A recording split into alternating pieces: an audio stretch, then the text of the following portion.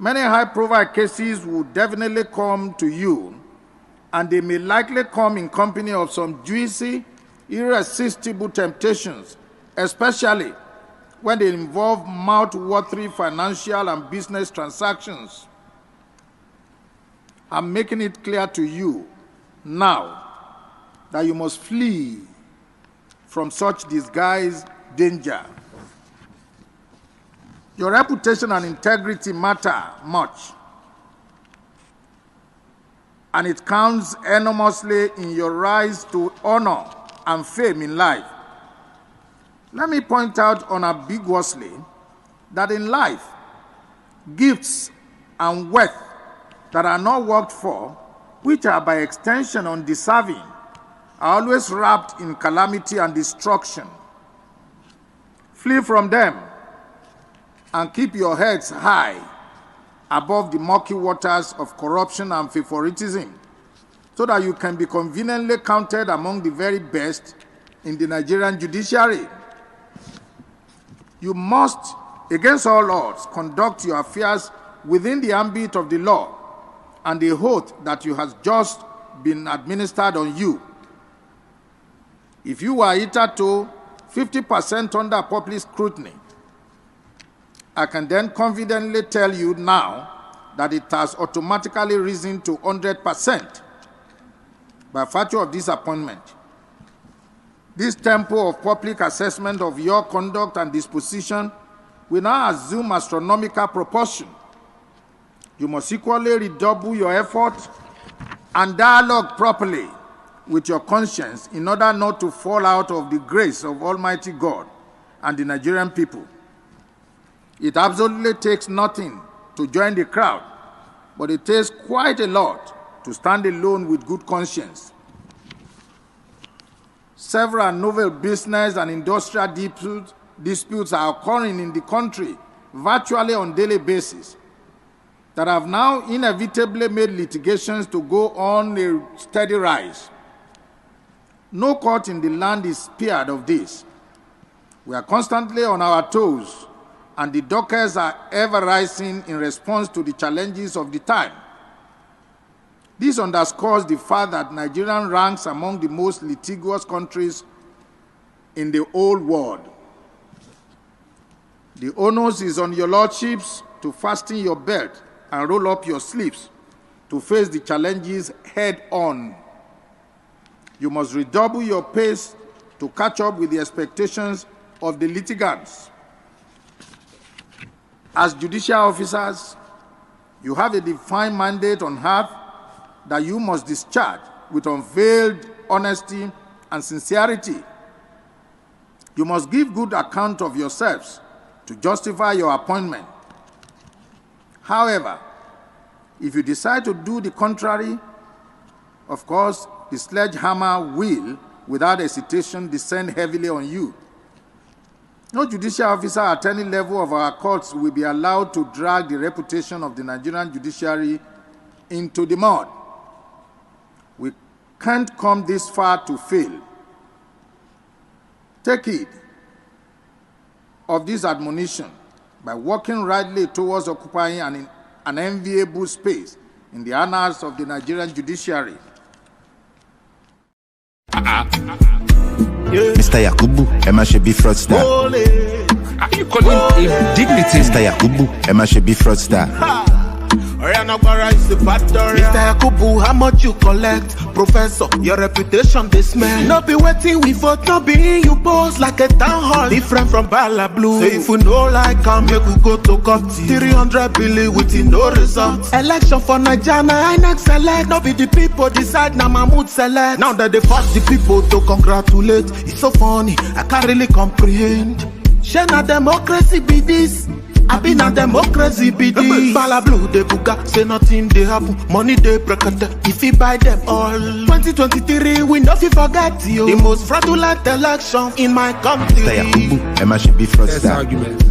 Leave the rest for the next argument. Mr. Yakubu, Emma should be fraudster. Are you calling him dignity? Mr. Yakubu, Emma should be fraudster. Oyanabara is a bad story. Mr. Yakubu, how much you collect? Professor, your reputation they smell. No be waiting we for no be you boss like a town hall. Different from Bala Blue. Say if we know like come make we go to court. 300 billion with no result. Election for Nigeria, I next select. No be the people decide, now Mahmoud select. Now that they force the people to congratulate. It's so funny, I can't really comprehend. Shena democracy be this. I been a democracy be this. Bala Blue de buga, say nothing they happen. Money they break if you buy them all. 2023, the most fraudulent election in my country. Emma should be Next fraudster. argument. Leave the rest for the next argument. Judiciary is the last hope of the common man. So welcome back from Common Man Tribunal. Now we head to Common Man Supreme Court. We become See, my friends, there is no need to be angry or mourn over tribunal judgment. If what you are truly fighting for is a better Nigeria, if in your heart what you are fighting for is a better Nigeria, and you are not just seeking for an opportunity for your own person to be there, so you also benefit from corruption, then relax, rejoice. Be grateful to yourself for standing by your convictions, because posterity will judge you fairly. Indeed. Look, it is we Nigerians that try to say, oh, the judiciary is the last hope of the common man, and rightly so, because that is what it should be. But over time, what we have seen is not so. This judiciary can as best be described as the last hope of the uncommon man.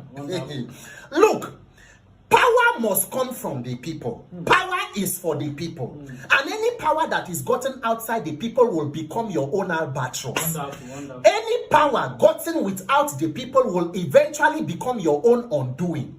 Because the time that you should spend to use the power from the people to enhance the life of the people would rather be spent in trying to consolidate your own power. And at the end, you would lose it. Because power is transient. Go on, sir. Look, the persons who are rejoicing over today's court judgment tomorrow might begin to be the ones who would mourn over the same judgment or a judgment from the same judiciary. Definitely. Why? Because we have not been able to build institutions that dispense justice for the state and not for statesmen. Where no one particular person becomes beneficiary of judgment, but rather the country and the rule of law is what is upheld at every time. Wonderful. Look, I love this country. Yeah, I am very pro-Nigerian, and I believe that Nigeria will be great. Amen. But Nigeria will be great because Nigeria has you and me. And it will not come on a platter. It will take work. It will take effort and resilience. And we must continue. But we do not seem to be very good students of history. And if you do not take cognizance of your history, you may not know how to head to where you are headed. Definitely. What we have in Nigeria today may not necessarily be a judicial arm of government. Listen, the judiciary is an independent arm of government in a democracy. They are nominated by the executives, confirmed by the legislatives, and they function independently of the interference of the first two. Wonderful. Because they are coordinates and they are not subordinates to any other arm of government. But what we have seen over time can as best be described not as a judicial arm of government, but rather the legal arm of any government in power. Shed more light, sir. The legal department of any government in any party in power. And that is why the capacity they have is dispensing justice for the persons in power. Wonderful. There is a track record to it. Okay. General Muhammadu Buhari contested to be Nigeria's president 4 times. 2003, 7, 11, and 15, when he eventually won. Every time he lost elections, he went to court. And at all the times, the court threw out his petition and upheld the mandate of the person in power, no matter how flawed the elections were. In fact, in 2007, the late President Yar'Adua, God rest his soul, even admitted that the elections that brought him and the then Vice President Jonathan to power were fundamentally flawed. Wow. But however, the court upheld his judgment. Fast forward to 2015, President Jonathan decided on his own that he would not interfere, so to say, in the elections. Whatever is the outcome, he will accept. He lost that election to the opposition. He considered defeat and exceeded the stage. President Buhari was a beneficiary of that elections that were seemingly free and credible. Now, fast forward to 2019. President Buhari, who was a beneficiary of his seemingly credible elections, decided to now conducted his own general elections. Wow. Then you now saw the electioneering gymnastics. Sure. The loser of that elections, Atiku Abubakar, went to court, a tribunal appealed Supreme Court. His petition was thrown out, and the same common person court upheld the judgment or the elections of President Buhari. Now, when President Buhari lost in court in those days, some people mourned, some rejoiced. In 2019, those who supported Buhari or who support the APC rejoiced. Those who support Atiku and the rest, they mourned. But what you would notice is that gradually, as we move from the beginning of this Fourth Republic from 1999 till now, the scope and the extent of the persons who are rejoicing over the court judgment are beginning to shrink. Yes, yes. And those who are mourning seem to be more. Yes. Why is it so? Because gradually, the arm of justice and governance, incompetence in governance is touching everyone. And people are now beginning to pay attention to the fact that if this mandate did not come from us, why is the ruling or the verdict of the court proving otherwise? That is why you will note that the persons who rejoiced over Buhari's re-election in 2019 were fewer than those who rejoiced when he was first elected in 2015. Yes, because at that point, 4 years was enough for the arm of incompetence to touch a lot of persons. So even those who were to support had started withdrawing. Yes. I don't know if you understand what I'm saying. Now, fast forward to 2023. Another judgment has been given that upheld the elections or the mandate of the person in power. Some persons are rejoicing, some are mourning. But there will be no need to mourn, because if you notice, the scope of persons who are mourning have still widened. And in fact, for the case of this government, if you look at it critically, it will be an unpopular government, because those who voted against you are more than those who voted for you. However you decide to look at it, whether literally or logically. So as we continue to move further, we will begin to see that the persons who continue to mourn or who have been mourning continue to increase until they have the capacity. They will be the ones who will effect the change that they need to see. Wonderful. Look, it is not because they are not good people in the judiciary. They are noble men of integrity. What will eventually happen will be a coming together of this group of persons who are mourning. Because even those of you who rejoiced over the formal ones, a time is coming where you too will also mourn. So, but ensure that what will bring you together is not the greed and struggle of just hijacking power for its sake, but that you want to use it for the betterment of the nation. If not, you too would also meet a brick wall. Definitely. Nigeria will do the right thing after doing every other thing. A time is coming where we will all have to confront our skeletons. The ghost of the past is now haunting everybody, because fewer and fewer persons are now having the appetite for inconsistencies and irregularities. No matter what the tribunal tells you and me today, it does not change my personal experience when I went to vote. I voted in a polling unit. I saw what happened. I saw how the elections went. So what you say in court does not change my own personal experience. So now we must all come together and harness how to build institutions that are capable to stand for the states and not for statesmen. There have been an incredible abuse of the legal profession. And if you want to look at a clear textbook definition, look at the Nigerian Bar Association. You saw their last conference now. In fact, in 2020, the Attorney General of the Federation under President Buhari was the person who swore in a party ESCO, APC ESCO that was sworn in, caretaker ESCO, inside Federal Executive Council chambers, was sworn in by the Attorney General and Minister for Justice of the Federation. A bastardization of a profession. But there are good people there. and it will take the coming together of a majority. So do not fret, do not begin to feel despondent or begin to despair. You did not lose anything. It is Nigeria that continues to suffer, but I know it is painful because it also have a human toll. People who will die as a result of government incompetence, but it should not break you. Let us continue to regroup, re-strategize, begin to think how this can be better, because it will actually take more work. Whenever you meet something that looks like a setback, step back, realign yourself, and continue to forge ahead. Just like the American abolitionist Harriet Tubman said in her poem, or in her philosophy. She said, when you hear the dogs, keep going. When you see the torches in the woods, keep going. When you hear the shouting at you, keep going. Don't ever stop, because for you to taste freedom, you have to keep going. God bless Nigeria. Keep going. Because they call them religious leaders, you will disappoint yourself. It is ignorance on the part of we Nigerians that make us try to differentiate some of these religious leaders from politicians, and many thanks to a few of them who are able to stand by truth and speak truth to power. Look, for some of these religious leaders, there is more that unites them with politicians than separates them. Yes. They have more similarities than differences, whether Islam or Christian. So it is you who is doing the name calling, the followers, and running to their defense.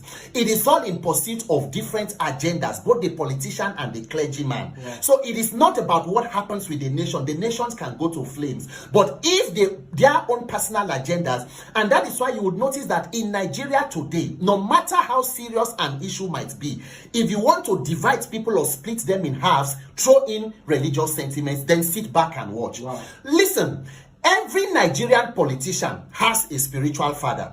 Whether Islam or Christian, they have a spiritual figure in their lives. Yes. So if they all do, sometimes these politicians even understand the place of spiritual authority better than you and me, everyday church goers. Yeah. The question will now be, if they all have that kind of figures in their lives, who gives them the counsel that they listen to? But I don't want to focus on that because of the question you have asked. Look, when I see or listen to comments like, from elderly people in the country, from persons who have lived very successful life, especially our religious leaders. And by success, I mean both in the length of their years and in their achievements. What comes to my mind is, my dear Father in the Lord, our favorite sheikhs, imams, daddy geos, bishops, before you come out and begin to, tell us on how to support a new government and all of that, when you look at your life and God has been kind to you, God has been gracious to you, you have lived a successful life, seen your dreams become realities. My question to you, my dear daddy in the Lord, is, Daddy, at what point in your lives do you sit down and say, oh God, having been so kind to me, and now that I am beginning to wind down my life, maybe at the later part of my years, this remaining part should be committed to supporting the younger generation. Exactly. What exactly can I do to see that we support the young people so that they too can have a fair shot at life, to have opportunities to live up to their God-given potentials and see their dreams become realities? That maybe it is also time to support these young children. My daddy in the Lord, where exactly, at what point do the challenges and the things that affect we, the younger generation, the youth, the children, the women, at what point do those issues also become a burden in your heart? Daddy in the Lord, aside building your ministry, the institutions of your ministry, planting churches all around, when you leave us today, what exactly is the singular thing that you have committed to national development that is going to help this nation and help the generation after you? When you know within your heart that 70% of what we spend our time praying in church are not spiritual problems, but are outrightly problems and challenges that can be fixed if institutions of state are functioning optimally. Wow. But you come to tell us to continue to support the government and support the government. It is a good thing to support the government. But my daddy in the Lord, there has to be some consistency on your part. Before the government came into power, there was a lineup of activities. Exactly. There were campaigns. There were elections. There have been that period. Daddy, during the campaigns and before the elections, where were you? Where did you keep your own recognition of the events that were happening? Where politicians and these same political actors were unleashing violence and mayhem upon innocent citizens, when they converted elections into theaters of blood, where people, ethnicities were being targeted, people were maimed and killed as a result of democratic elections that did not even happen during military coups in some African countries. Exactly. Daddy, did you also use this your influence and position to reign on these political actors? Did you call them to order to make them understand that elections are not war and that in a democracy the will of the people should be allowed to prevail? Exactly. Did you make them understand that even some of the victims of this electoral violence are your own flocks that you should be a shepherd to? Or daddy, you decided to turn a blind eye, to not look at whatever criminality that comes out of that process, whoever that emerges, you begin to parley with them, then you come and call everybody to support the government. Daddy, you should know and understand that elections do not only produce the government. Yes. Elections give legitimacy to government. Yes. And if the process is criminal, then the outcome cannot be any better. So the process that produces the government is as important as the government in itself, if not more important. So people have every reason to challenge the process, because this is the same circus we have gone through and we were where we are today, not moving forward, because we have only been postponing the evil day. No matter what happens today, unless you want to continue to feign ignorance and live in hypocrisy, if you do not pay attention to how we got here, it will still affect what is coming forward. That is the greater danger, and not what you are talking about, supporting government, support government. It is a good thing to support government, but if a government is popular, there will be no need to cajole and whip people into supporting the government. If people feel legitimately cheated, if people feel like a process was not fair to us, and we want to ask questions peacefully and legally, I think we should also get your support.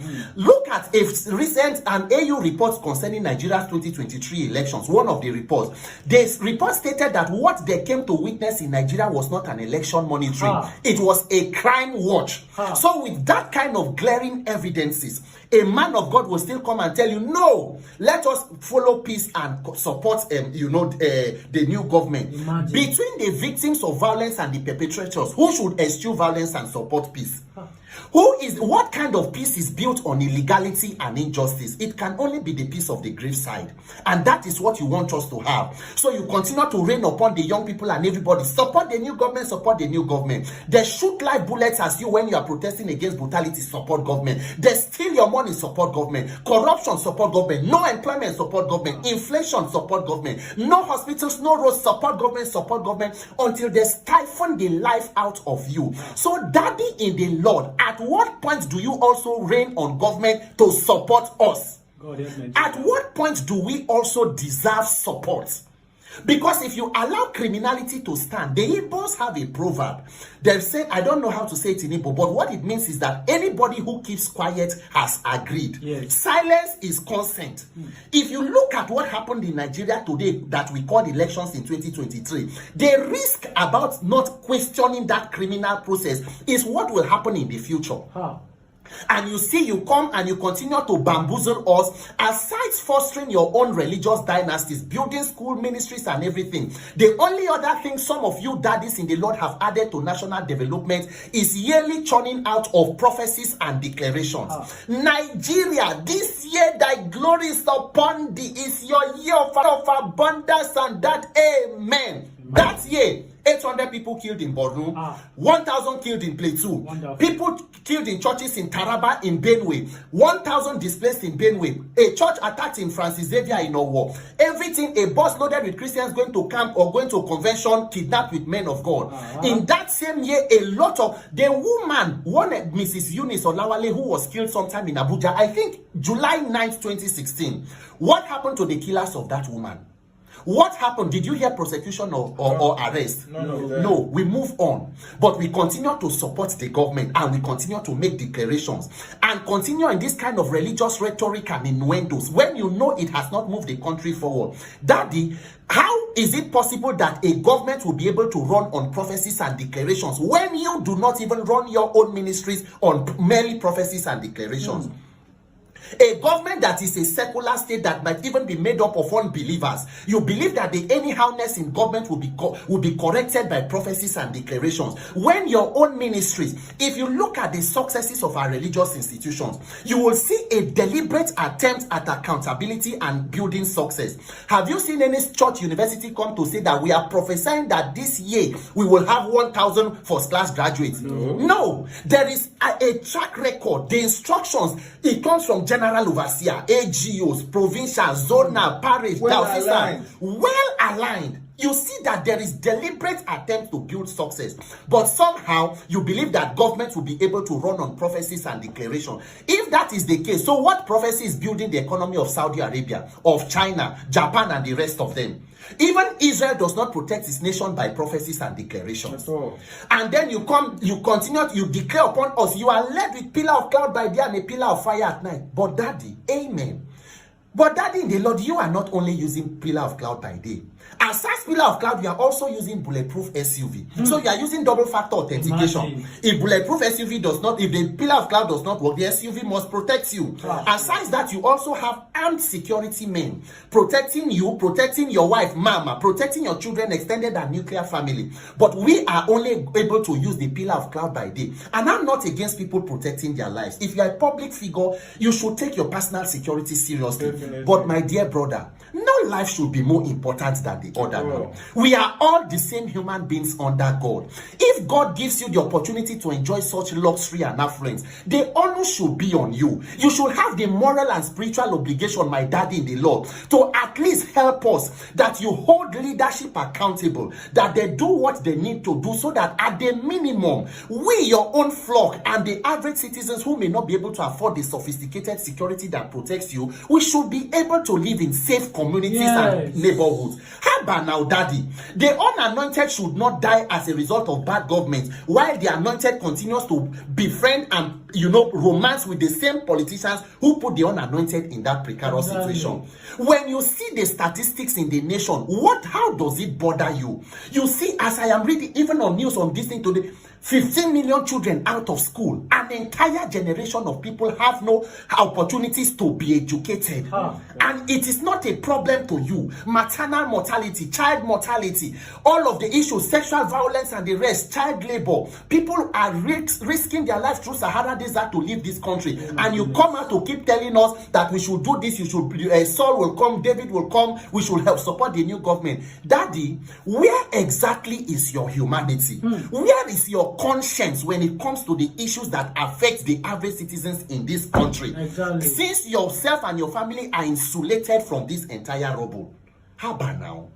As we are seated here talking, you are Muslim, he's Christian, I am Christian. But looking at your face, I do not relate with you whether you are a Muslim or you are a Christian. Because as I look at you, I may not have seen God, but I have seen you. And I know that what is good for me is also good for you. And that should be the important thing to us. What Nigerian youths are calling on is not that government should be killed or politicians should all be destroyed, but give way for competent people to take charge. Let there be shared prosperity. The inequality gap is too high across vertical and horizontal lines. A few are living in too much luxury and a majority living in extreme poverty. It should not be so. And if these things do not bother you and you hide under the garment of religion to continue pushing this hypocritical rhetoric and innuendos, then it is a shame on you and you should be disappointed in yourself. We must do better as a country and live a better society for the younger ones and generation behind us. You know what might destroy Nigeria before corruption?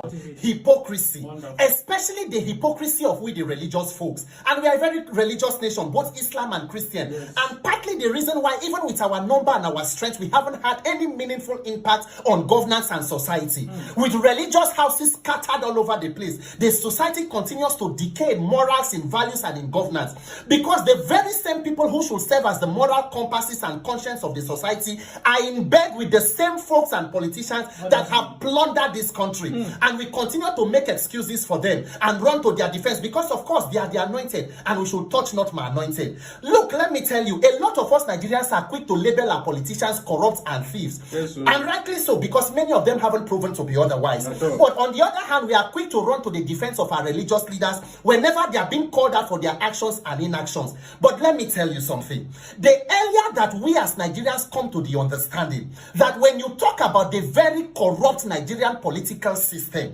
when you refer to the fantastically corrupt Nigerian establishment, that group does not only involve core or career politicians, it also includes some of your favorite religious leaders, your GOs, your imams and sheikhs, daddies in the Lord, bishops, and some traditional leaders that have served as accomplices and have aided and abated this corrupt system for their own selfishness and greed and for personal gains. Let me tell you, a lot of us Nigerians speak very gleefully about wanting a new Nigeria where there is rule of law and there is adherence to, justice and accountability. But can I shock you? Many of us may not be able to survive an optimally functioning society or nation where there is strict adherence to rule of law. You see what is happening, this issue of accountability.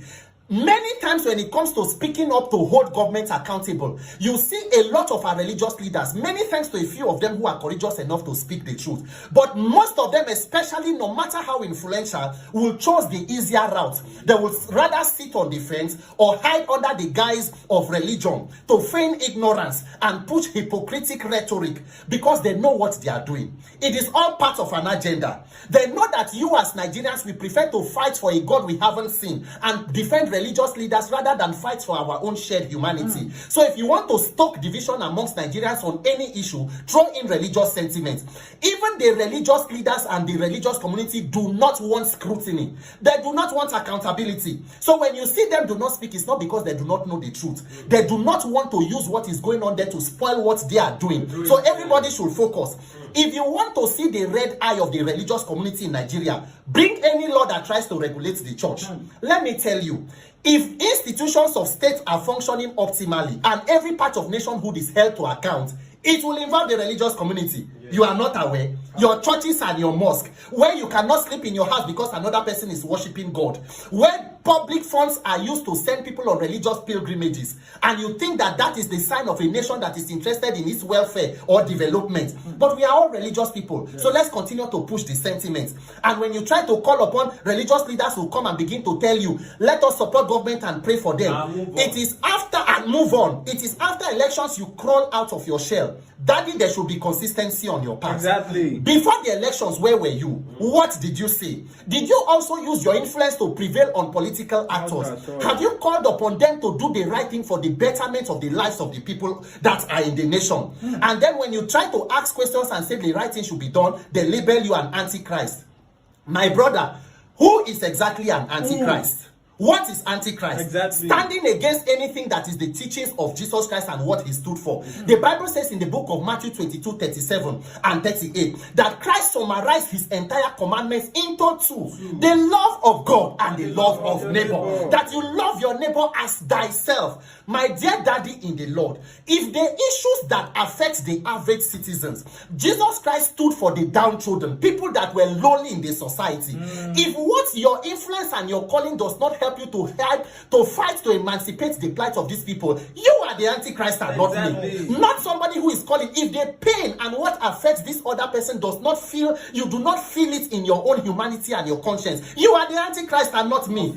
Look at what is going on in the society. My daddy, what is good for the geese is also good for the ganders. It should not be only your family and yourself that are enjoying the affluence and luxury. At the minimum, use your own pulpit and use your own influence to be able to hold government to accountability. Let your flock also know the impact of governance upon our lives. And stop this hypocrisy telling us parables about Saul and David and calling us to support and pray for government. It is good to support and pray for government. But my daddy in the Lord, that Saul you are talking about, can you employ him to work in your ministry, in your vineyard? That government you are calling us to support, you know in your heart that the politicians are so character deficient that they cannot even serve as gatekeepers in any of your ministries, At all. whether in the church of your ministry, the church, the hospital, or the school of your ministry. But you call us to continue praying for them. It is good to pray, Daddy. But Daddy, why should we continue to pray for a situation that God has empowered us to change and to fix? Is it not irresponsible and reckless on our part to continue calling upon God to come and do the very same thing He created and empowered us to do? The Bible says in the book of Psalm 82 that ye are gods, ye sons of the Most High God. And Christ has not given you the spirit of timidity, but of courage and of a sound mind. Why is it that if God knew that He needed to be INEC chairman, He needed to fix electronic server for us to have free and credible elections, if He knew He needed to run for Senate, there would have been no need to create you and me, because we are useless. So continuously calling us to pray. We have prayed and prayed and prayed for the dollar to come down and the naira to go up and whatever. Look at where it has landed us. We have prayed and prayed until we overtook India as the country with the highest number of extremely poor people. India has a population of more than 1 billion. Nigeria less than 300 million, but we have more people living in multi-dimensional poverty more than India. And it does not affect you. It does not prick your mind for you to stand up and at least tell leaders or prepare your people to know that 70 and 80% of what we spend our time praying in churches are not spiritual problems. They are challenges that can be fixed if institutions of state are functioning optimally. But you hide in this hypocrisy, you hide in this your religion, and continue to fan the embers of division in the name of preaching the gospel. What gospel are you preaching? What are you telling the people? If what is happening to the common man is not your own problem, the Christ is coming soon, Christ is coming soon, but Daddy, you are investing in real estate, so Christ is no longer coming soon. How about my fathers in the Lord? What exactly is the when you talk, they will tell you that, oh, the church is investing in charity and all of that. Charity and giving scholarship, taking care of widows, using the money that was contributed by church members to run foundations in your own name and in the name of yourself, your wife, mama, and your family. Which is easier, to ensure that government is working so that a lot of people do not live in poverty and are able to afford a decent life, than rather giving alms to people in the name of charity? Which of them is better? Daddy in the Lord, helping to hold government accountable is the duty of the church. It is the duty of religious leaders. It is the duty of traditional leaders and any person of influence. Honestly. If you are not doing that, then you are the Antichrist yourself. Because let me tell you, the Bible says in the book of John 10:10 that I have come that you may have life and have more abundantly. In 3 John 1 verse 2, the Bible says that, what did the Bible say in 3 John chapter 1 and verse 2? It says that I have given you life, and I wish above all things that ye prosper and be in health. So if God wants us to prosper and wants us to be rich, it then means He's not only interested in we making heaven. If not, you should die on the day we accept Christ. But prosperity on the land lies on the governance system of that nation. We have prayed enough. You have prophesied and declared enough. It has not taken the country anywhere. Maybe we should become interested in civil society, in non-governmental organization. Build the people that are more politically savvy, who are involved in the systems of governance, so that everybody is better off. Let there be shared prosperity. It is not prayer, Daddy in the Lord, that is building the economy in Dubai, where you take your wife and your children for vacation. The UK, where you send your children to go and school, in Seychelles, in the Caribbean and all of that. They are not built by prayers. It is efficiently working government. Daddy in the Lord, stop the hypocrisy. It is very uncharitable to people. Train people to have their personal relationship with God and not men of God. You are not an idol or an oracle. It is not in the place of you to sit down and continue to arrogate wealth and resources to yourself. If you continue to do that, then you are amongst men most miserable. Yes. We must do better to ensure that every other person is better off for it. That is what Christ says, and that is what is Christ-like. Yes. How are you guys doing today? Thank you very much for joining us today. I appreciate you all. Today's Wednesday, 13th September 2023. How you guys doing, my people? Thank you for your continuous encouragement. Sometimes if we are not able, even feeling in the right sense to come out, but when we think of you, we are motivated to come here. Thank you very much, my people. I appreciate every one of you. I've tried my best already to acknowledge everybody right there on the comment section. Mother of all Mami Diaspora, I would like to always acknowledge you verbally. Thank you very much for all you do for us. We appreciate you always. Mother Patricia Jimmy, I saw you earlier on. Thank you very much. Good evening to every one of you. Thank you, Chukunoso. Thank you very much for joining us. Frank Emmanuel, I can see right there. Grace Continue. Ebuka, John, Olga, God bless you all. Jikwe, dude, thanks for joining us. Thank you, my wonderful people right there. Vitus Equebelem, thank you. Jeko Obedient, thank you. I appreciate you all, my people. Amaka E, thank you. Isaac Bere, thank you. And those of you that has already supported me already financially, I've already showcased you, but I would like to do this again by appreciating you all. Thank you very much. I don't like watch. Thanks for the money. May God bless you. Thank you very much, Seven Girl Mede. Thank you very much. May God bless you. May your pocket never run dry. Amaka Fojabi, thank you very much. I appreciate your continuous encouragement. Michael Ganemaro, thank you very much. I appreciate you and I appreciate your continuous encouragement as well. To every one of you that is supporting us directly or indirectly, anyhow, financially, sharing our videos, liking our videos, joining our panel. In fact, watching us at all, you're supporting us. We know lots of you are watching us. Even the people that doesn't like us, you watch us. But I want to let you know today, in case you're not aware, if you don't like what we are doing and you don't like me and you are watching us, you are supporting us. That's it. Because you look forward to what we're going to talk about today, you know, in fact, not today, every day, but you don't like us. You know, we have those people, this kind of people in our lives. Everybody listening to me right now, we have this kind of people. There are people in your life today that are patiently waiting for you to fail. Yes. You're surprised, right? There are people in your life today, in case you're not aware. They might be the closest person to you because that's what they've portrayed for you. That's what they've made you to believe. But inside them, they are patiently waiting for you to fail. Sometime in the process for them waiting for you to fail, they will continue to fail. They will still be wearing masks like everything is fine. But they are waiting for you to fail. Failure will continue to visit them all the time. But they will keep their pride from telling you what they are passing through because they are waiting for you to fail and you are not failing. So they continue to fail. In most cases, they even die in the process. You know, say, because I not be pastor now, some people don't believe this preaching now. In most cases, they die in the process. And you, that these guys have been patiently waiting to fail, you will be the one that will cry most. You'll be the one that will spend your money in their burial or do everything possible. Oh God, I've lost this person. Oh God, oh God. But you're not aware that the same prayer that you are praying to God, God Almighty, continue to punish my enemies for me. Continue to do this and do that with my enemies. God have already answered your prayers. Okay, let me put it in the other way. It's just like you pray to God. Everybody pray, right? For me, I'm a Christian. I've said it over and over again. Everybody pray to God. God Almighty, whoever that is my enemy around me, take them away, do this, do that, right? Do you know the closest person to you today? You that is listening to me. The day the person will stop talking to you or stop picking your calls or stop visiting your house, you that have been praying for God to take all your enemies away from you, you are the same person that will go to God to ask God, God, why me? God, why me?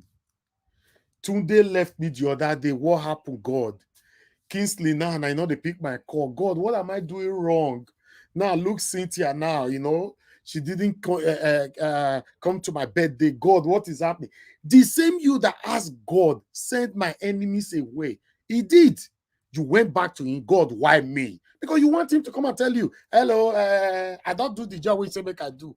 No, God doesn't work like that.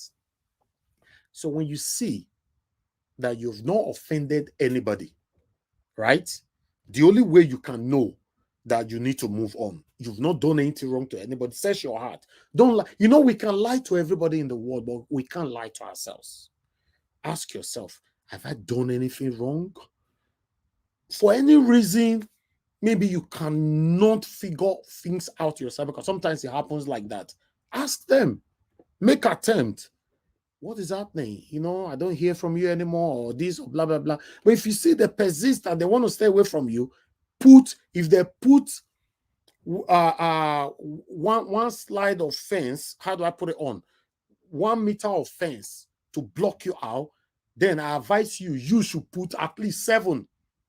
Then 7 plus their 1 is now 8. So let's assume they are tired of whatever they are doing. They want to come back to you. They now get to realize that there is an additional 7 fence that you've put in between you and them. Anyway, I don't know if I'm making sense, but now so we know I reach because we know we pastor now. Nobody is saying amen. But I want to say today, any man or woman in your life, in my life, in our lives, wearing mask to do everything for us to fail, may God continue to give them all public disgrace. In the mighty name of the Lord Jesus Christ. Amen. We have them in everywhere. We have them everywhere.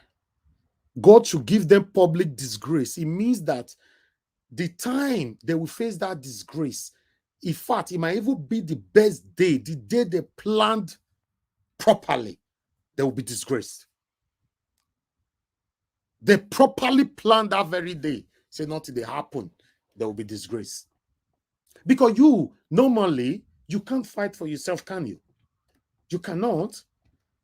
In most cases, we can only fight the physical fight. The spiritual fight, we can't fight it for ourselves. So the prayer you'll be praying, I'm not telling you what to do, but I'm just saying, where my sense reach, and they are the talk reach. The prayer you'll be praying is that, God, any man or woman who is pretentiously in my life, waiting for me to fail, planning evil against me and my family, God, please give them public disgrace. You'll be surprised. Una two go shop, you go do shoplifting, go thief something, they go cash them. CCTV go cash them. You're going to say, and when you take do all these things, because CCTV say you're not part of it. So, my people, may we never fall in any kind of evil plans our enemies are planning around us. They are here now, they are listening. Some of them are here. But some of them go there and for inside their mind, they still say amen. Inside their mind. They go there, here, but they know they comment. Some of them know they comment. Some still they comment, you not go know. But I want you to know, if you are here, you are listening to me, and you are part of this category, I want you to know that I love you. What we are doing on this platform, I and my team, my wonderful supporters, consecrated Nigerians that have demonstrated their patriotism all this while. I want to say that what we are doing, we are not against anybody. We are only demanding for a good governance. That's all, and it's not a crime. That is all, Miss, especially. That's what I want. I want a country that I can be proud of. The same way I'm proud of United Kingdom. Yes, I'm proud of United Kingdom, Great Britain. For our passport, the right time, anywhere you see this person, show and love, everything, he did there. What did they write for Nigeria on? I don't even remember what did they write for Nigeria yourself. He did there. We can't continue like this. Let's continue to do what is right, even though we know we are not perfect. We offend people. For me, I offend people all the time, and there's no guarantee say I'm not going to offend somebody today anyway. But at the end of the broadcast, they say, forgive me. Now you can't know whether you want to go use that hatred to sleep, but me not go use and sleep. Me go say no verse, I better not forgive me. Now make me they play my forgiving music. Let's do what is right in our time. Nigeria will be better in the mighty name of the Lord Jesus Christ. So people will say, oh, you talk about pastors, but you pray all the time. Of course, I pray and I put in the energy as well for Nigeria to be better. Of course, I pray all the time and I see the truth and I say it. I pray all the time. I see what is wrong. I talk against it. I pray all the time, 100%. I believe in God. Nothing about that at all. My concern is, I don't have anything about religious leader, for example. If they are talking to us for us to do what is right, they are talking to the government, this is not right, people are dying, people are suffering, blah, blah, blah, and maybe somebody come to you to congratulate a president that you know that majority of Nigerians are talking, disputing his election and everything, you can, let's say, for me, I prefer you don't say anything though than you say something. But if you have to say something, just say, I can't say anything now because you don't want to offend anybody, right? I can't say anything now until the case is over in the court of law. But you cannot tell us that we should move on. Paul Adefarasin, a day to the tribunal judgment. That's what he said, that we should move on. That's not right. That's my concern. Nothing else. I'm not against them. I pray more than you. More than nothing, I day here every time. I hear the work. I believe so much in God, so much. If I don't believe in God anyway, what do you say I believe on, by the way? I go believe on Tinubu. There's no option. It's just like somebody telling me now that, oh, I'm tired, I'm done. I don't want to do this anymore. Okay, you are done. You're in your room now. You are listening to us. You don't want to participate. You don't want to comment. You don't want to call in. You are not interested anymore. Oga, that problem where you run from is still waiting for you. Yeah, the problem is waiting for you anytime. If it doesn't affect you directly, it will affect you indirectly.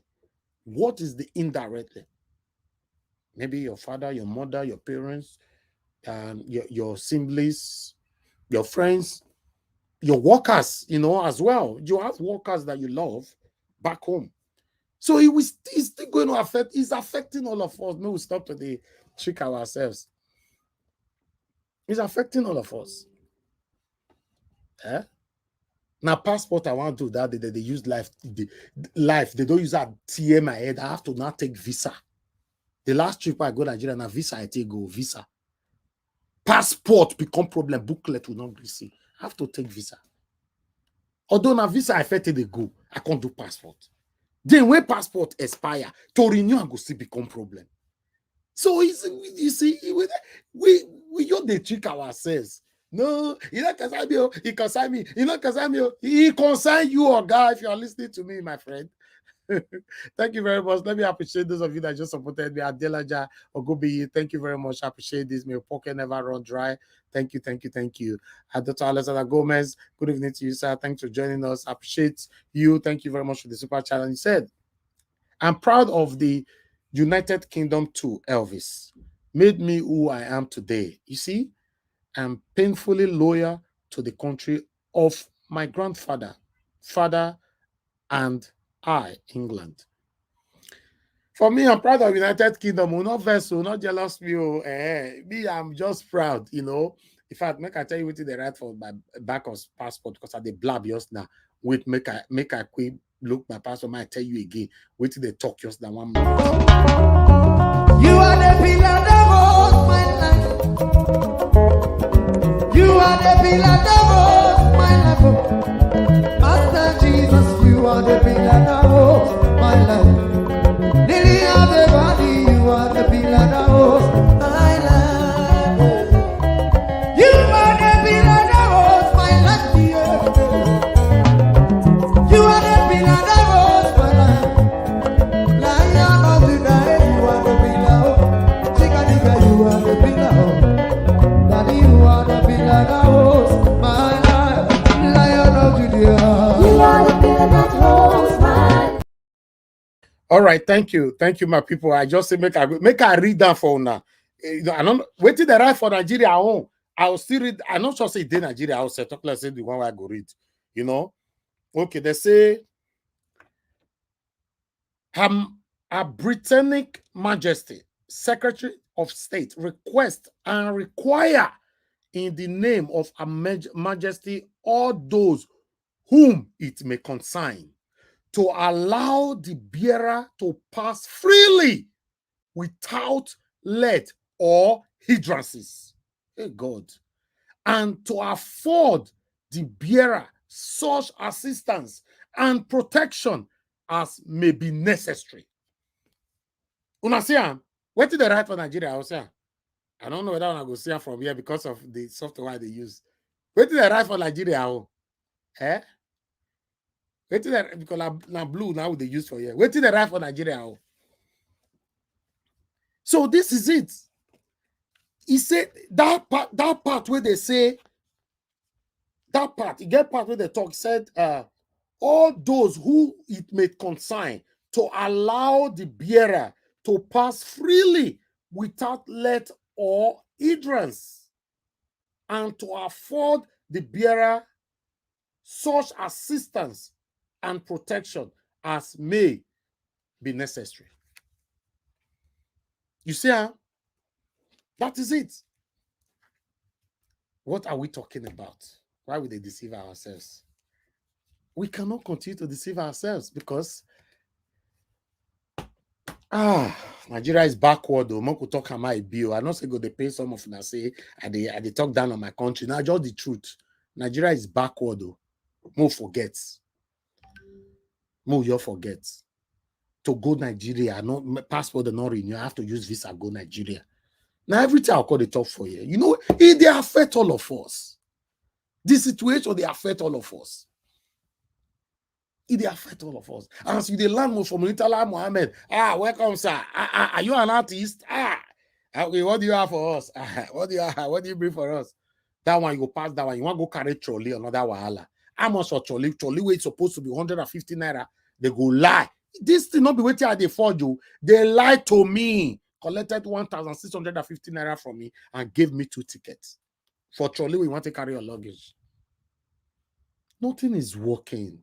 So when I see some of them where they say, no, that Tinubu we want, the APC we want, then I begin to ask myself, do you really want a better Nigeria? Yes, because this thing now, it can't be like saying I hate. We hate Tinubu. Now we don't want to be president. So I'm saying he turn. Why must it be anybody's turn to rule in the country? Why? Why must it be anybody's turn? If me, yes, I'll be saying he turn, and I will never support him. In fact, my record make me the supporter in case you don't know. That's what I'm telling you guys. What is your record today? What is that thing you're doing today that people will reference to either support you or denounce you tomorrow? So you still have the opportunity to change it now.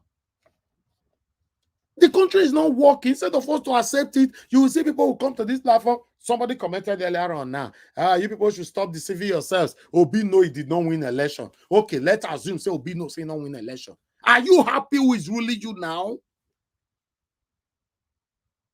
Sentimentalism is the biggest problem we are facing now. How can you come here? You people stop deceiving other people. Obi did not win election. Okay. The person now that forced himself there, are you happy the way things are going? They went to Dubai. They say they go, say a visa ban. They have lifted it. They lied. We are going to listen to Daniel Boala right now. They lied. Okay, Daniel Boala say Tinubu go take picture with Joe Biden. Mistakenly, he said they do meeting. He said he lie. Said they don't do any meeting. There's nothing. They did not discuss nothing. It's just a picture. How can another president, a Nigerian president, will be so proud that I took a picture with another president? Don't be me talking about, you know, say if na me, na problem. Now, so Daniel Boala, who go listen just now.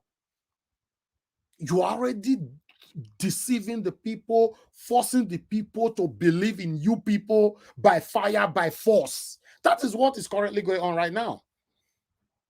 They must believe in us. They must begin to love us. They must listen. I've asked you before.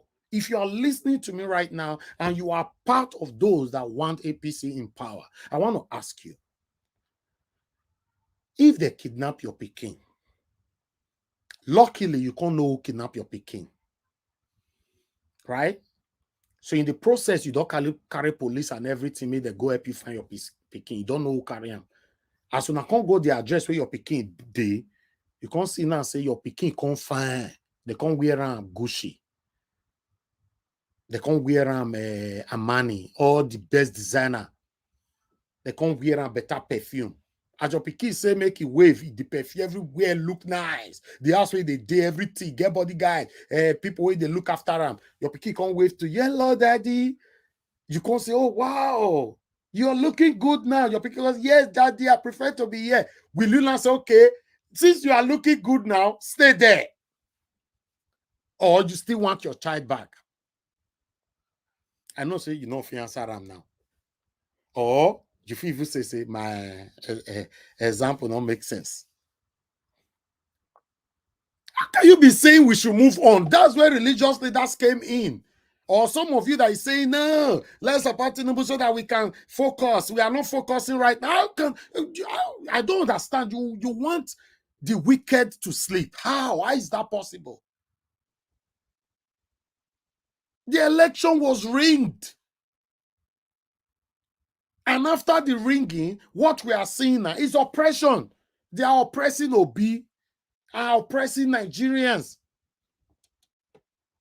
They have been doing this for decades. It's just that postmodernism have exposed so many things. That's why this one now can't hook for their neck. So because of that, they are now lying every day to quickly win the heart of the gullible ones. Not be me anyway. So I want to let you know today, say, I don't have anything against Tinubu. To be honest, if maybe not Tinubu win, what is wrong with accepting defeat? Okay, two things happen. Now he win. Let's move on. But the election was rigged. So many were killed. So many things happened. Let's say it how it is. Meanwhile, they talk to you, say, get what me don't do for life when me not win. I guess. Now so they be. Get what me personally don't do when me not win. It's a normal thing. I don't win. I tried again. I don't win. I tried again. I don't win. The fourth time I can't win. It don't me personally. You way they look me so. There are so many things you've done where you don't win. There's nothing wrong with that. But when you not forcefully take what belongs to me, you are not telling me to accept it like that. How does that make sense? Come on, guys. Come on. The hatred is too much. And if you see this, what we are doing here as hatred as well, that means you have problem. Because we are only demonstrating our constitutional rights. We are demanding for a better country where me, you, us can be proud of our country. The only thing that is working today in Nigeria created by individualisms. Yes, now common Nigerians created anything where they make anybody they happy today for Nigeria. Not what government created. It's wrong now. And the worst part is say many of you lives abroad, you're advocating for your APC. When you all go to Nigeria, because it's hard before you see somebody in Nigeria that is saying Tinubu, Tinubu, Tinubu. Even some of them we talk on before. Many of them they see Chegina. I mean, not Chegina, they call them. Thank you very much. I want to be Ferdinand. Thank you very much. I mean, God bless you. I appreciate it. It's good to have you on the panel as well. Thank you, sir.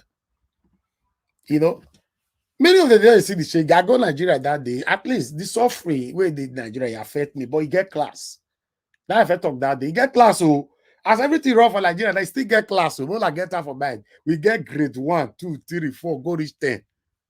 So many of us when they are abroad now, we not support party. No matter how Nigeria go bad reach, we don't fit day, go day, any grade way past 5 come down. It's not go possible. It's not go possible, no matter how it go bad reach. Say grade 1 to 10. So we'll come day from 5 to down. It's not possible. We must always day from grade 1 to 5. We can never day from 5 to 10. Never. It's not possible. So that means grade still did the situation where we did. So come on, guys, let's do what is right. Thank you very much, my people. Good morning, good afternoon, good evening to every one of you. I'm here doing what I know I can do by God's grace to rescue my country. I wish I have more power than this. I will demonstrate it. This is the power I have. Use my platform to talk to the government. If they are listening, yeah, go ahead. You were here when Mike Ozekome came here the other time. Barrister Mike Ozekome, he said, yeah, you guys continue what you're doing. When Barrister Mike Guinea also came here, and I hear what he talk.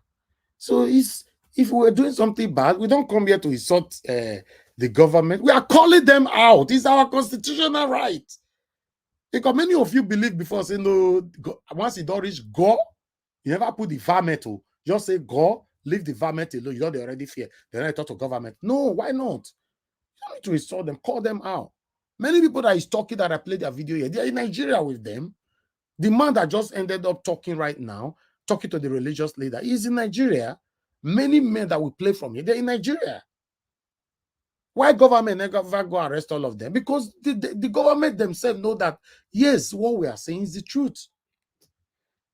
So Supreme Court, do the right thing. Although I don't trust you. I'm sorry to say that. It might not sound well. Some of you might not be happy if you are part of the judicial family. But I don't trust. I've never trusted Nigerian judiciary. And they can't do an for tribunal. Say, hey, Elvis, you are right. Oh, not trust us. Oh. We be terror. Not your trial, trust us. Oh. So now, going to Supreme Court is to fulfill our constitutional right, to fulfill it. Whatever that comes out of there, we are just doing our best. So tomorrow I can reference properly that Nigerian judiciary is done. But today I can't say it. Because you know, go Supreme Court, you say, I can't use my platform, they tell you, say Nigerian judiciary is done. No. So at the moment now, we cannot really say it because it's just a small portion of it. Thank you. Thank you very much, my people. I'd like us to listen to Daniel Boala. You know, listen to what Daniel Boala. Should I post out a link first? Let me post out a link first. Let me post out a link first for anybody that want to join us on this from here. You can join us. In similar situation, the United Arab Emirates issued a statement specifically and in a clear terms that they have lifted certain restrictions with respect to travel to the people of Armenia. If such existed in the meeting yesterday, it would have been published in the website. Some international news media felt even embarrassed because the media had blasted the news across all platforms around the world. And they reported, when you check Bloomberg and CNN and all other news outlets, you will see that their source is only one, unverified. Later in the evening, the media aide went to a TV station and tried to walk back by saying that, well, it is not immediate, well, it is, they are going to fine-tune the details. The details which he said they stayed back to fine-tune, after the meeting they started, moving their way. Right. Well, Daniel, I'm just going to come in there. That is not the way to govern. Right. I'm just going to come in there because you've made a lot of very illuminating points there. First of all, let me just take, and I'm not a spokesman for the government, obviously, but they're not here to defend themselves. So I'm just going to take the first thing, one of the things that you talked about, which is Dangote. What me I don't understand, they don't need to be here to defend themselves. You people, the media, are you guys not seeing what is happening in the country? I don't understand. They are not here to defend themselves. Everybody is sitting on the fence. That's what me I don't get. UK media, when it's tough, they don't sit on the fence. They will, in fact, they will put you under pressure. And to another point that you mentioned in your very interesting tweet earlier, which is the picture of Mr. Tinubu that they released that you said was about meeting Mr. Biden. But according to you, beyond that handshake that we saw, there was no sideline meeting. No, Epayo go take picture with another fellow president. That's all that one Epa do. Nothing else we Epa go do for that. Nothing else. Meeting. Would you care to sort of enlighten us more? Right, I will do that, but permit me to clear one point that you mentioned. You see, when there is a meeting of two countries or two counterparts, once the resolution is done, usually there is a joint statement. In the event there is no joint statement and there's going to be individual statement, there will be corroborative statement. It means the government of Nigeria will be able to address the press there about what they agreed on, and then the government of the United Arab Emirates will confirm either directly or separately. But as it stands today, it is only Nigeria's version. There is no word from the United Arab Emirates that corroborated that point, other than the fact that they have agreed to deepen ties to look at issues that that's of common interest. You're asking them to come and invest in Nigeria when they can't even recoup the one they've invested through their airline. That's one. With respect to it applies to India. With respect to the businessmen, I talk about fact-based information. Over the last 8 years of APC administration, you can check it, or anybody listening tonight can check. Dangote has lost not less than $5 billion. And you can run that through all the businessmen in Nigeria. Well, they will try to say pandemic, whatever, they will give excuse. But Nigerian investors, domestic investors, even with all the leverages they get in terms of tax holidays, still they have not been able to break the jinx because our local laws, the private sector has not been given the thriving environment. And so what it means is that the president should stay and develop the house, and then investors will find it attractive. With respect to the meeting in India, U.S. Biden cannot, when it is not pre-arranged, that it looks like we're having a bit of a connection problem. Stay with us, of course. Talking about that ostensible meeting from where you left off. Right. So I'm saying that I will give you an instance of the point I'm trying to buttress. You have Rishi Sunak was in India.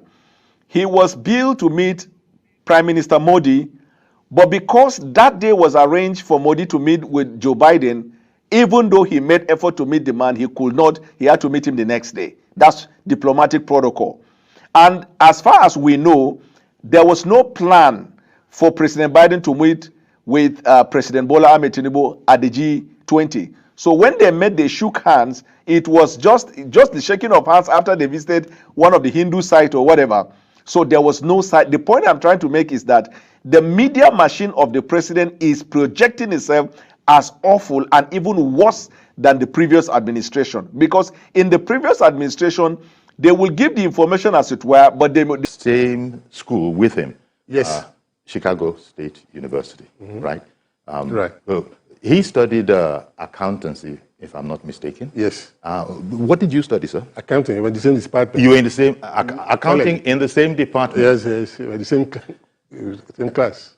Now tell me about this, because as you know, there are those who seek to make the case that he didn't, in spite of the fact that that university has indeed provided them with evidence that, yep, he was one of our students, he took a degree in accounting, but you see, people can still go ahead and do what they will do. This is the nature of, I suppose, law and all of that. They can try. But I'm interested because one of the things we hear is that President Tinubu, Bola Ahmed Tinubu, as he then was known, we don't know anybody who went to school with him. Well, here you are live in the studio. You actually did go to school with him. Yes. Now tell me about that.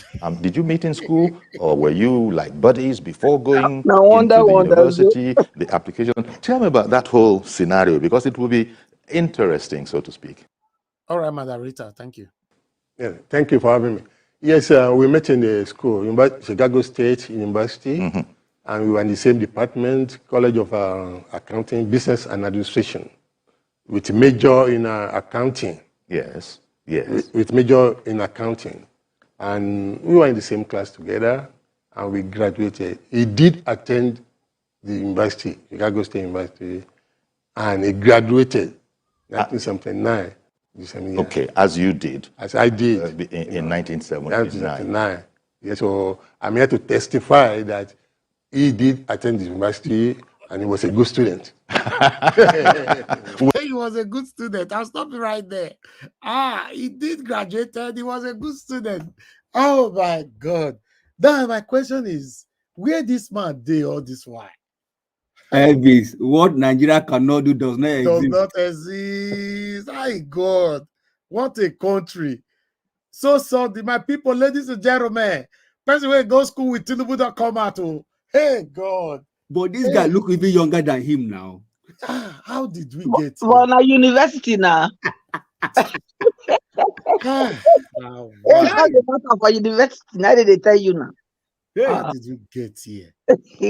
Meanwhile, let me quickly take on this article so that we can start talking on time, and people appreciate every one of you. Okay, concerning the court case that is currently going on, for Tinubu versus Atiku, right there with Chicago State University and all that. So I'm just going to take on one or two paragraphs because of time. So let me quickly bring this one in because I have other two articles that I need to take here. It's already part of our topic today, so I need to bring them in, but I'm going to be fast, don't worry. Okay, let me quickly put this one there. As you can see, U.S. court adjourns Atiku's record case as Chicago University denies knowledge of certificate Tinubu submitted to INEC. They don't know him. They said they don't know that certificate. Which one? Not be we issue them, where they.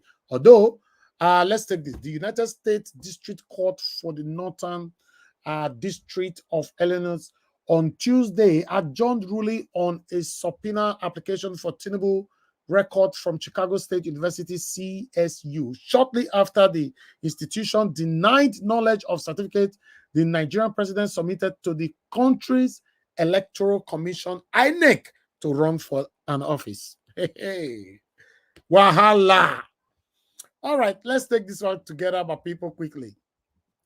All right, before Judge Jeffrey Gilbert in Chicago, CSU lawyer Michael Hayes categorically stated that the school was not in a position to authenticate Mr. Tinubu's certificate as either fake or genuine, a position that contradicts the school's previous assertions that it issued a certificate to the Nigerian politician after he graduated in 1979. They already contradicted themselves. What is Chicago State University trying to do? That's a big question. Unquote. In is diploma authentic or it's forgery? My client can't answer yes to either of the question.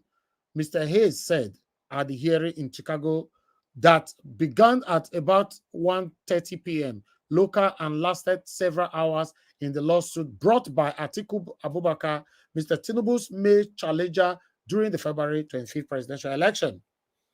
Okay, the lawyer insisted that the school's administration, if asked under oath, won't be able to certify Mr. Tinubu's certificate because they just don't know where he obtained it or got it from. I beg, make I interpret this particular area where what they are saying is that make not call us for this issue. We don't know where he get this certificate from because this certificate, I never seen this kind of certificate before for my life. That's why I'm trying to interpret. No, say he get the way. Should I continue with this or we should just leave it and move on to the another one? Because he long, no need. Let me just leave it. In case you guys want to read it, you can go read it yourself. It's People Gazette, is right there. Let's take another article, right? How did we that just re-emphasized the fact that this man that went to that TV channel is a liar, bloody liar. Of course. I say these people, they can do anything. Mr. Ives, it's very simple. This man that is trying to defend it to say that they went to school together, they're in the same class. Let him bring his own certificate. Let's see, let's compare. To be honest, I don't know what Chicago State University is trying to do, but meanwhile, let's continue to wait. Let me take on this again. That's why we just listen to the video, but I'm just going to take one or two paragraphs as well for record. Focus on nation building rather than foreign trips for photo ops. Boala to Tinubu right there. I'm just going to take one paragraph quickly. A shifting of People Democratic Party, PDP, Daniel Boala has urged President Bola Tinubu to focus on building Nigeria rather than going on diplomatic trips for photo ops.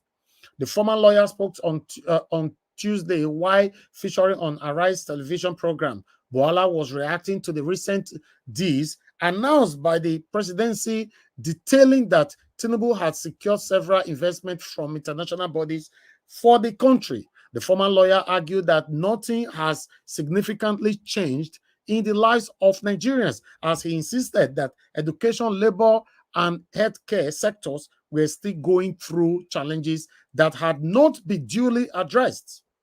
So I'll leave it like that. He talk and just down. I hear him. We use my talk and just down. Despite that, we already have it here. So I just thought I should bring that in quickly. Our last article for tonight, is this one. Hey, God, this one go choke with Asha. The one I bring so he go choke now. Me, they tell you, believe me, this one go choke. He go choke now. I don't say, hey, this one, now Kwoshishi Agbada Umozo. Now be this so. Hey, since when they enter Abuja, hey, what they have been doing in Lagos, they're not going to reach Abuja. All right. Well, I see this one, so, this one surprised me when I see her yesterday. People Gazette, resident of Abuja, as with the talk, so that's all of them, they flee. Many residents, when they Abuja, now they carry their luggages, they thought they run come off Abuja.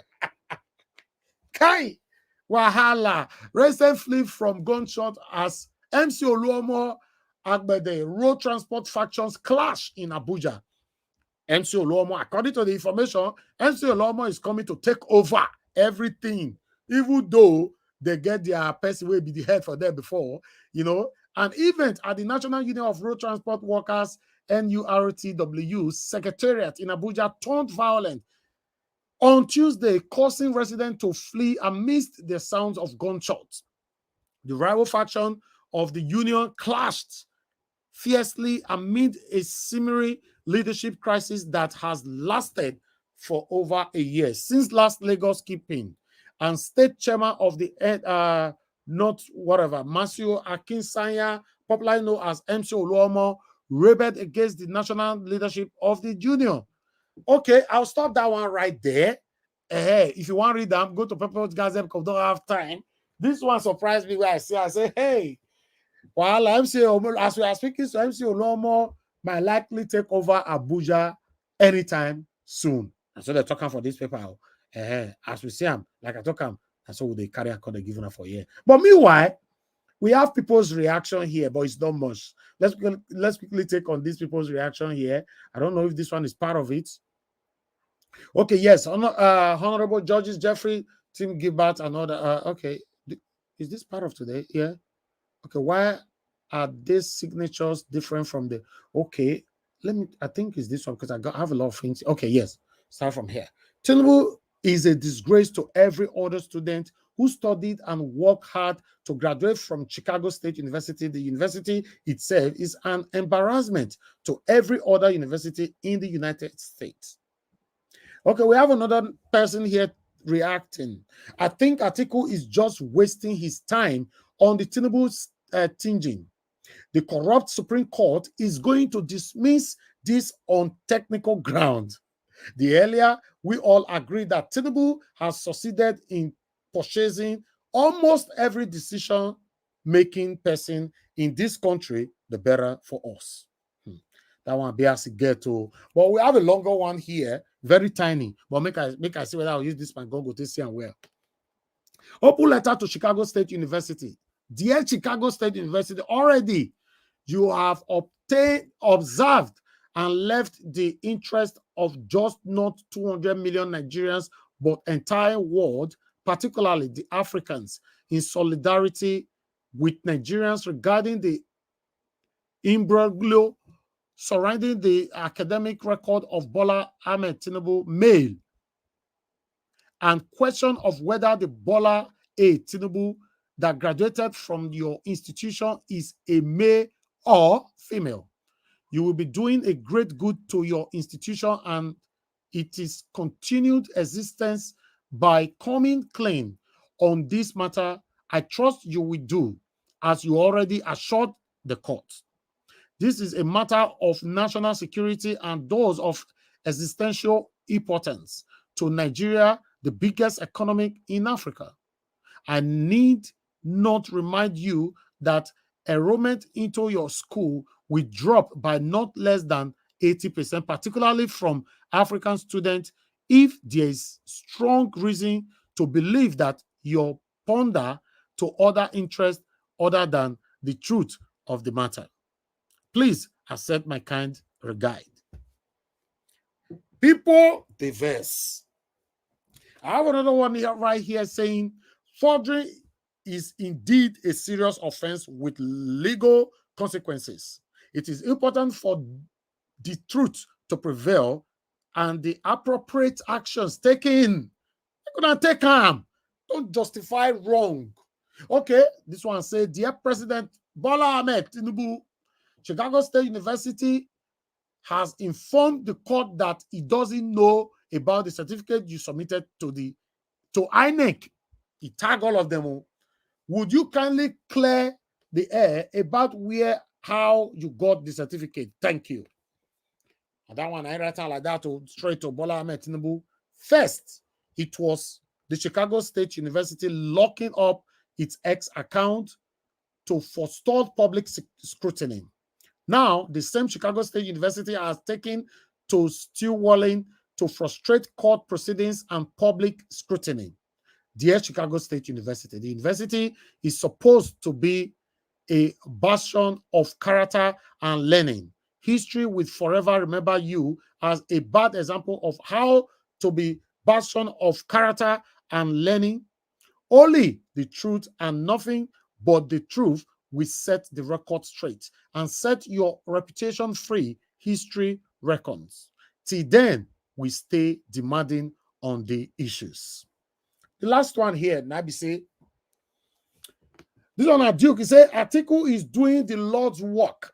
Why are these PDP errand boys not celebrating him enough? Or have they all switched to the APC camp eating corns?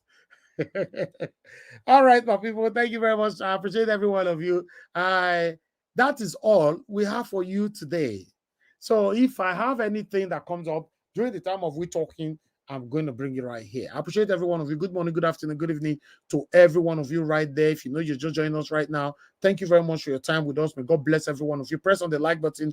Currently, our like is still on 303. If you can take that to 400, like I asked earlier on, I think that will be very, very, very, very nice. Please press on the like button. Let's take that to 400. Thank you very much, my people. I appreciate every one of you that have supported us, that is supporting us, that is always with us here every day. Thank you. It's a collective effort to do this. By the special grace of God, you and I will have a better Nigeria in our time. Good morning, good afternoon, good evening to every one of you. I'm going to call on the first person on the panel to talk to us. Some people were calling in earlier on, but nobody's calling in right now. So let me start with the people on the panel first. At least let's 1 or 2, 3 people speak, then I'll come to you guys on the phone. Thank you very much. Prince Akwashi, you are the first on the panel today. If you're available, you need to speak now, sir. 8 minutes. Okay, you are not there, so I'll just move on to the next person. Please everybody stay close to your mic. Thank you. Let me call on Oga Felix. Are you there right now? All right. Bless all of now. Don't go sleep. Wait till they happen now. Okay, let me call on the next person. I thought I was the first person. I was on. I don't know what happened to my phone. Back. I didn't log off. I don't know. Maybe it's my sister. I remember when I called your name again to come in. Yes. Okay, Madarita, now you be fair, but now back you called it because you come in. One thing about this software, I've said it before. Whenever you leave, when you come back, you don't have your position anymore, except we have it in memory. If not, now back now you can't do. So Madarita, talk to us. In fairness, since you said what you said, I think the next person should speak. No, there's no next person now. I don't call of No, there's a next person, isn't there? No. You talk to us. You talk to. I don't call to. I'm here. I am here. No. Who they talk? Now Nero. Nero, never reach your turn. Thank you, Mother Rita. Talk to us. Thank you. Okay, thank you. I just wanted to be fair because everybody's the same. Thank you very much. Good afternoon, Mr. Elvis, and everyone in the panel, Mommy Diaspora, and everyone in the comment section. God bless you, man. You know the talk, you don't mute yourself. Oh, can you hear me now? Yeah, we can hear you now. Now when you group people for comment section, and then we hear you, Rachel. Okay. Comment section, Mommy Diaspora, everybody. Hello, good afternoon. I'm going to start with Daniel Boala. There's something that he said was kind of it made me kind of like chuckle a little bit. He said, for the past 100 years, nothing has changed in Nigeria. Need I remind Mr. Boala that his political party that was ruling Nigeria for 16 years. They are also part of this 100-year span. If he wants to count 100 years, I'm going by his words. He's part of a party that is part of this anomaly. The only difference is that between 100 years ago and now, names have changed, political parties have changed, but characters are still the same. The same hegemony of some certain parts of the country is still the same. The hegemony of the West is still the same. So we are all in it. Daniel Boala, the party in which you represent, you are a chieftain of PDP. They are still part of this nothingness that Nigeria is facing. So it's kind of like contradicting himself. But, he has to speak, right? Because his party is not in power. So he has to speak. What I could gather from everything Daniel Boala said, is the same thing, I think everybody knows already. And it's what my president, Peter Dirok Obi, has always said. It's also part of what our vice president, Ahmed Dati said, saying, when you swear in this man, just know that you have murdered democracy. So what are the birthed children of a murdered democracy? This is what we have faced. I just identified there are three things, or rather several things that he has established. The first one is he has established that the struggle for legitimacy of the fraudulent selected administration of Tinubu is the most paramount for them. That's the most pivotal of their manifesto, legitimacy, because the process in which you got this position was illegitimate. So therefore, your government, your administration is illegitimate. So what you are only left with is struggling for legitimacy. I think Mr. Jonathan was kind of explaining to us, he expatiated on it yesterday when he said, this legitimacy thing, it's a big deal. So that's why it's a big deal for them, and it's a risk for Nigeria, because for them to, because they are struggling for legitimacy, they can meet any of these Western countries and say, okay, I want to meet you. I want this photo up to make it look like, oh, you guys are accepting me. But they will also want something from you. And it's always country first for them. For Bola Ahmed Tinubu, it is for himself. So that is the number one manifesto, legitimacy. Every other thing doesn't matter right now. They gave 5 billion to each state to make Nigeria accept them, that, oh, they identify, the reckless decision of taking out the subsidy, with reckless abandon, the rascality of the kinds of decisions that they make. They gave every state 5 billion. That money, we all know, went to voicemail to every governors of Nigeria, so that they can look up to them. Oh, at least he gave us some Alawi money, 5 billion. So let us at least accept him halfway. I mean, those opposition will accept him halfway because they are 5 billion naira richer. So the legitimacy is the most, in fact, that is their manifesto. Nigerians, take it or leave it, legitimacy. And another thing Daniel Bola established is there's some sort of, it's not like sort of, there is an unknown modus operandi of the duties meted out to the selected worst of our society. I repeat, the worst of our society are the ones that he put in corridors of power, in positions like ministers, the worst of our society. I'm using the words of this man, Dele Momodu, and it's true. For example, because I watched that interview, the NSA, for example, the one he called his senior brother or whatever, NSA is seen in every meeting, political meeting, even meeting with local government, everything is there. Nobody knows their duties. And then you have the loud-mouthed, toothless bulldog, who is the presidential spokesman, coming and giving us information recklessly, embarrassing himself, because the majority of Nigerians are not embarrassing Nigerians, but their administration, because they're just telling us that they have no confidence in even what they're doing. Mr. Nigeria Watch, as all of us are talking now, as we are hitting nail on their head, as we are talking now, do you know that they would crave, they would desire to take a picture with Mr. Nigeria, Mr. Elvis, because they need to show the world and the other opposition, like, at least Mr. Elvis Zedeki has taken a picture with us. He has come to our office. Let us have a photo up. So is that just, even us in the panel here, I mean, they already know our names. If they could take a picture, just one of us, it's like, it's Christmas for them. So that is what is going on right now. And then the other part is that, what I see in summary of what Daniel Bola was saying, I think the administration of the selected INEC Select, Bola Ahmed Tinubu, is riddled with sycophancy and mediocrity. Sycophancy, mediocrity, and the craving for legitimacy is what this administration is all about. Period. It got nothing to do with development. It got nothing to do with love for the people or country. It got nothing to do with identifying, the loopholes and the anomalies in the entire country. They just don't give a rat's behind about you and I or the regular Nigerians. They only care about their friends. The people who followed him to India are his friends. Chief Okoya, the Eleganza man, who else again? Dangote. And when Charles was he was trying to be, he was trying to play the devil's advocate, when he was talking to Daniel Bola. I'm talking about Charles, the interviewer. He was trying to say that, okay, if the investors are saying that Nigeria, is not investor worthy, why do we have the richest man in Nigeria? But we all know that the richest man in Nigeria is just a front man to all the oligarchs who are hiding his money under the Dangote group. It's not like allegedly. Yeah, I don't want to use, because it is what it is. And it is so funny. Bola Ahmed Tinubu thinks this is Alpha Beta Company. This is Lagos State. Well, he doesn't know that he's dealing with Nigeria. He doesn't know that he's dealing with international bodies, world-class professionals. So that is why he looks disillusioned. He looks out of place.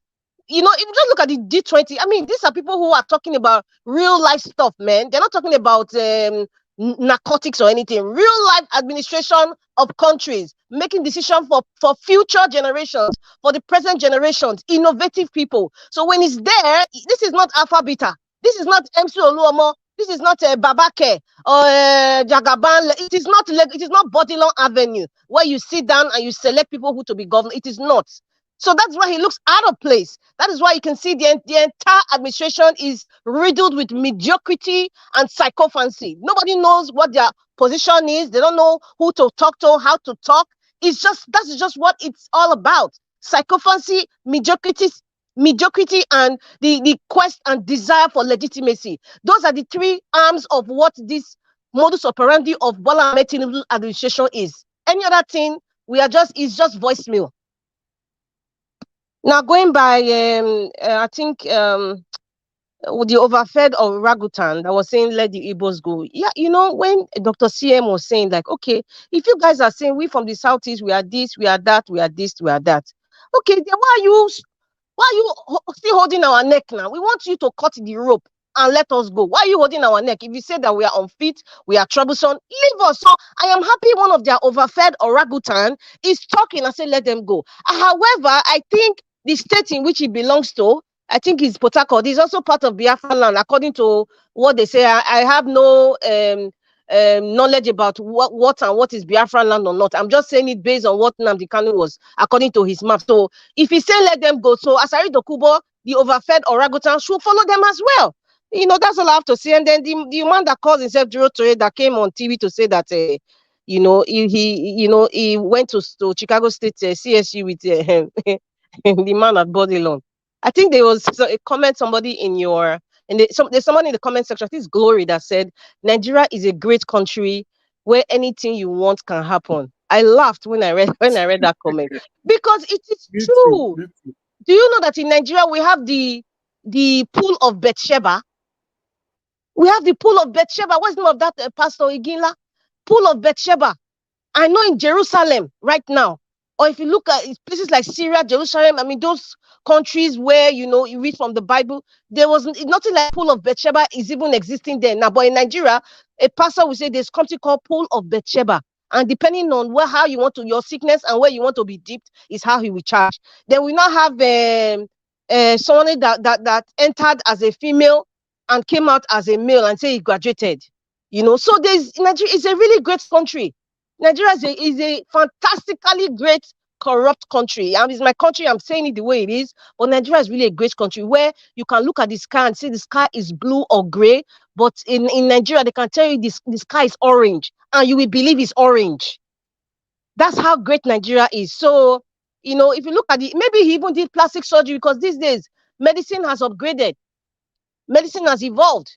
Maybe he did a facelift or something. The guy who said he went to school, because he looks like he's in his early 50s. So if he went to CSU, so how old was he then? This is 1979. I think that's 44 years ago. So if you calculate, let's say he's 57 years old now. So he was in Chicago State University when he was like maybe 10 years old, or maybe he was 9 years old. That's the guy that, or did he do some plastic surgery? It's ridiculous that even somebody like that's I'm assuming he's married. I'm assuming he has children. And then you make a mockery of your life and legacy for an illegitimate alien in the corridors of power of Nigeria. How amazing is that? That's amazing. That is amazing. It is not funny. It is very irritating and annoying that even the media houses, nobody can question them. with this sort of disgusting display of rascality? What are people going to be watching on TV, for Christ's sake? A teenager will watch that kind of person and say, but daddy, this guy looks young. Clearly, he looks young. Or did he do plastic surgery? And then the person he said he went to school with in 1979, it doesn't match. The man that went to school, that claimed he went to school in 1979, Bola Ahmed Tinubu, is like almost 90 years old, and this guy is in his 50s. So how can you tally that? And you're showing it on the national TV. So what morals are you teaching? And our dear daddy G.O. and mommy G.O., I'm sure when this guy goes to one of your churches, and then he will sit in front because he's an aide of the man that you have his corn, and then you will say, "Let us move on." Wow. May your children also face this injustice. And Chicago denies the knowledge of birth certificates. Chicago State University, that they vehemently and quickly denied recognizing the certificates. And these are, I think is one of the main reasons that the CSU, they know that their reputation is on the line. They know their reputation is on the line because people start to write the NAACP, all these other pressure groups in the US. They start sending letters to the educational bodies in the United States, and it's going to really affect them. So they quickly denied knowing that certificate, because that certificate is forged. It's forged. It's not real. It's a dud certificate. It's something you print out on the internet. So if you don't debunk it immediately, then it's like, okay, then there's a reputation out there, and it's not going to be good for them at all, including their sponsors. Many of the sponsors will pull out. So that is why they are very, very quick right now to say, hey, we don't know where that certificate came from. Amongst other things, like what Ned Media was saying, like, it is more than this. Like, this is a can of worms that's going to open, because everybody who is involved, every American person, citizen, or whoever is there in the administration of the university that's involved, the chancellors and the dean and all that, they will go to the nitty-gritty. That's how America works. I think everybody knows. So they are very quick to just debunk that certificate first. It is not our certificate. So because they don't want to be in the bad books of their, because this thing will go haywire. They know that the population of educated people in Nigeria, from Nigeria and the United States, they will write to them, they will report to them. They know the organizations to report to. They know the companies that sponsor this university, that's donated to this. Everything will stop. So this thing is so sensitive to them. It's even beyond what we are even looking at. It's not just, it's more than that. Certificate forgery is one thing. They will have to do with the FBI and the drug case, the $460,000. Besides, I actually did a comprehensive investigation of $460,000 that was taken down in, I think, 1993. Equivalent to it today is almost $1 million. That is no small money. That is no small money. So there are other issues. And then this last picture you put of the MC Oluomo and the Agbede road transport faction clash in Abuja. I would say that I would support the people of Abuja, because the Abuja residents, the majority of Abuja residents wanted the right person for the job. And that's my president, Peter the Rock Obi. So right now, they know there's a lot on the line. If this thing happened in perhaps another state, I'm just being honest, I would tell them, especially from the Western state, like, don't complain. This is what you guys asked for. You asked for this. You said it's my brother. You selected based on ethnic lines. So if you are getting the hits right now, so man, swallow it up. Swallow it up, man. Swallow it up. So, but this happening in Abuja, it will not be tolerated. I know that. Even they are even trying to tolerate what's that? The one that drinks 700-year-old whiskey that calls himself minister. They are trying to even tolerate that one, and then now they want to now impose Alpha Beta in Abuja. Well, Abuja residents, I'm just appealing to you, fight for your FCT, federal capital, because I know it is not a state. Fight for it. Fight for it. Do not allow these people to intimidate you. Use everything you got and make sure you fight for your federal capital territory, because you guys are special. Thank you very much, Mr. Elvis. Thank you, Moderator, for your wonderful submission. Thank you. God bless you. Thank you very much, my people. I beg, if you can hear my voice, help us to press on the like button now. Come on. Press on this like button. We have 3-3 now. Now 400 we talk.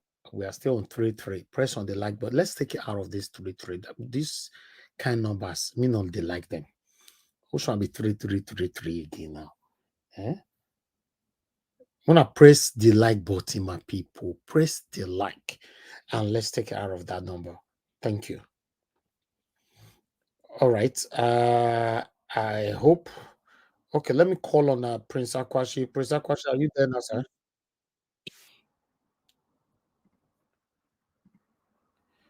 Okay, Prince Akwashi, this is the second time I'm calling you. You're still not available. Okay. Oga Felix, are you ready now?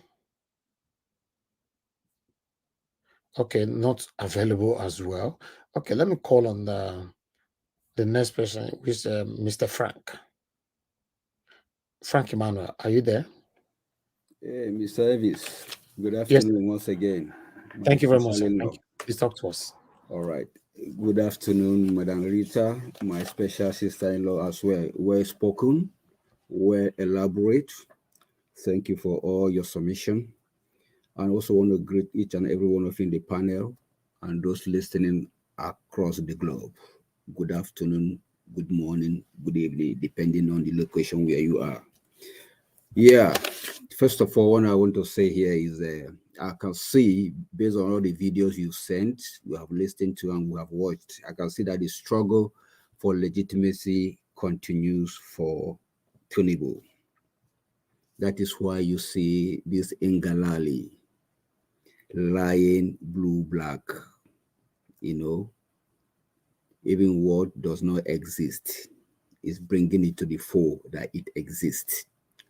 I pray this guy will not lie more than lie Mohammed, because right now he is the chief spokesperson to the president. So what he's battling right now is the cost for legitimacy, and it's really, really costing Nigerians a great deal. The things that should be focused on back home is not focusing on them. The renewed hope he has promised, no attention is given to any renewed hope. Look at how people are suffering, Then, if you also look at it critically, you find out that his wife, Remi Tinubu, was also strategically giving, some helping hand in Jos. This is also another strategy for, clamoring for the legitimacy, because today I listened to their rise and I found out that they are commending her, as though they have come to stay, knowing fully well that they are still the Supreme Court waiting for them. It's unfortunate that all the focus, all the struggle, all the fight is to legitimize illegitimacy. That is where we have found ourselves today. Then for his special classmate that is 20 or 30 years apart, Tinubu. First of all, I want to say, is it possible for him to bring out his own certificate? Let's juxtapose it with what Tinubu has. That's number one. Then number two, all this while they'll be talking about this Chicago certificate and all that. Why hasn't he come out to say, oh, this man is my classmate, this is how the certificate is? What he tendered is the original copy or is the same thing I have, at least as a classmate. So I think that should be what he would have done right from onset, not now coming to the media and be laughing and like that is like laughing at the whole Nigerian because we don't have sense. It's unfortunate. It's unfortunate. And how old was he when he was in Chicago? How old was he?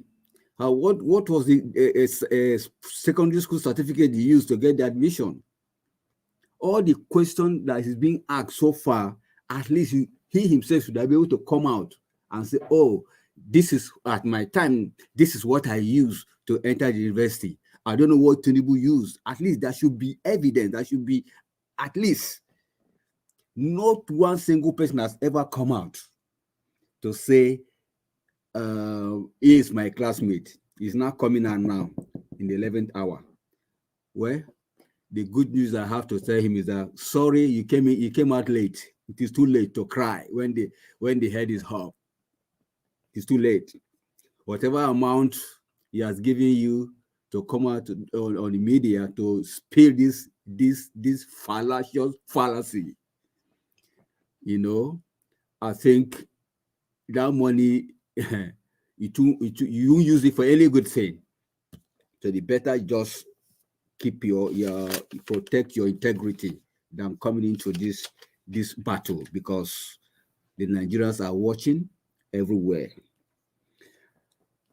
Then for Asari Dokobo, my River State brother, I don't even know where to categorize him, sincerely. Whenever he's hungry, he will come up with something and project just to get attention. He is not in the position to tell the presidency to let the Igbos leave and all that. He's not in that position. So the fight remains for the Biafrans. So they know how to fight their fights, and they know when, they will get their victory. If at all, Nigerians is going to still exist, because this fight is not just only for the Biafran. The Oduduwas are also fighting. Don't forget that. So because we are so much divided, so take note of that, Asari, and just enter house according to Madam Rita. Just enter house and take care of your health. Then for MC Oluomo, that is Oluomo, that is Oluomo. What do we expect? It's opportunity for him to spread his tentacle. From Lagos, now he want to hijack Abuja. It's not going to be easy for him, so be careful. It's not going to be easy for him, because right now, the man at the helm of affair is first of all fighting for his legitimacy. So I don't see Abuja is not going to be an easy place for him to have his way the way he had in Lagos. So tread with caution. The landowners of Abuja, they are still the Gbagi, the Gwari people. So be careful what you do. Otherwise, there are some things you go in, you will never come out. So that's what I can advise MC Oluomo, if you're hearing me right now, because your excess is becoming unbecoming. Anyway, for the obedience, let me come back home. The truth is that let's not throw the towel yet, because the way Atiku is pursuing this Chicago State certificate, I believe something new, something good is going to come out of it at the end of the tunnel. I'm perceiving some good evidences, because how long are you going to be hiding under a lie? Because you build so much Tower of Babel, Tower of lies, from one lie to another lie, to get to a point that you have nothing to say again.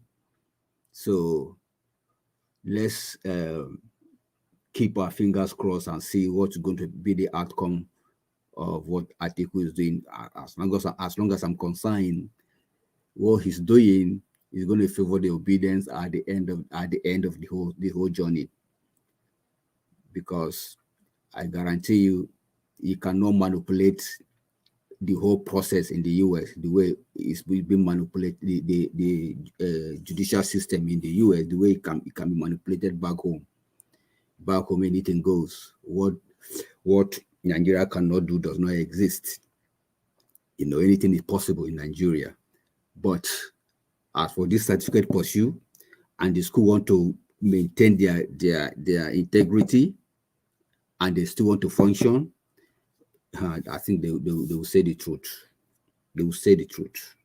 So I think that's all I have for now. If there are other topics, maybe I will, submit later. Thank you so much, Mr. Evix. I greet each and every one of you once again.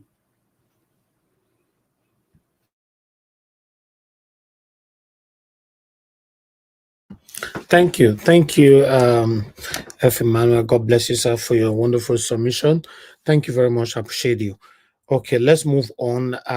After two more, I'll start taking calls. So in case you want to call in, get prepared. Once I take these last two. Okay, let me come to Ogal Nero. Ogal Nero, finally, we're back to you. If you're there, good evening to you once again. Please talk to us, sir. You have 8 minutes. Okay, I'm here. You have noise there, sir. You have noise. Don't mute yourself. All those noise. Oh, God. We don't want to hear those sound here, sir. You can, it's not nice on the live broadcasts. Please, I want to say this. If you're on the panel, if I call you and you're on a noisy place, don't just unmute, please, because it disrupts the broadcast. Okay, I'm out of the place. And you'd have, that waiting for fair do with that. Go ahead, talk to us. No, I've been in a quiet place. I don't know when my tongue will come in, so I just needed to. Talk to us, sir. All right. Thank you, everybody.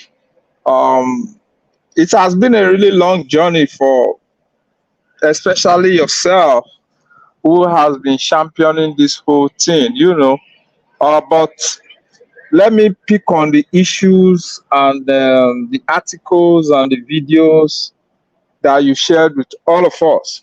I will start with Mr. Daniel Boala. While I appreciate his articulations of issues and being straightforward and being truthful, he has also been part of the APC government of Buhari up until close to elections, before he switched from APC to PDP. So, for me, while I appreciate what he's saying, some of them are still part of the problem that we have in Nigeria. We cannot ignore that fact. That's on Boala. I will speak more on the Chicago State University issue. Like people have said, if the man has nothing to hide, why in the world will you say, don't go check my stuff? When I walked back home, I didn't even know when the organization I work for went to verify my university credentials. They will go to the department, go to the school, and verify if you actually finished from there, if you got what you got, if the grade you say you have, if that is your real name, they will confirm it. They will verify it.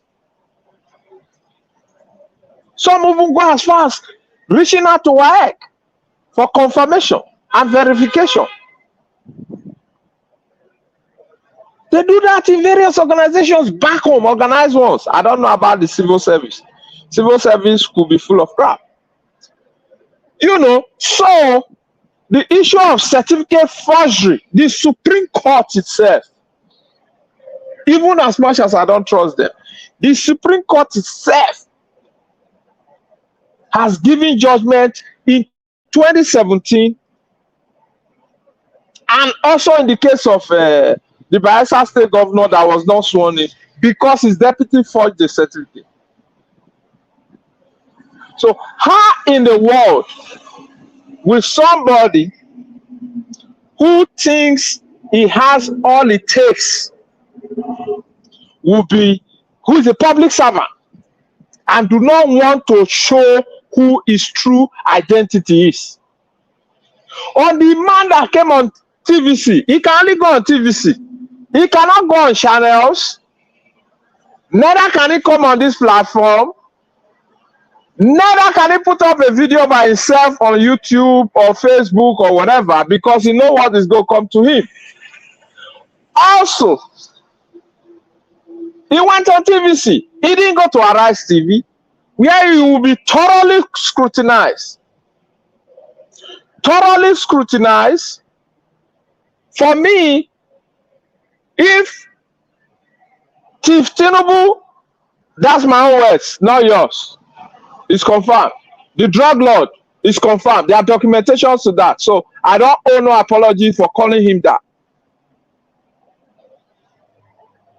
If him, sir, and the APC can hire fake pastors, fake bishops, just to make people feel the Christians in the north and the Christians in the south are supporting their Muslim ticket, what do you, how in the world you not go think or know that the man speaking on TVC is fraud?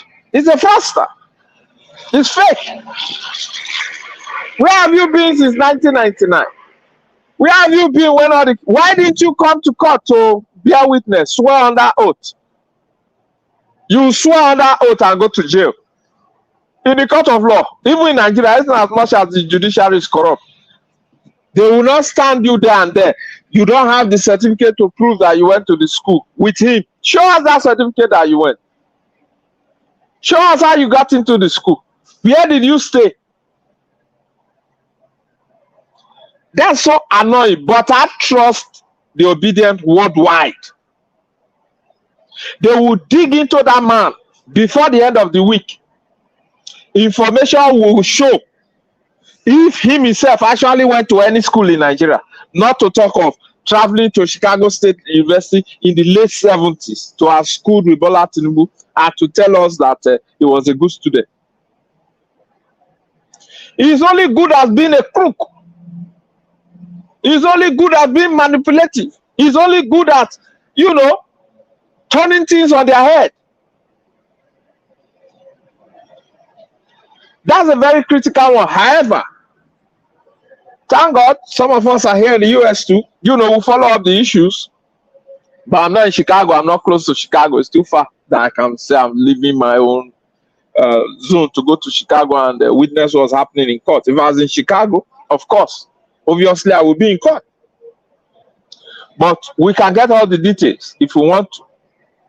You know, but we'll follow up as the case keep going. While waiting, the judge asked them critical questions, like you, one of the articles you published. You know, I read details of what happened in court yesterday. The judge asked critical questions. These two signatures, who signed them? Of course, the judge he hasn't given his judgment. His own judgment will come when it's time for him to give his judgment, and he will put it in writing. So the judges are a little bit very, very careful, so they don't look partial, trying to weigh one side or the other, sway to one side or the other. So that is a very critical issue. I'm also happy that the obedient worldwide are not relenting. No matter what, we will not relent. No matter what the Supreme Court in Nigeria, the judgment the Supreme Court is going to give in due course, as far as many of the obedient, including myself, we don't care. If they turn it around, let them cement, like you said, let them cement the illegality, let them cement the forgery, let them cement narcotics, let them cement drug trafficking in Nigeria. Let them do that.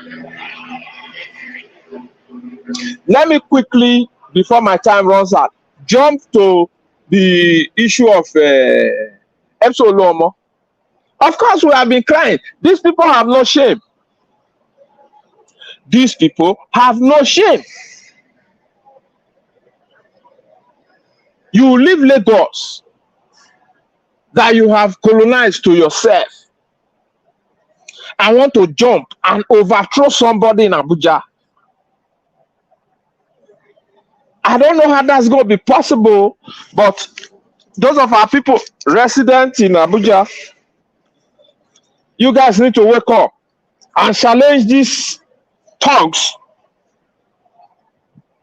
with whatever means, legal means. and every other means that you think you have advantage over them. Of course, they don't know the terrain as you know it, those of you in Abuja. So you need to stand up for yourself, because the level of intimidation in Lagos and the issues emanating from what's happening on the street in Lagos, we don't want a reputation of it in Abuja. Some of us, of course, experienced what Tony Kabaka did in Benin while we're in Edo State. It was not pleasant. These boys were brutal. That's in Benin alone, not to talk of a whole Lagos. I can imagine what some of the people there are going through, those that use public transport. You know, then lastly, I will talk generally on the manipulations, lies of their meetings in what's it called, in India. Like Dr. Abati said, all those things are rhetorics. They are just mere talks. Mere talks. Abati said, by the time we start seeing them putting blocks on the ground, then we know they are serious. They went to Dubai and lied. You cannot live on lies. The truth will always catch up with you, no matter how long it takes. I think I want to leave it at that at this point. Thank you. Thank you. Oga Onero, thank you very much for your submission. God bless you, sir. Thank you. If I can see more people join us right now on the comment section. Thank you. Modias Academy, I can see you. This was I get there. Thank you. Madam Ame Bright, I can see you right there. Marco Kunsaye, thank you. Gawan Lele, I can see you as well. Harry, thank you, my good people. Peggy Modi, good evening to every one of you right there. If you can hear my voice, press on the like button. Press on the like button. Love Maduke. The Maduka, thank you very much. And God will bless every one of you. Press on the dollar sign, support what we are doing here as well. Encourage us to do more for you. Okay, let me call on the next person to speak to us right now. Okay, let me call on Prince Akwashi once again. Are you available now? I am very much available, Mr. Elvis. I didn't know what happened earlier. All of a sudden, the whole thing kind of like froze. It never happens to me before. And I'm like, okay. I was waiting to see if I could hear anyone's voice. And I ended up realizing that, I have to, go off and come right back, Okay. Yeah. Thank you. So, Yes. I think I want to thank the panelists that have spoken before me. I keep saying, let me start with, Boaya's interview with Arise TV. He is spot on, despite the fact that he's from PDP. He's spot on. When I saw the picture of Tinubu and Biden, I told my wife, I said, these people are gonna raise propaganda to make it look like, that he has conversations with Biden. Because number one, if Biden had commended him that so much, how come they did not have a press conference? A normal thing would be a press conference, and Biden will reiterate whatever he told him, whatever that he must have told him, praising him for everyone to see. But that never happened. And then, if that's the case, then what's the point of him going to going to New York? I believe sometime this week or next week. So it's kind of like when a foundation is built on lies, they will keep lying and lying and lying. I don't know what they're trying to do. Are they trying to impress us? We already know these things. We already know these things. Can he even govern for a minute and leave propaganda alone? Now all the things that they said, they kind of like trying to take it back, and take it back. You know, we are wiser than all this. And then coming to would I call him Pat Durojaye? Because whoever the Durojaye is, that person must be like 80 plus. He must be like 80 plus. But at the end of the day, let me not second guess his age. Whatever it is what it is. But for him to come out now, there is a sinister reason, okay, behind this. Because this particular Durojaye, he's been, he's been alive, and he's noticed that since 1990, when he was a governor, 1999 till now, that he's coming out to tell us that he was his classmate. And then he's gonna talk about the fact that they studied accounting and whatever, is it administration or whatever it is that it is. But one of the certificates is saying that he's a business administration, which they don't even have in that university. And if the attorney for the university could say that they cannot say yes or no to the certificate, they are trying to shield themselves, because they know the problem and they know what it is.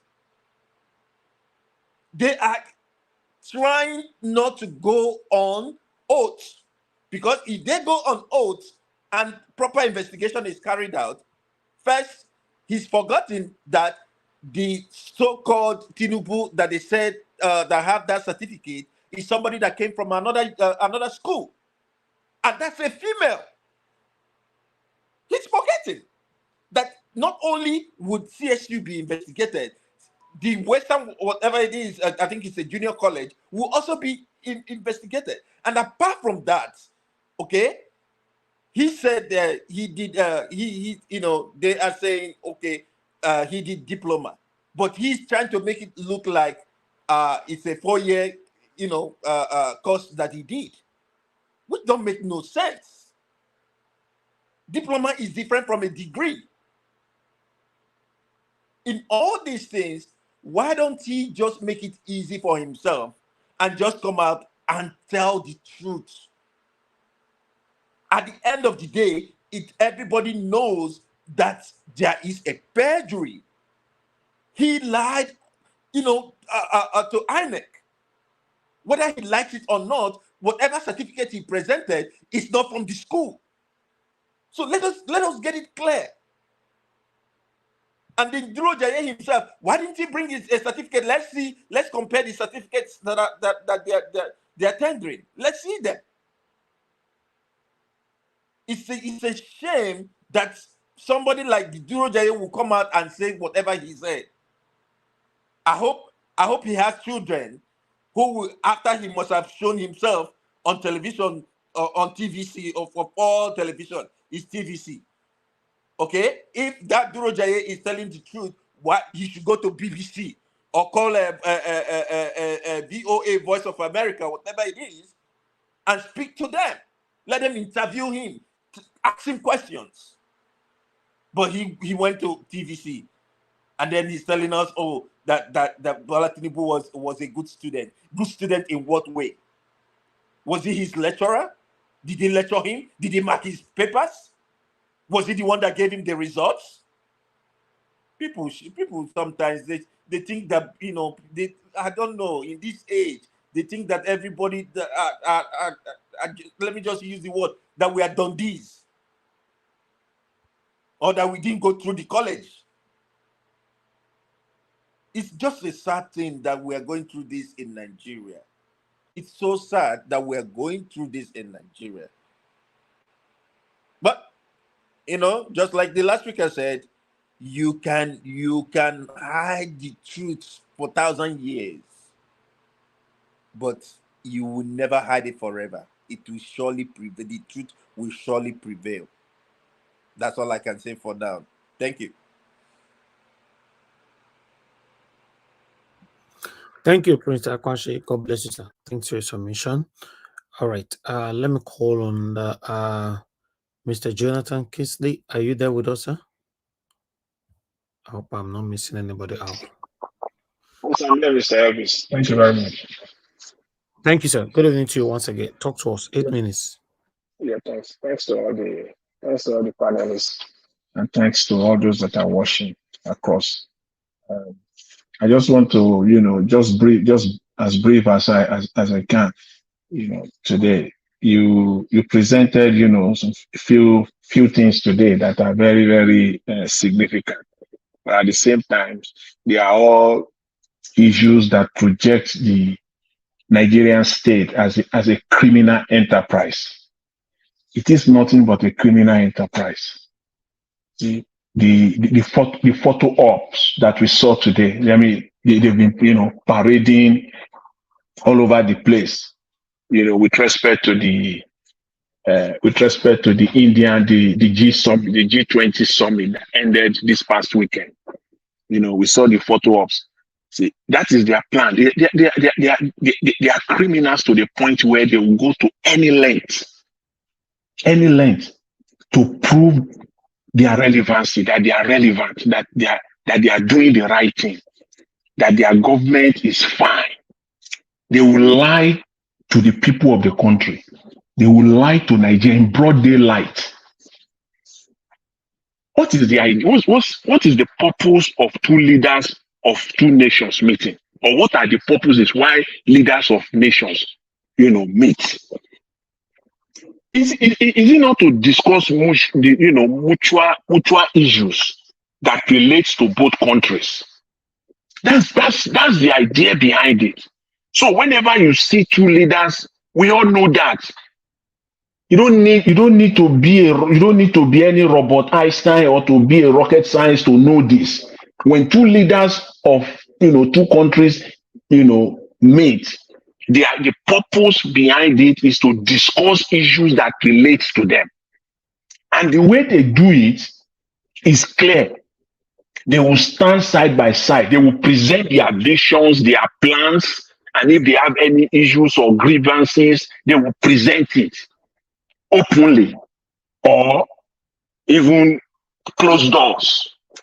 But at the end of the day, they will also stand side by side and do what we call, the media briefing. They will come out and they will face. They are always ready to face questions.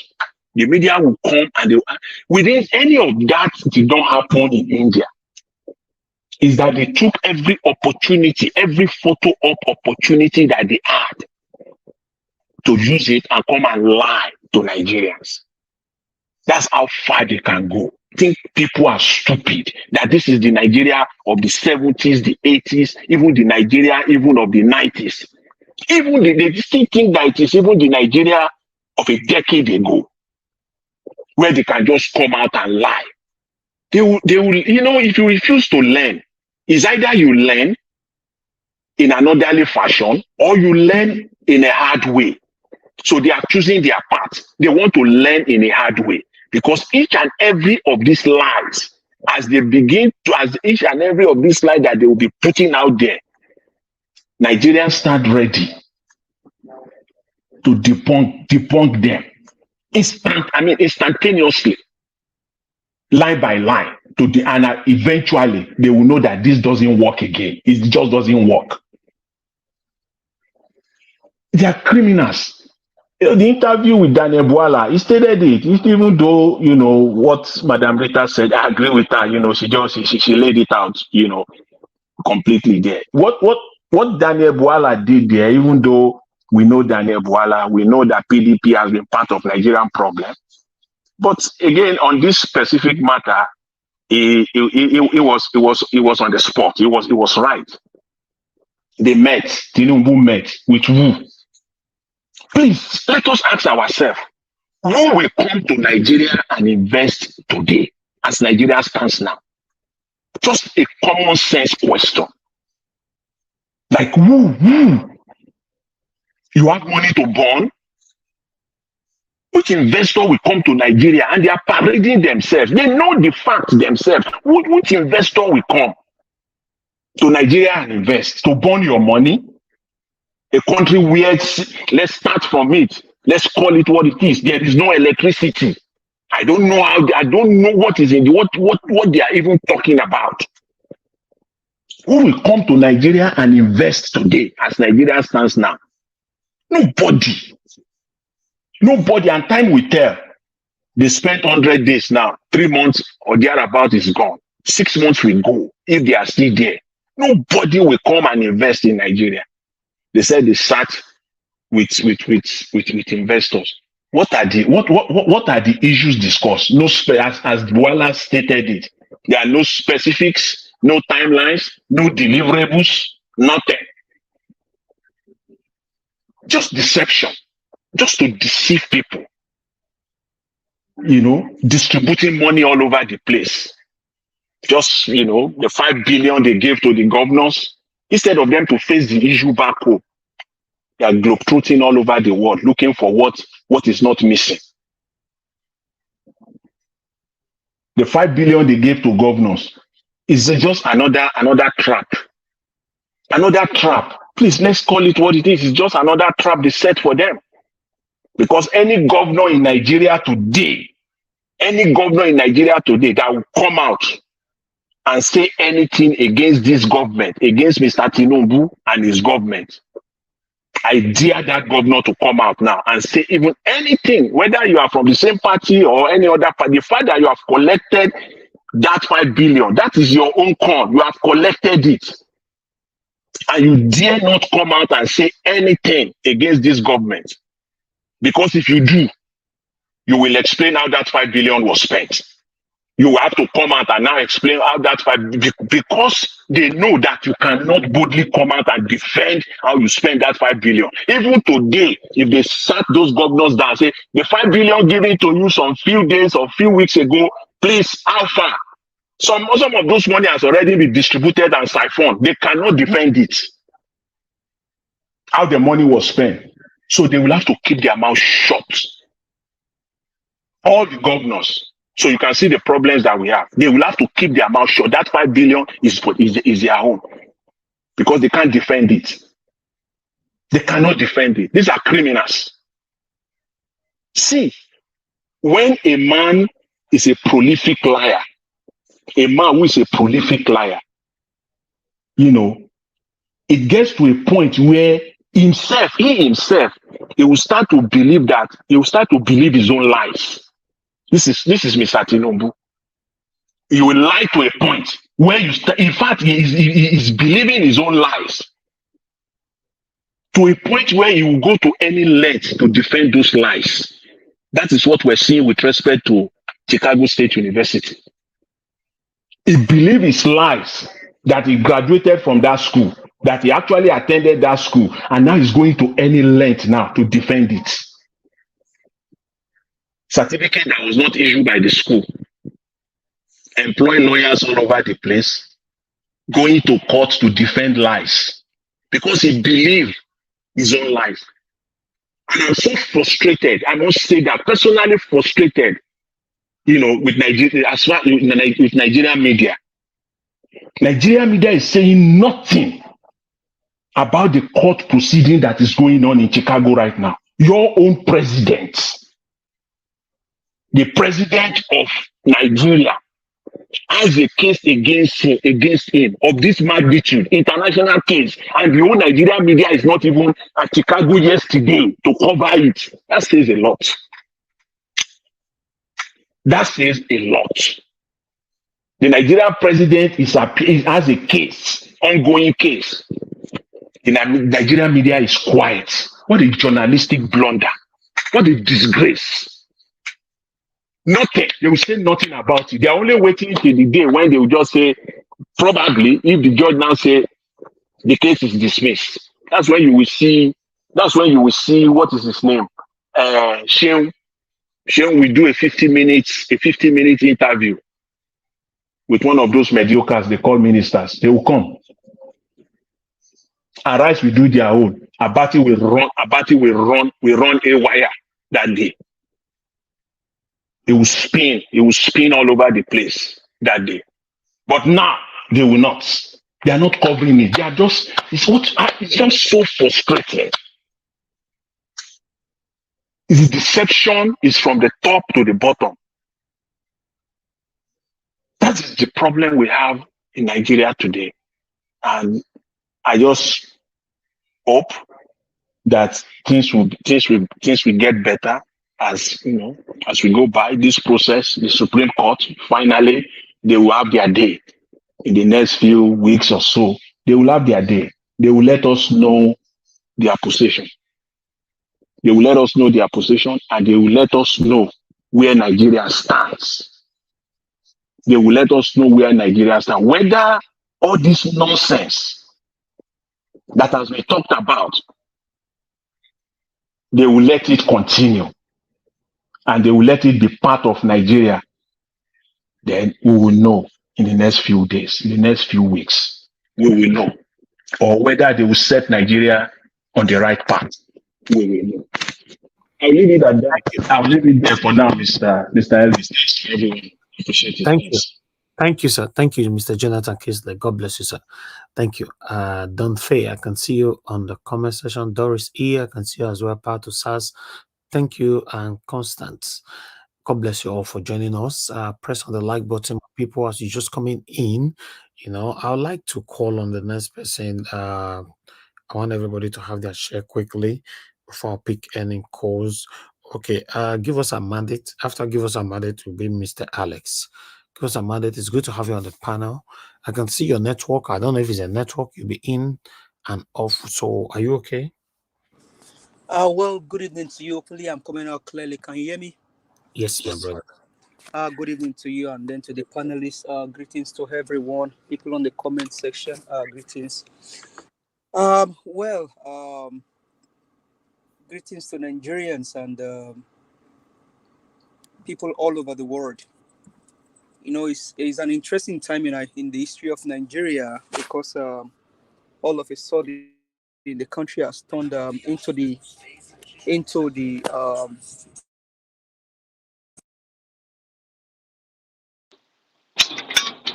pain of the world, because I mean we have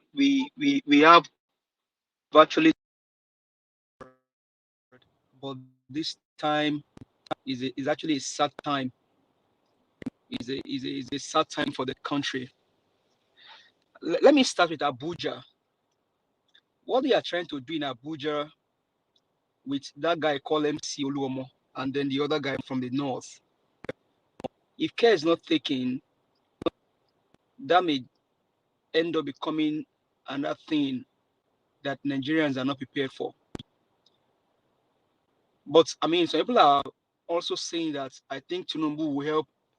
Is the one that will quickly help revolution and then implosion to start in that country. Because with what MC Oluomo is doing, I think Abuja residents need to actually stand up tall against these miscreants and the people that came with them from Lagos. They should stand tall, but I know the other guy is from the north. So it will quickly help revolution and everyone can quickly go their way. Because with the days that this guy has spent in office, the Mahmoud Yakub select president, nothing. I mean, Buhari said that Tinubu will continue from where he stops. And if you look at where Buhari really stopped, Tinubu has helped to amplify and give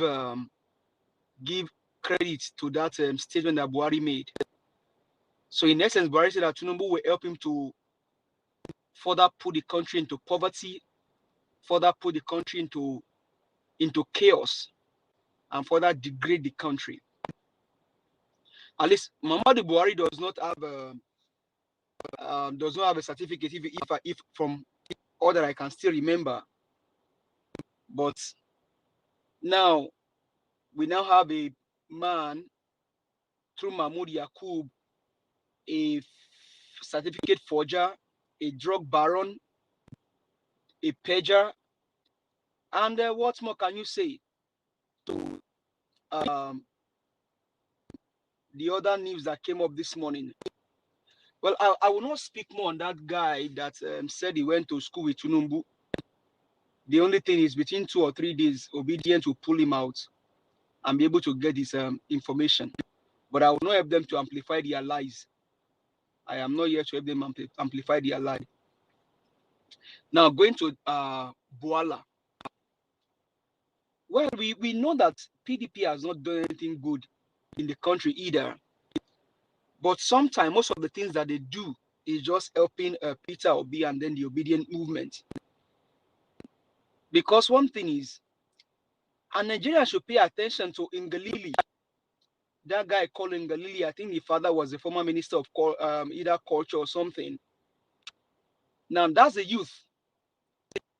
That guy probably was born and raised in the United States. Now, what he is doing in Nigeria currently, he cannot do such in America. He would have gone to jail. He will rot in jail. I bet you.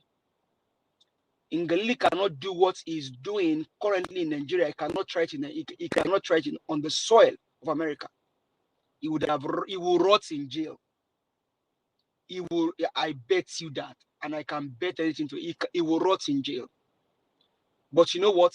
He can only do it in a decayed society, in an environment where there is no law, where there is no order. Now,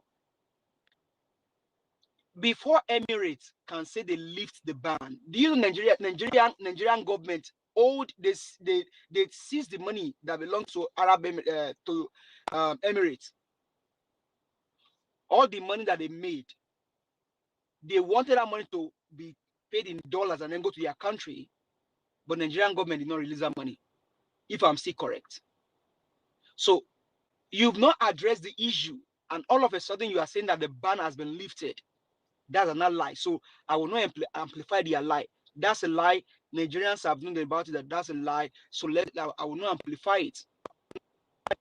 Now we will now speak to the character of the man that Mahmoud Yakub put in Asorok, because Nigerian didn't put him in Asorok. Mahmoud Yakub is the one that puts Tinubu in Asorok.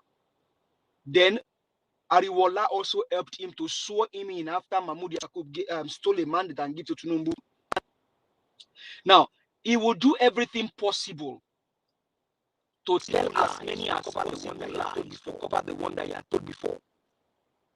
Tinubu will tell as many as possible lies to cover the ones that he had told before. But in the course of doing that, he's only exposing himself the more. And I think, Mr. Jonathan, you made a very good point. Even before the release of this 5 billion to them as a governor, allegedly it was said that during the election, Tinubu spent 1.3 trillion just to give to the northern governors before the election. I think each of them about 5 billion there about there. I can't remember that figure properly. And that's why you can see that they did everything possible to rig the election, to mutilate results, do whatever they have to do, buy people because they got money. But one thing is, where will that take the country to? The country is getting bad, is getting worse every day. And then with the character of the tout that you now see, don't be surprised. You see these Agbero guys now saying that they also want to vie. They want to vie for governor in the coming election. And Obaseki has started. Obaseki is taking the lead now, because if Nigerians allow any election to happen now, these guys, they will need more talks to surpass what they did, what they have done this year.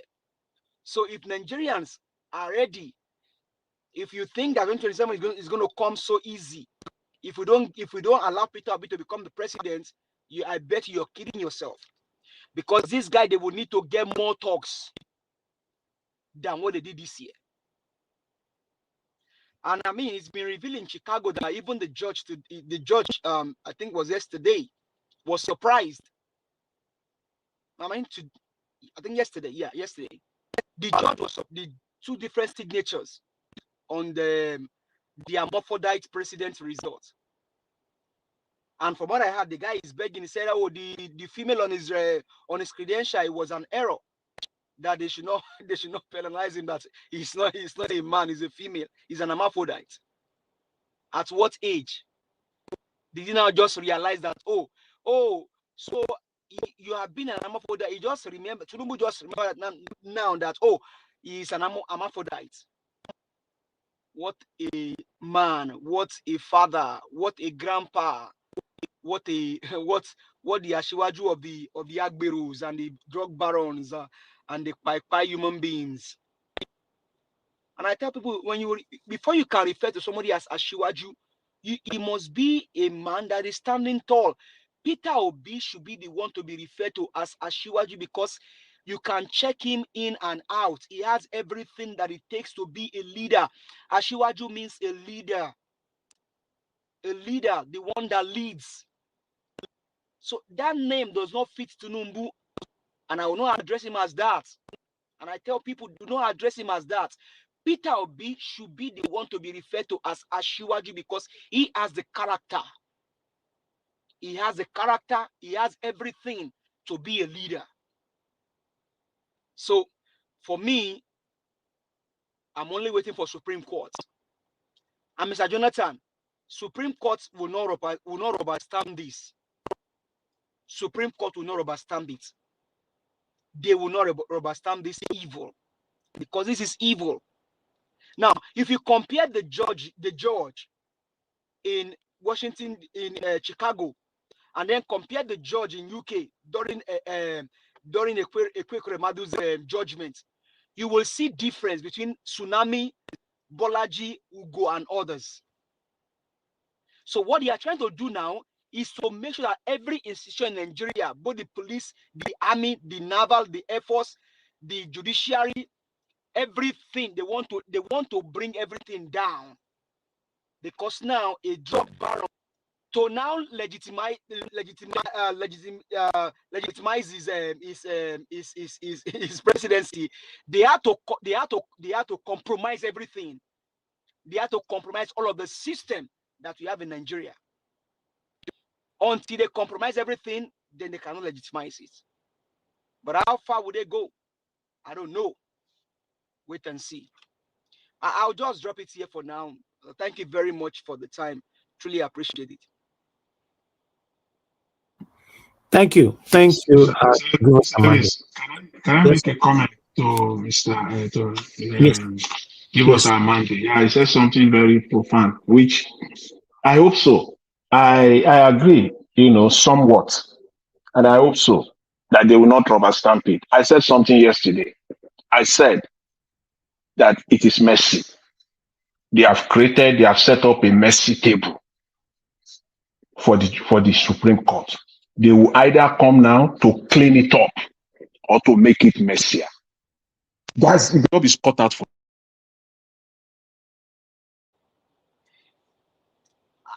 And if I may say, Mr. Jonathan, even these guys themselves, they are actually afraid with all that they've done.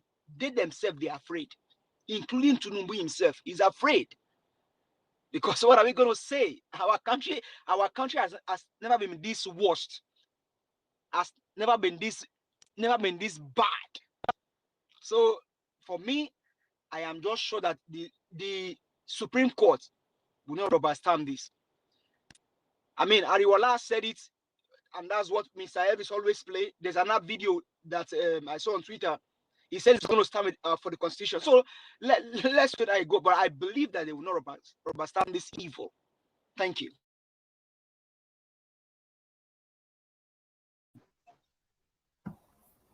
Okay. Same here. Hopefully, the Supreme Court will not rubber stamp it. For me, I don't have any trust for them. So anything that happened, fingers crossed. Thank you very much, my people. I appreciate every one of you. We still have 2 to go on the panel. But now, anybody that call in now will prioritize you. Only if you call in when nobody is talking. Thank you very much. Please press on the like button. Help us to share our broadcasts. We asked for 400 earlier on. We are still not. Okay, we're already there now. Good. Wonderful. Press on the like button, my people. God bless you all. Okay, Peace Off. It's good to have you on the panel, sir. Supposed to be Mr. Alex, but we lost him. Thank you very much. Can you hear me? Okay, Oga Peace Off, please hold on. Sorry about that. Somebody's already on the phone. Madam Joy, thank you very much for calling in. Good evening to you. Please talk to us. Hello. Thank you, Madam Joy. Good evening to you. Please talk to us. Hello, everyone. Hello, my well-meaning Nigerians, obedient nation, Niger Watch family, citizens, journalists, my intellectuals, everyone that, is here. You all are important, very important, because you chose a path, you chose a trajectory that is, as we continue to push, we'll get our people out in Nigeria from this evil quagmire. Mr. Niger Watch, thank you so much for your platform. Thank you for doing your part. Thank you for, holding this candle strong. Just quickly, give us our mandate. Thank you for your submission. It was apt and precise. One thing I want to highlight on what you said is, this G20 summit. There is this. I think it is this day post. It says, and I read. It was Joyce trying to describe why Nigeria is not part of G20 nations. It said the former United States ambassador to Nigeria, Walter Carrington, on Monday said abysmal economic performance and over-reliance on petrodollar formed the core reasons Nigeria has not been invited to join G20, an international forum of the world's largest advanced and emerging economies. That means Agbado didn't go to this G20 summit. He wasn't there. He just went on his own accord. Just like we said, Photoshop continued to deceive Nigerians, continue to push evil agenda.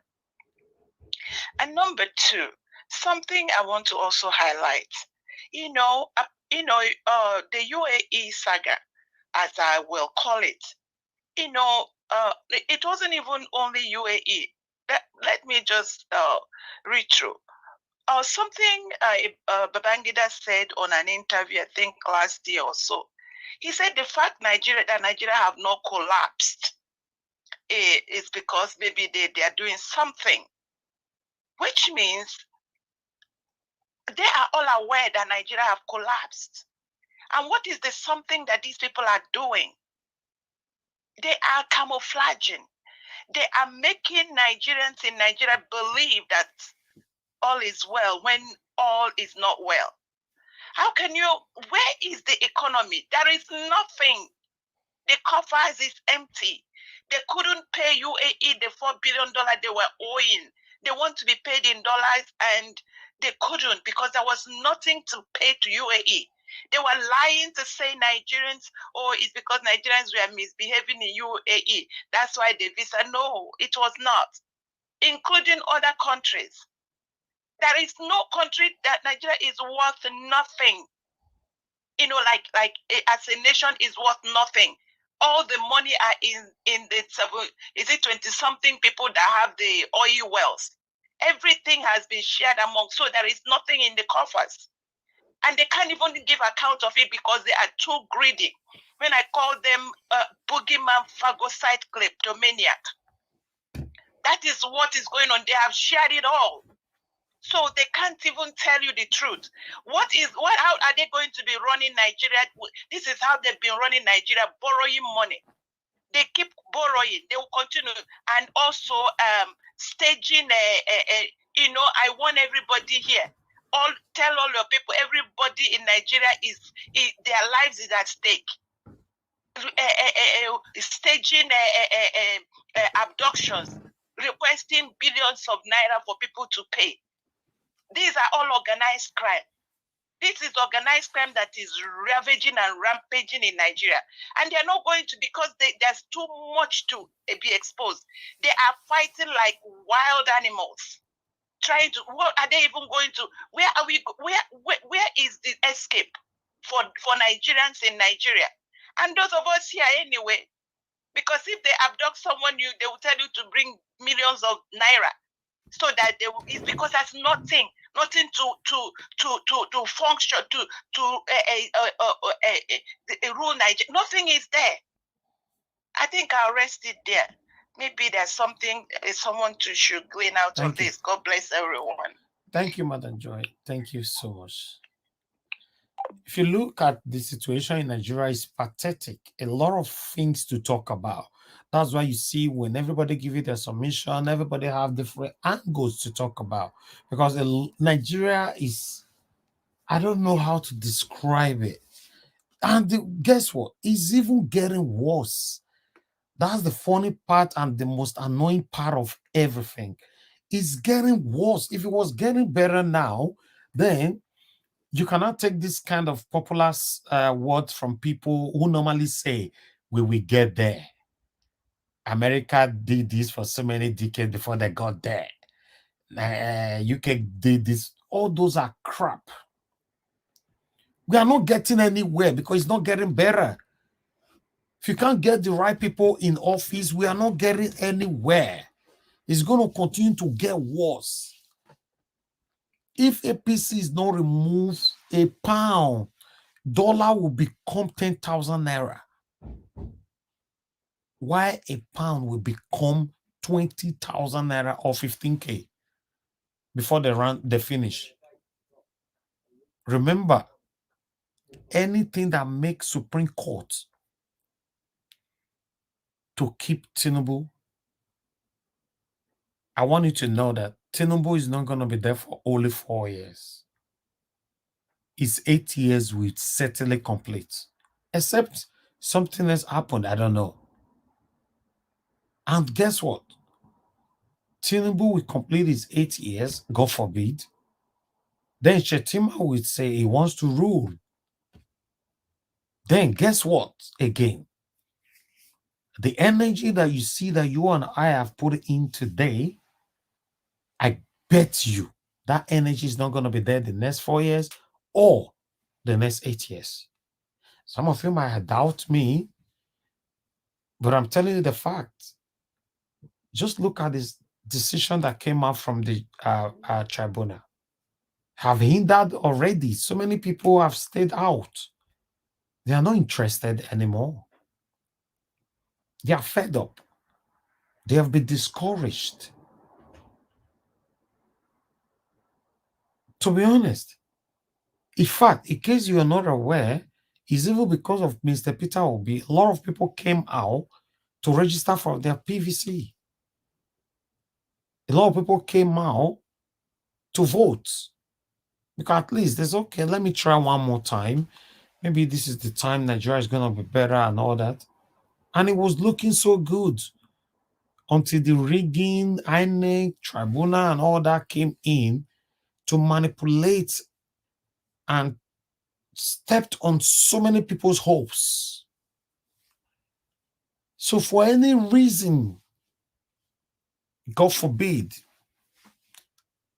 Supreme Court do the wrong thing, it's going to get worse. Fellas talked about it years ago before he died, that the situation of Nigeria is going to get worse. Guess what? That's it. So I'm saying it now. Time will come, a dollar will be 10,000 naira. I remember we talked about it on this same platform that a dollar is going to be 1,000 naira. That's scary. That's scary, Mr. Elvis. When you say that, it's very scary. Yeah, it's scary, sir. I know. We talked about it as well, that a dollar is going to be 1,000 naira. Some people disputed it. Some people argue with us. Some people say, no, it's not going to get that. Now, what are we talking about? So 10,000 naira looks scary today. But if you can't stop APC now with their satanic group of people, a dollar will get to 10,000 naira. Then guess what again? It will not affect the same people that is causing you the pains. That's it. I'm telling you, the people that is holding the office is not going to affect them. Even though a dollar is 50,000 naira, it's not going to affect them. The money is there. The money that's supposed to beautify you, your family, your children's future. They are using it. And you are clapping for them, insulting us. So it's going to continue to get worse. Our medical system is going to get worse. In fact, everything in Nigeria will continue to get worse. Look what is happening right now in Nigeria. Do you guys realize that we now have more Olosho in Nigeria than ever? Our beautiful Nigerian young girls that are supposed to focus on their education from secondary school, all of them are now prostituting for a living. What about the ones that have graduated? They already have their degrees. All of them are now Oloshoing to survive. Mr. Davis, can I interject for a minute? Yes, sir. And those people who are kind of like showing are the same people on Sunday morning will be the choir. No, listen, sir. The reason why you can't blame them is I can't. I'm not yes, gonna blame them. one, Not at the all. reason why you see them in the choir, they are there for protection. Yep. While after Sunday, they continue their Oloshoism for survival. You see, two things. Mr. Elvis, what kind of protection is that? Yeah, they believe, because listen, this is why the religious leaders are capitalizing on the failure of the country, because a lot of people believe that the only way they can survive of the failure of the system is by running to God. So they run to their religious leaders. Then the religious leaders deceive them by telling them they have to do things in a certain way for them to be protected. Why these people protected themselves with the physicality? You get what I mean? But they ask you to protect yourself with spiritualism. So for me, the whole thing is messed up. The whole thing is messed up. Sir, ma, everybody listening to me right now, if you see the rate of Oloshoism that is going on right now in Nigeria, you will run. And it has gotten worse that married women are not even doing it in the presence of their husband. In fact, most of their husbands now is not even dropping them on the location just for survival. Some people might dispute this, but some people know what I'm talking about.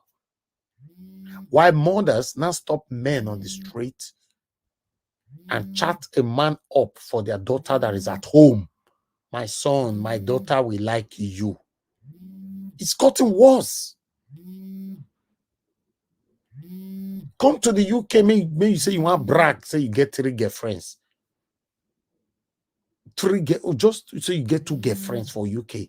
Then you know how much it costs. Just they don't ask you money, but your time and the money you take or get out and all that, you already find it very, very convenient. Everybody's prostituting right now. Then the men, all of them are on internet robbing others in the name of Yahoo Yahoo. Everything is wrong, man.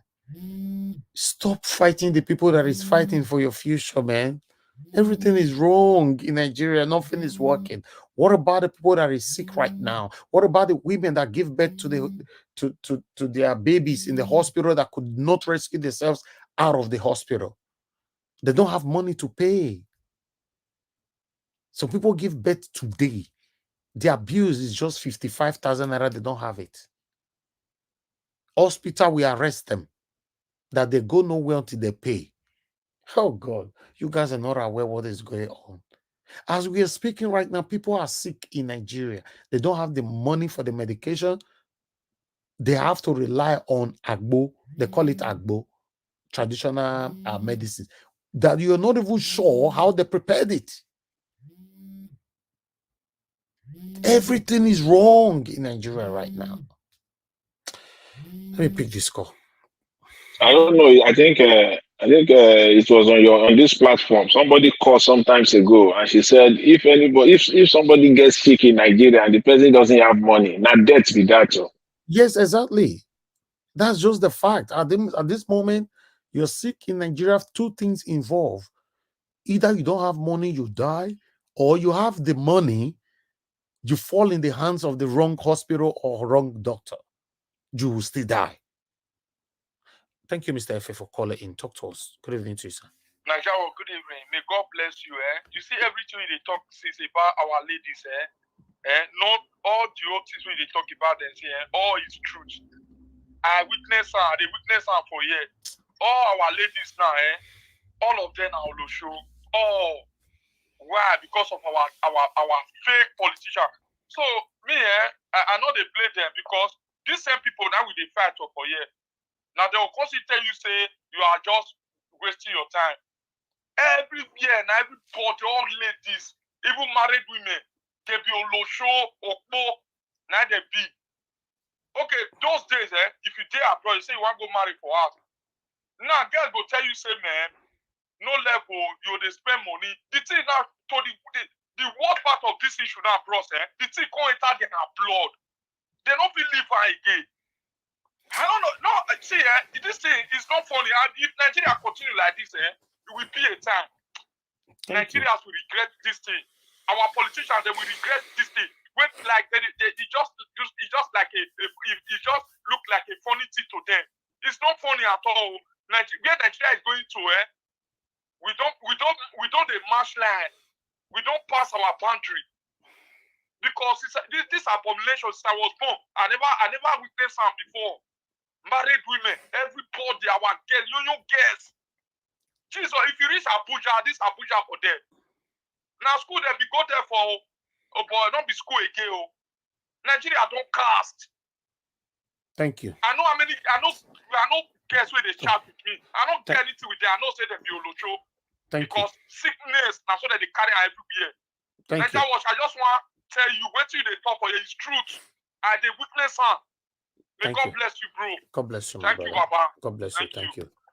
All right. On the comment section, I saw the comment from my brother Shosho. Shosho, thank God. He said, even one for UK now work. Thank God. This will not be safe. For Nigeria, girls ask you money, right? For abroad, nobody they ask you money. For you to date more than one girlfriend for abroad, it's stressful. How are you going to do it? One, you don't have the time. Two, by the way, you stress go kill you, send you to your early grave. How are you going to do it? But Nigeria now, you now see a man with a brag saying you get 42 girlfriends. Man, he get 42 girlfriends. Everything is rough because of a failed system. Guess not they carry, they ask you money anyhow for abroad now. If the system is working, everything is working, and you cannot look down on them as well. Girls in the UK or in abroad, they have pride. You can't look down on them. The system is working. Everybody is stabilized. Everybody did okay. But our girls in Nigeria now, they don't have respect anymore because of the failed system. I'm not blaming them. These girls or whoever, some of them, yes, you can blame them, but majority of them, you cannot. They need to eat. They need to pay their rent. They need to survive. There's no hope. If you are sick in Nigeria, nobody is paying you sick pay. You cannot go to work. Your work will not pay you during the time you are not there. Nothing is working for Christ's sake in our country. People are suffering. In the UK, when I was working in this country, I remember then if I get headache or I don't feel where I go work, they will pay me for my sick pay. If I lose my job seekers allowance, they will be paying me. They will be paying my rent, paying everything. I'm talking about 15, 10 years, 18 years ago. They look after you.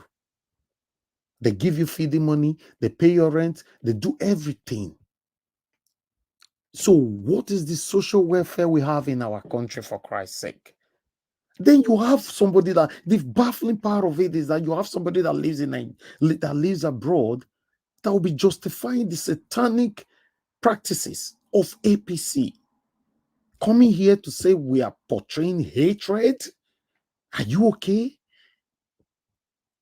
People are dying in Nigeria, for Christ's sake, right now. At this moment, people cannot even afford rent anymore. If I show you messages that we receive, we are not here to distract people. If not, I'll be bringing things here, show you some things. It's terrible. Husband, they tell wife now, say, may you wear wetin go tight you for body. For this market where they go so. Then the wife go, they tell the man, say, must you say it to my face? Ah, if not, wait is spoil. They go joke over it, but they are serious. You go cash woman for Nigeria now. The husband is aware. You just the thing say you do guy man. The husband is aware. They need the money. This is what the government have reduced everybody to. These people need to be rescued. That make me talk and say, you way they hate me. Might I tell you one thing that you must understand today. It's not bragging, but fact. No matter how Nigeria goes spoil, rich, batak, fo. Some of us not go feed back for food again forever. Ah, God don't do have tele. In fact, anybody that is in abroad, your stabilization is already sure. What is your stabilization? You already get your document and you're working. You don't feed back for food again forever. So stop attacking us. We are fighting for you, not for me. Even though I know it's still going to affect every one of us, but you will benefit it more if Nigeria is better today because you are there. But they use you to insult us. My army friend sent me a video 3 days ago. Then after I watched the video, I sent him some message. He said, make I call him when I'm free. I can call him. He tell me, say, I beg my brother, make una talk for us. We won't die. Is it not 12 a friend and the key for Sabisa Forest? So I beg una they speak for us. We can't speak because we are under uniform. Just 3 days ago here.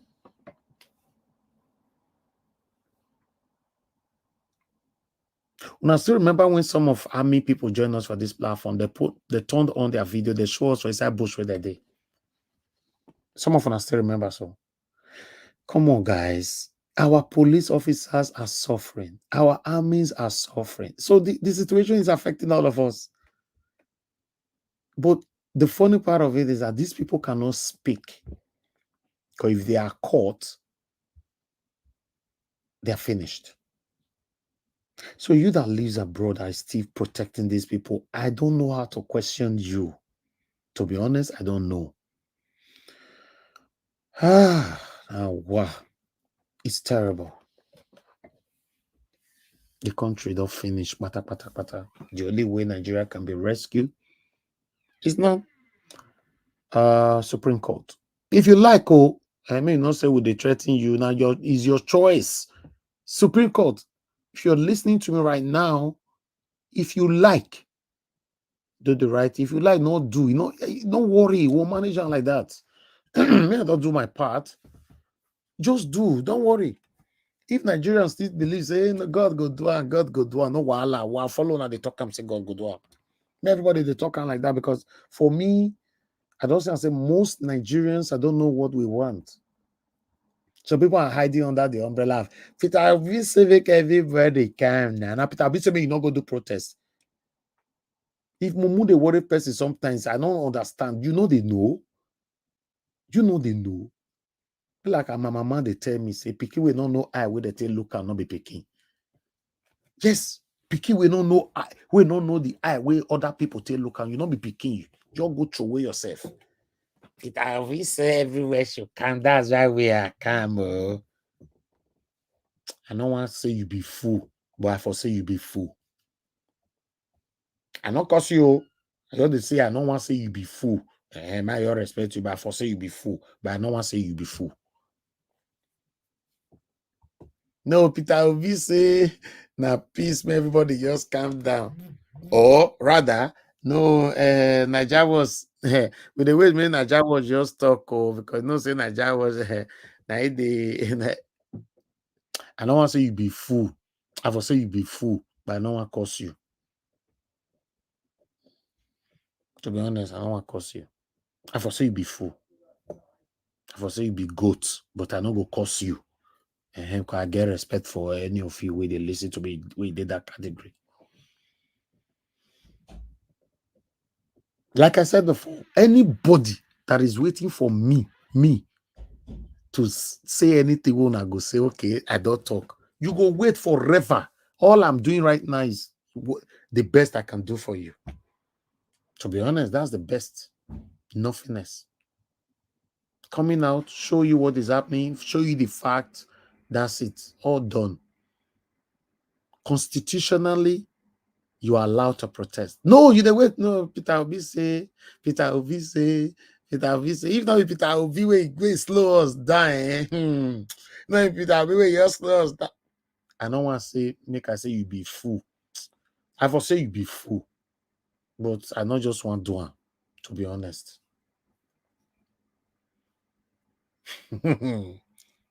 And they look now. So this is how we're just gonna continue like this, right? We should continue like this. It's getting worse, my people. It's getting worse. It's getting seriously worse. Trust me. And if you are listening to me right now, you live abroad, I know say it's not be platter of gold as well. People are still managing abroad, but I want to say, just tell God, thank you, Lord, at least for choosing me. Just say thank you, Lord, because if at this moment in Nigeria now you stay permanently and you don't have another choice, another option, and then you for know it to be life. Nigeria is terrible right now. It's terrible. Families are selling, husband and couples, husband and wife are selling their properties and traveling out.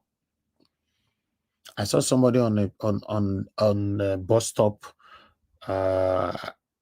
day before yesterday.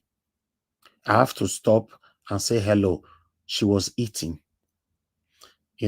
So then, although the way I tasted her was not nice, because she was eating alone, and as she just see me, she now have to quickly carry her food, put for inside bag, say, sorry, and all that. So what are you looking for? She said she look for house.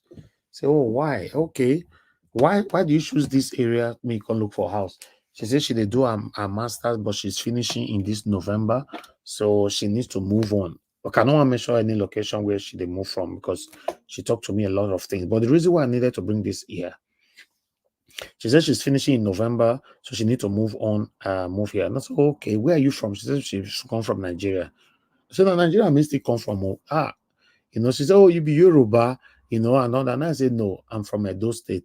He said, my accent be like Yoruba. I said, okay, I'm from Edo State. She said she be Igbo. I said, okay, that's fine. We are still the same Nigerians. And she said she come here with her family and all that. So, okay, with her husband. He said no. Say her husband tell them they come first, but her husband in Nigeria.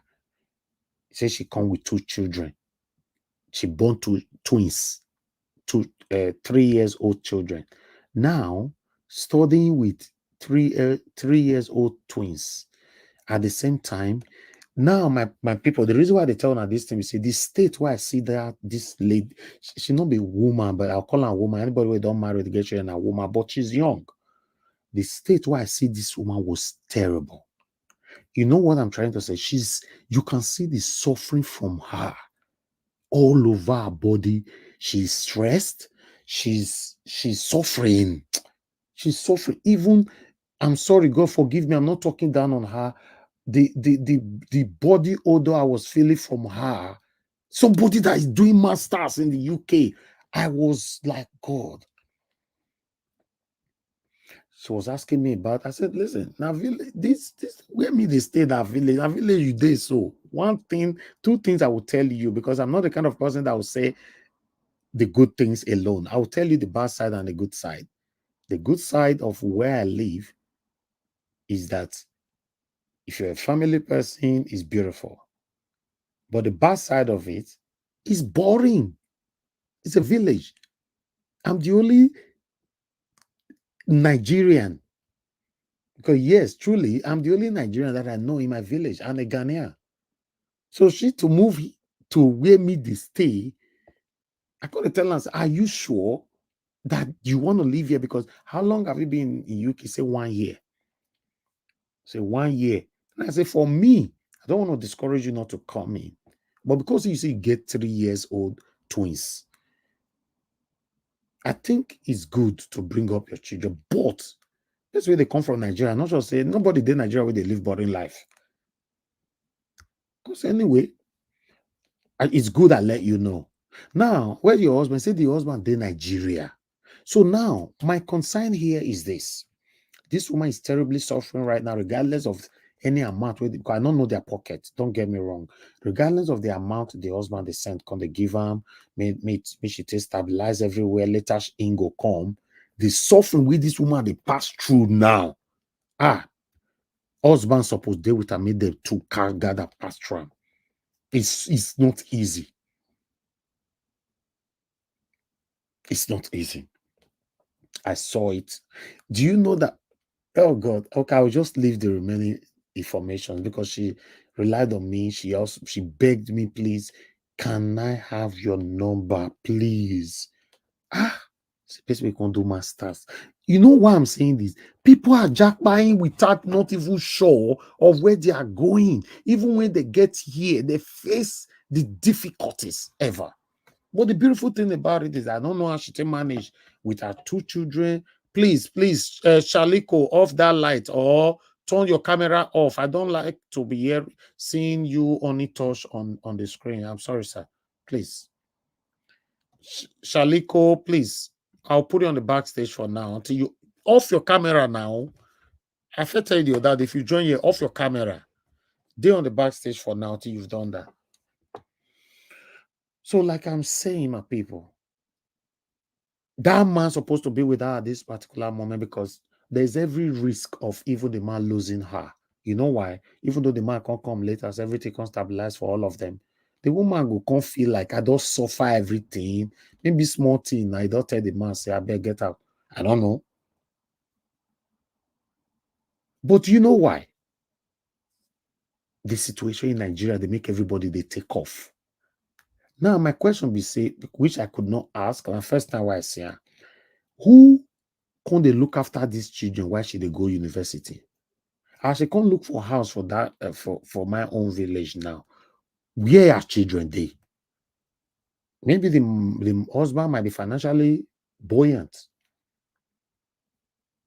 Everybody's running. People are selling their houses now in Nigeria to travel out of Nigeria. It's terrible.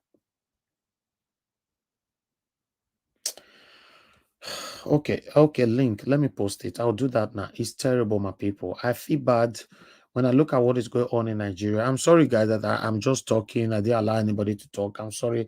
I just wanted to be expressive, to let you guys know that it's not funny. It's not funny. What is happening in Nigeria. Fortunately, the same satanic people that are supporting APC, they don't visit Nigeria. They don't visit Nigeria. Some of them never get money to buy ticket go Nigeria. They are supporting APC from UK or from America or from Canada, from Europe. Thank you, Madam Rita. They don't have money to buy tickets. Some of them are stupidly poor. Yes, they are. You are supporting satanic party. Even they visit Nigeria once in 5 years or once in 10 years. You are saying that the party that goes change Nigeria because your village people did there. Who do us this one, for Christ's sake? Who do us this one? Mr. Elvis. Yes, moderator, thank you. I'm very happy addressing this issue. You know, it's actually related to what we keep talking about every day. It's very, very important. And because most of us in diaspora, especially in the English speaking countries like North America and England, we know that there's a very high volume of Nigerians migrating here, right? To the mostly English speaking countries. And then we're seeing what is going on. We have relatives. Most of us, we have relatives. We have friends. We have friends of friends of friends that, you know, we might probably be a reference to help somebody. You know, I'm experiencing it here. So that's what I'm saying. So your topic is not far-fetched, and it's something that people need to really understand and be aware of. And I That's just why I want to normally say, Madarita, that because of this repetitive judiciary, Peter Obi, judiciary, Peter, we don't have time to talk about so many other topics anymore. Yes, but it's all relative because of a bad system, and that's why people are migrating. Who don't like better thing? Everybody wants the best for their children. If not even, it's a sacrifice to even come to a new country as an adult. It's very difficult, and then you now have to go back to school again. You have to start looking for a job. You have to start doing the things that you know is not even comparable to what you were even doing in Nigeria, but because of a bad system. But you sacrifice those things for your children. You sacrifice it. So it is, your topic is not far away from what we talk about. I want to appeal, please, every man in Nigeria, please, I am begging you. I don't beg, but I'm begging you. Please don't send your wife and children to a foreign country alone. It's No. either you go there alone and fix it, bring your family, or all of you come together. It is very prevalent here. It's very annoying and it's very painful. Tomorrow we start to see domestic violence when the woman has stayed here 5 years and suffered, and then the man all of a sudden you show up and you think it's all kumbaya, it's all peaches and cream when she suffered. Winter is coming now. Winter is coming. Women on their own with their children. What are they going to do? Please tell your relative there's no responsible man that will send his wife and children alone to a foreign country. They should stop it. We should be preaching it out. Please stop it. If you have a brother who is doing it, should not leave his wife alone and send our brother and he's in Nigeria. No, it is wrong. It is very, very wrong. It is Rita, very, very wrong. Please stop it. You know why we support you 100%, Mother Rita? The condition why I see this woman, and because she said it looks like the man is financially, there. Fine, I understand.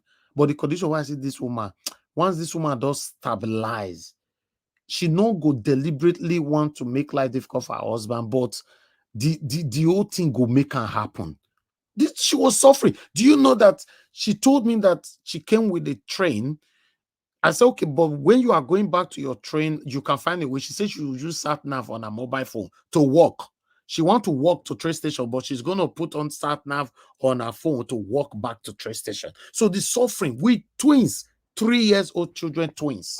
That's even the most difficult age of children where they need 24/7 attention, and this woman is left with going to school full time and taking care of children. To me, it's just, I don't know, it's laziness on the part of the man. Money is not everything. How do you raise? Is it by money? Okay, the daycare where she's staying now, or the person, do you know how safe your children are? I just don't. If you're a woman and you are listening, or you're a sister, if you're listening to the sound of my voice, and your sister is telling you, it is good, my husband said, let us travel. Tell your sister not to try it. Tell her not to try it. If the man wants to travel, he should go first. And then he should be stable in Nigeria. Let them be stabilized, and he will send them forth. That is the work of a man. Now we're talking about how men are being pressured today. You see, everything is just the family system, the family unit at itself is being scattered because of bad government in Nigeria. So people are forced to do what they are not supposed to do. Girls are doing what they are not supposed to do. Men are no longer the men that like on our father's time, taking responsibility to take care of their family. They're no longer doing it. And what is the number one excuse? But the country is bad.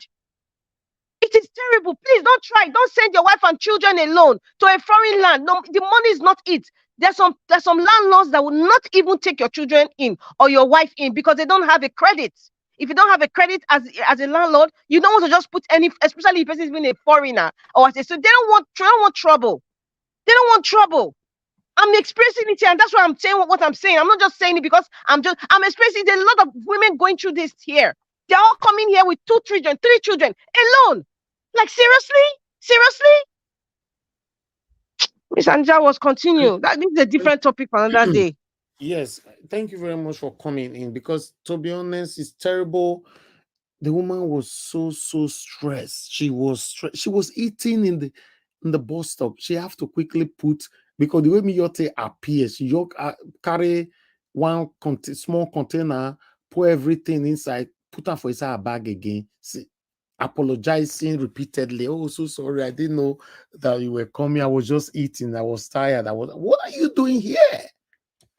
Because for me, I need to ask, because if I see black person from my community, I'm if they greet, because I want to know. And I want to know how far, where you come from, and all those kind of things. I know they see Nigerians here, although I like it like that though. Yeah, I deliberately choose where I live. So come on, guys, come on. The bottom line why I brought this whole issue is because our system is wrong and is dividing, destroying Nigerians, couples, family, papa and mama, Peking mama, everybody. The situation in Nigeria is destroying everyone. It's terrible.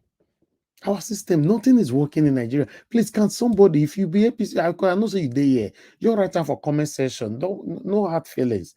Tell us what is working in Nigeria since you were born. Just write down for comment section. Right time, because the satanic part of you people that is supporting the satanic APCs, that you are not even proud of the people you are supporting. You cannot bring yourself out in the public space to speak and defend your satanic party. That's the thing. Even throughout the campaign session, nobody was proud to say I'm supporting Tinubu. Now we call the cashew and say, you be Tinubu man. Why are you hiding him now? Just say it doesn't matter. So they hide, they go hide down. Why? If you know what you're supporting is good, why are you hiding it? Why? Meanwhile, let me take on a final submission so we can end the show. Because for some will continue, we'll sleep here forever. Thank you, my people. I appreciate you all. Press on the like button. We'll continue to use our platform to do what we know how to do. But one thing I promise God, I will never use my platform to deceive anybody. I can never use my platform to do anything that can cause anybody pains. Never. Rather, use it to do the right thing. I can never bring a title here to deceive anybody. You can never see a thumbnail that we use in deceiving anybody. We can never bring any video here to deceive anybody. Yes, we are not the best, but I see ourselves as the best. Because depending on what you do, like I've always said, you can deceive everybody. You cannot deceive yourself. And then you can't deceive God as well. Right? So what is that thing you normally do in a secret place? Ask yourself. If you know it's bad, it's not too late. You can start changing it right now. Thank you very much, my people. I'd like to hear from Peacesoft. Peacesoft, thank you very much, sir, for your patience. Please talk to us. I'll give you your 8 minutes before I take on a final submission. God bless every one of you. All right. Thank you very much, Mr. Elvis and the panelists, everybody, listeners and hearers, commenters. God bless you for the opportunity to speak here. I've not been around for like 2-3 days now. That was because I was a little bit down, but I'm okay now. I listened to Manarita yesterday. She spoke very knowledgeably yesterday and intelligently, looking at the events currently going around the whole world. We've talked about these things before. We said the whole world is going through a reset. There's a shift of power. Of course, I know United States can succeed on their own because they produce a lot of stuff. They can be very self-independent, but Europe is on their neck. I also know that Germany can stand on their own very strongly. I know that UK cannot stand on there because they produce nothing. They live on other people's, wealth and other people's stuff like that, and some other European countries. And this shift that is currently happening, we remember we talked about this thing some time ago. We said Nigeria is not out of it. Nigeria's definitely, there's going to be a reset too. Nigeria is not left out of this reset that is currently going on around the world. And if you look at the Chicago State University, all of a sudden they are coming out to tell you that, oh, we don't know anything about this certificate. It's normal. They don't know nothing about such certificate. Whatever the years that Tinubu says that he graduated from, it's been delayed because they've been trying to look at for the data, because if you don't have his data, you can't really pull out a certificate that belongs to him. So they've checked and checked and checked, and they can't find Tinubu's data. So they are forced to come out and say, hey, we don't know where he got this certificate. So what does that mean? It simply means that he did not graduate from this university. That's the meaning. He's not even a candidate. He's a female. We talked about it before, that the owner of that certificate is a female. And look at Atiku's lawyer. She's not just ordinary lawyer. She's a lawyer that works with the FBI. She works with the CIA. She works with U.S. Supreme Court. She's not just an ordinary lawyer. So Atiku didn't just go out to pick an ordinary lawyer. He's a lawyer that already has all the data, everything she's looking for. They're just looking for verified. And all of a sudden, FBI is saying that, oh, okay, now we're going to be releasing Tinubu's data. We're going to be releasing their files, maybe in batches, because when you say, when based on the request, they're asking for Tinubu's information, kind of like data kind of stuff. So it's going to, that's why the papers are going to be long, because it's going to comprise both places he shops or where he buy things, credit he had them, kind of stuff. So it's a very large document. The FBI said, okay, we're going to be releasing it in 500 pages by pages. 500 pages. That's a very large document. You see, now Tinubu has dragged the whole country into an international mess. That's what's happening, because at the end of the day, the judge is going to rule. Then the school is going to return soon to Tinubu. That's what's going to happen, because they will need to regain their, status back, because otherwise they're going to drop from the index, which is the performance of their school, because this is a very huge allegation that the school is responsible for or the issuance of such certificate. And now the school is saying, no, we are not responsible. We have no knowledge of this issuance of this, the issuance of this very certificate. So we don't know where it came from. This is a big mess. Why am I taking my time to go through all of these things? You see, sometimes I listen to you carefully, the way you talked about people prostituting, a lot of Nigerians, ladies prostituting in Nigeria. It's so sad, because it's so obvious. It's so obvious. These things are not hidden. Everybody is aware of what's going on. And our churches, our mosques, they are not helping in any way to solve these problems. Rather, they are contributing, they are taking the advantage of the people's circumstances to inflict more problems, causing more harm to the people. And now, Tinubu, all the way from Nigeria to the United States, to disgrace Nigeria, to put us on the spotlight, because right now it's not only him. I believe that there are many Oluwole certificates that must have come out from that school.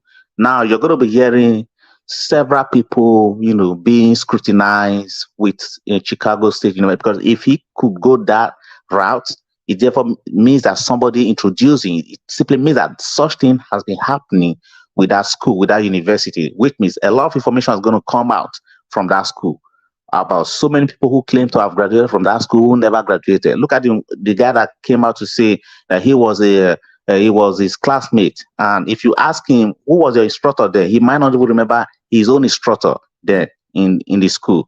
And look at the way he just, Tinubu was a good guy. How did you know Tinubu was a good guy in school when you are not his instructor? How did you know? Is it that was there any time they made a poster and showed it everywhere that, he's one of our best students? How did you know? You are not his instructor. So how did you know that? You see, this is a big mess. And for the military, I believe something is going to happen. And I like what you said, Mr. Evans. You said that people are hoping that maybe Peter Obi will come out to tell you that, you're going to use your platform. I mean, anybody thinking that way is not really wise at all, because why would you think that Peter Obi should just come out to say, hey, go and protest? Even if you want to protest, you should know that Peter Obi will want to tell you, don't not protest. You're not going to follow him, his instruction. We don't do that. It means that you don't even know what you're doing. If anyone is thinking that way, thinking that, oh, we're going to wait for Peter B to tell us. For example, most people are already doing this. They're not waiting for Peter B to tell them what to do. If people had waited for Peter B to tell them what to do, I don't think we'll be here, because we'll just be waiting. Nobody will want to take, further steps to check some certain things, information, kind of stuff like that. Because Peter B himself cannot do it all. We don't even want him to even put his mouth wherever it's happening, because what they're trying to do, these guys are continually pushing Peter B to make statements to calm the people, because they know that there are some other people who are using that platform or that opportunity to speak to the people, because Nigeria, there's so much poverty in this country. So if you have money, you can control a lot of people in this country. That's what I see. If you have money, you can control a lot of people in this country. Nigeria is a very broke country. The people are suffering. Everybody is looking for where to just, put their head and survive. It's all about survival. But I believe something is going to happen, because we just cannot continue like this. And I believe that we just got to change the situation. It will just take one strike to happen, and then the rest will be history.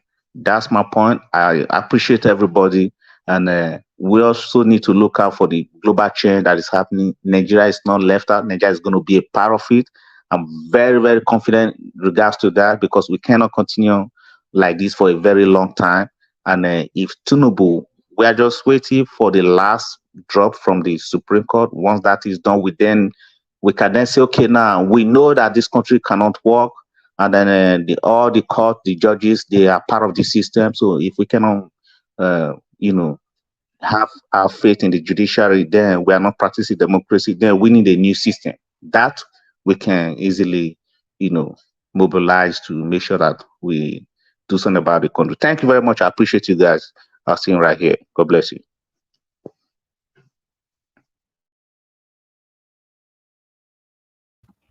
Thank you, sir. Thank you very much, Peaceoft, for your submission. It's good to have you on the panel. I understand you said that you were very down and all that. I really do understand. I understand what everybody they pass through. It's very, very unfortunate. But one thing I want to advise everybody is that regardless of the disappointment, but we shouldn't give up. We shouldn't give up. So that's all I can say. The reason why I don't want to stress that anymore, maybe some people might think that, oh, maybe I want you to come to my platform. You don't necessarily have to come here. Don't give up on your country. That's all. Go to any other platform. In fact, create your own platform, but don't give up. That's my message. Because if you give up, what are you giving up for? My brother, sorry to get you.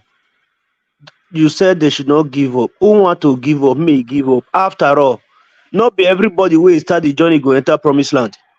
The same few more are few are choosing. Now let the choosing one go follow us enter the promised land. That's true. You are right. That's true. And not be everybody will start and they finish them as well. You are right. Anyway, people, I'm doing my part, and I believe many are joining me doing their own part. So if you're listening to me, you're doing your part. Anyhow, you're doing your part. Please continue to do it. We cannot continue like this. I don't know how you're doing your part. Any platform, people are preaching the good words, share their videos. That sharing is another thing that people think that, oh, you're doing us a favor. No, you're also doing something. Yes, sir. Yes, on people giving up and people slacking behind. I want us to act like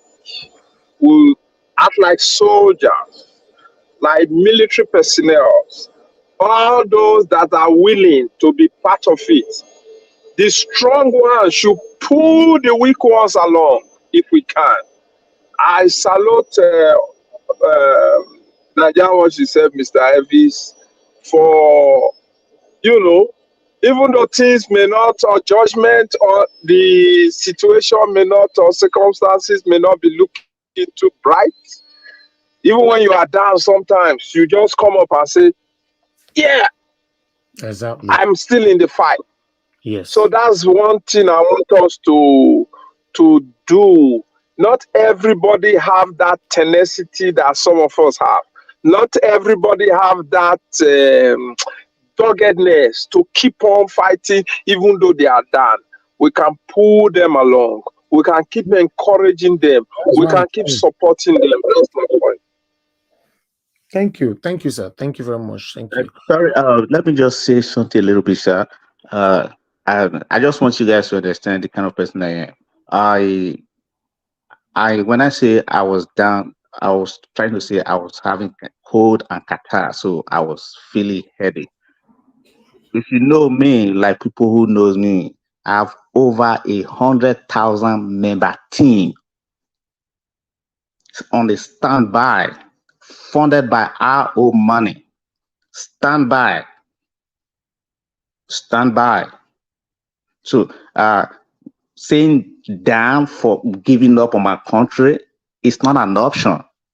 It's like a do or die issue, a do or die stuff. For most people who knows me, a do or die stuff. Thank you. God bless. Thank you, sir. God bless you too, sir. Thank you. All right. Oriyomi Abdul, I can see your comment. You said, Mr. Elvis, since that day of the horrible judgment, I've been so down. Yeah, I know, I understand. A lot of people are still down right now as we speak. All right, before I come to Mr. Charles, let me pick. Okay, Tony Africa, thank you very much for calling in. You have 2 minutes. Please talk to us. Good evening to you. Okay, sir. Thank you very much, sir. Good evening, sir. Thank you, sir. Go ahead. Yes. I thank you very much, sir, Oganajawok and all the speakers. But the fact remains that it's very, very difficult. So don't blame anybody that is down because nothing is working. Let's say out of 100 items, look, we just say one thing they work. There is no signal that things are working, sir. Because when all the institutions are just dead, no institution to check over the order. That is why people are down. And it's very painful that most of us are speaking from abroad. You see, all those stories that we got related just now about that woman, about people becoming Olosho in Nigeria, it's not their fault because the system is gone. Exactly. What the hell is that? That we have to get out of the country before we can survive. So that is totally, there's no way to start from. That's why we are saying that we should look for an option, sir. Okay, you people look for the option, sir. Thank you. Can I respond to the caller, please? And we can develop at our smaller spaces. Hold on, Mr. Tony. Somebody want to ask a question. We can come together later. Okay, Mr. Tony, hold on. I guess somebody want to ask a question. Okay, Go ahead. okay. The question is, he said the system is not working. If everybody know that the system is not working, why can't you keep on fighting for the system to work? That everybody is out there in the beer parlor, according to Mr. Elvis, drinking 3310, Ishe Ukwobi. You don't want to fight for the system to work? And you not want me to accept that everybody is down? If no system is working, that is what will motivate you to fight. Yeah. Oh yeah, answer him. Go ahead. Thank you very much, sir. It is very easy for us to be speaking just like that because we are speaking from our comfort zone. It is very painful. Look at the way Oga Elvis is, relating all this, what is happening. He's the one that is going to Nigeria. He's living in Nigeria. We are not living there. So, but the fact remains that those people that you are seeing in Nigeria right now go to the beer parlor, it's just a while away the time to seek succor. Because it's too bad. Even the big businessmen, contractors are down. I have families who are contractors, who are building men. I say everybody is down. Nothing is working. Let's say if the judiciary that is supposed to be the last hope of the common man, just imagine, look at what happened that day. They turn into instead of it's become just opposite of what they were supposed to be doing. Exactly. You know what I'm saying? It's very painful. My brother, Mr. Tony, these political dealers have happened to me. No, nothing. The governor of Edo State, for example, will just take all the money and just use it. And you will say, catch me if you can. I mean, that is what we are talking about. That's what we are saying, sir. My brother, Mr. Tony. Thank you, Mr. Tony. Thank you, sir. Nigeria have happened to me. I'm very grateful to you, Oga Elvis. The life of my own personal father was being taken in front of me. He had the cut into pieces like No, please don't say those things now, please. Please. You cannot use those kind of words here, Oga Phillips, please. You know the rules now. You know. Hello, thank you very much, sir, for Babila, you know, say I know they always like talk of all those things. Sorry. Good evening, and Thank you, sir. God be with you and all the members of the panel. Thank you, sir. Go ahead. Honestly, when I listen to your voice and hear the voices of Nigerians, I weep where I am. And why do I weep? It's not as if here Nigerians are not who they are, but we see a trend that had permeated Nigeria so deep that Nigerians, just like you rightly said, have moved on. Nigeria, what if I tell you, I came here, like I told you since last year, for treatment. I'm still taking treatment. But each day, if I don't receive calls here, I receive a minimum of about between 8 and 10 calls. I don't have a dime in US now. The little I have in Nigeria, I share money every day. But these people, you call them, you are talking to them, they don't even know what is happening in the country in which they are. Many of them don't even know what is going on. I was talking to somebody today. Can you believe me that the person told me that they are still, they are not gone to the Supreme Court yet. They are still in the tribunal. I said, what? Tribunal has ended since on the 6th. He said no. Can you imagine? It will not come to argument. I laughed. I said, go and verify. And I said, by the way, do you know, have you heard of Niger Watch? Please try and tune into Niger Watch today if you have never done that before. I have introduced this channel to so many in Nigeria, but the problem I'm having with them is the nonchalancy. People out here cannot do the fighting for them over there. Mm-hmm. Obi cannot be the way. You had the woman you talked of yesterday, a clown somewhere saying they should arrest Obi, they should do this to Obi, they should do that to Obi. Over what? The people creating problem in Nigeria, nobody is talking of arresting them or troubling them. The gentleman called Peter Obi is the one somebody is suggesting they should go and arrest. Well, I have this belief. You see, when things are happening like this, occasionally people may not know what to do. Like I told you, I've been downcast since the day of that decision. But sometimes I just sit down here, I don't even know what to do. There's no day I don't listen to this program. Whether I call in, I don't call in. Whether you see me do anything, no matter when I come in from wherever I go to, I must tune in just to hear what is going on, because your platform is the center point now of what goes on in Nigeria.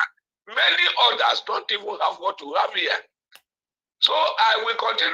God help me. Whichever way I can encourage you, I will.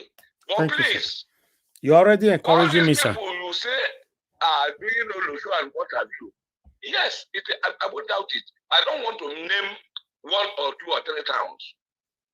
I've lived in Ibadan, I lived in Abuja, I've lived, in Lagos. I lived in how many of these places? In recent times, if I tell you, you may find out that even married women are worst off in this matter. Married women, not single ones. There was a place I used to go and sit down and rest because of the problem I have, and I was alone there. My wife was over here. So when I come in, I go there, I sit, they give me a seat somewhere at the back, and I watch what happened. You see people drive into this place, men driving into a brothel with people's wife. They just go to the back, and you see them, they just rush into one room. After an hour or 2, they are out there. I just sit there, I kept asking those boys, I said, come, is this how these people come here? They say, oh, guy, you never see anything, no. Now them, they are our customer here. It's a shame, and it's very unfortunate. Very unfortunate. And the people perpetrating this problem in Nigeria are the people doing this thing. They are taking advantage of the people they have ripped off. Anyway, they are the ones who will be happy to tell you, oh, I took over so and so person's wife. It's a shame, Niger Watch. Thank you. Let me not continue, please. May God bless you. Thank you, sir. This effort will never go in vain. I pray every day. Whether on my knees, on my belly, sitting down, whatever, I talk to God concerning this matter. I don't know where it's going to, but it will get somewhere. Amen. It will get somewhere. You will hear the result. May God bless you and bless all the members of the panel. Thank you very much. Thank you very much, sir. God bless you. Thank you. All right. Okay, my people. Charles is still with us. Please unmute yourself, Mr. Charles. Okay, you're already unmuted. Can you hear me? Yeah. Thank you very Mr. much Harvest. for your patience. Good evening from here. Good evening, my brother. Please talk to us. Yes, the other day on the 6th, I was trying to join the panel, but it's like I'm having some issue. Your network, yes. So what is there is that Nigeria will have a lot of problem. In fact, even the worst one that is even paining me is that these politicians that weaponize the masses to the extent that nobody can talk. To be Mr. Harvest is somebody that don't eat belle full, and they fight now. When you no eat and you are feeling hungry, how can you fight? It's not possible. So that is one of the things that is even making. But they don't even need to fight. Nobody is asking anybody to fight. As he be, as the thing they be. If all of us eat, everybody is okay. We will not be giving room for politicians to be doing all this rubbish that they are doing now. So the words that when you are feeling hungry, they will be suppressing. But they can still go for protest. Many of them are in beer parlor every weekend. Why can't they go to a protest? Mr. Evans, the protest that we organize before that, after on the 6th, that we're like, this one is you too, that we're saying okay, because I'm in Agege, Lagos here, that we're saying okay, there's no problem. That once anything happen, if the decision go the wrong way, that we are going to enter the street. So when he reached that day, if you call this one, he will tell you, guy, no be me they go kill, guy, no be me they go kill. So everybody don't, because of the fear, everybody enter house. And in Nigeria is when they will kill person and nothing will be done over it. They will just kill person and the thing has become Sarah. Nobody will protest. Nobody will talk. They will just die the matter. The K word is too much. The K word, you can make use of sorry. The K word is forbidden here. Just use by when the back person, okay? Go ahead. Okay, there's no problem. So that is one of the things that is there. So everybody was just now running. Even there's one elderly man that was telling me that Charles, that if they declared P2B winning in the tribunal, that I should just close my shop and go home. Even that the very first day that they had that P2B won election in Lagos, that day I was unable to come to the market. That is how these Aboru boys enter inside the market, begin to destroy people's car, stealing from people. The different kind of thing. Okay, what is the reason? They say that the Igbos want to overthrow the Yoruba from Lagos. That you understand, everywhere become violence. People didn't come out to open their shop for 3 days. So what we are into it is something bigger than what you guys think out there. Even the person that you are even thinking that you and this person, you are fighting the same thing. The person is even fighting you at the back. So this issue of Nigeria that we are saying in this platform, that nothing is working. True, nothing is working. Nigeria has happened to me. I was supposed to be I was supposed to be in Europe now somewhere playing my football career. But because of how the system is, I end up becoming a trader. My own is even that, Mr. Harvest, this is Amoju.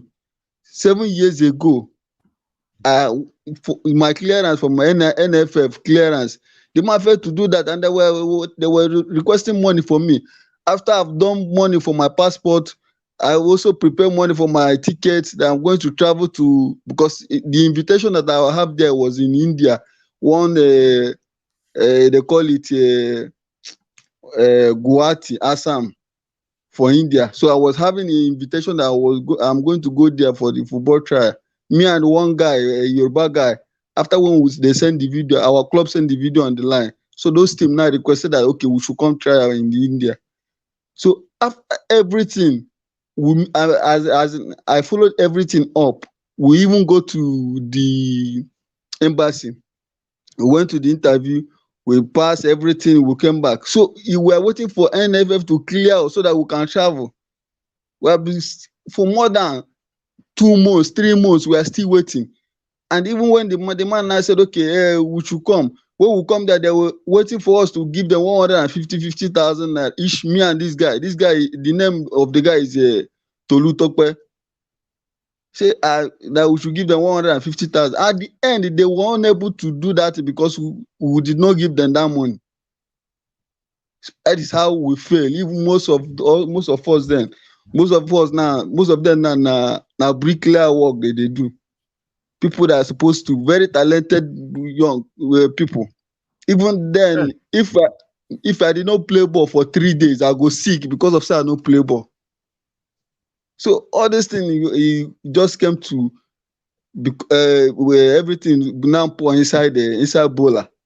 So the system is very, very it's only God that can help us. So Thank you. it's only Thank you, God that Mr. can help us. Sunday. Nigeria is, you know what, this is what they call captured state by the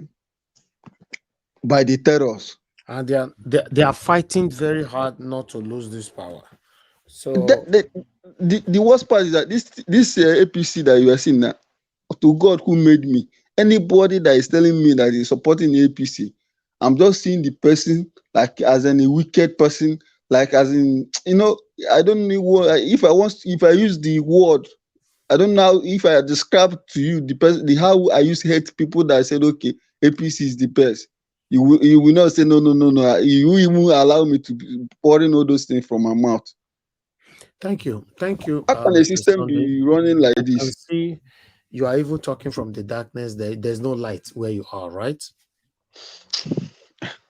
Issue of light, that one don't become a normal thing to us now.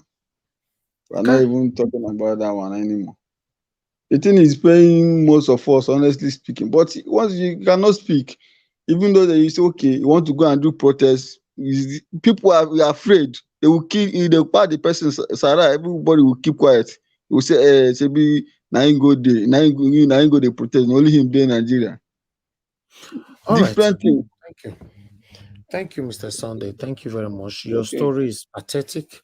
Let me take this call. It's the last caller for tonight. Good evening to your name and where you calling us from. Hello, I'm calling from Harrogate in England. Thank So you. how are you on Niger Watch? Thank you. I'm very fine. Talk to us. Yes, it's very interesting. I'm Miles Alex. A lot of Alex, so I want to use Miles so that I can differentiate mine.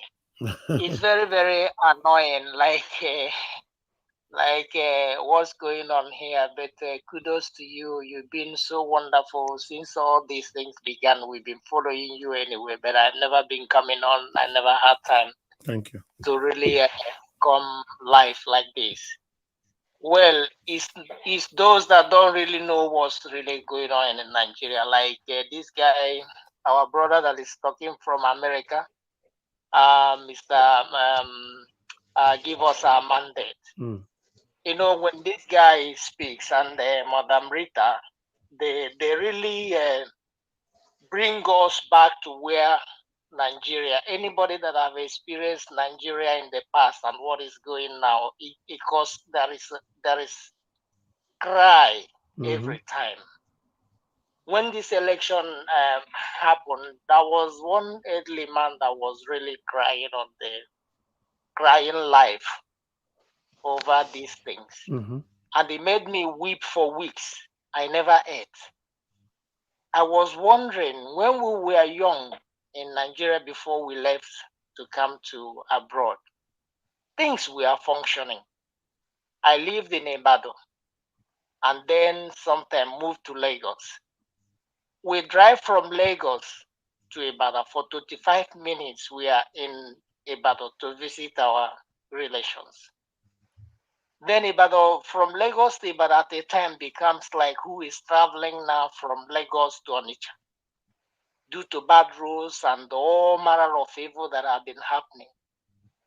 And these things, people look at it, they think it's a joke. Like the young man that just finished talking about who wanted to play football and things like this. And they said they were in Lagos, and then the day of judgment and things, they were trying to organize themselves, but they couldn't go. You know what is happening in Nigeria? They over, sometimes I see them like, when one is so foolish, he tends to forget so many things. You know, you keep on supporting, but then you ask, how long will you support these people? Even the support we gave to some of them had made them so foolish that they don't think of any other thing. I'm sorry to use this word, but they are real. This is what they practice. A lot of them, even their brothers are abroad or their relations are abroad, have become so complacent that they don't want to do anything. That even when you are here to sort out things for them to do over there, they don't think about it. They are not concerned. Look, you are there. You say you are hungry. There are people that are hungry. They can come on the road, all of them lie and say they are hungry. They are not moving, but they are just laying there. It's a way of protest. You don't need to go and wrestle with somebody and say you are protesting. No, there are so many ways of doing these things. But the things that make them think things are okay is like this devilish and evil way everybody has just connived.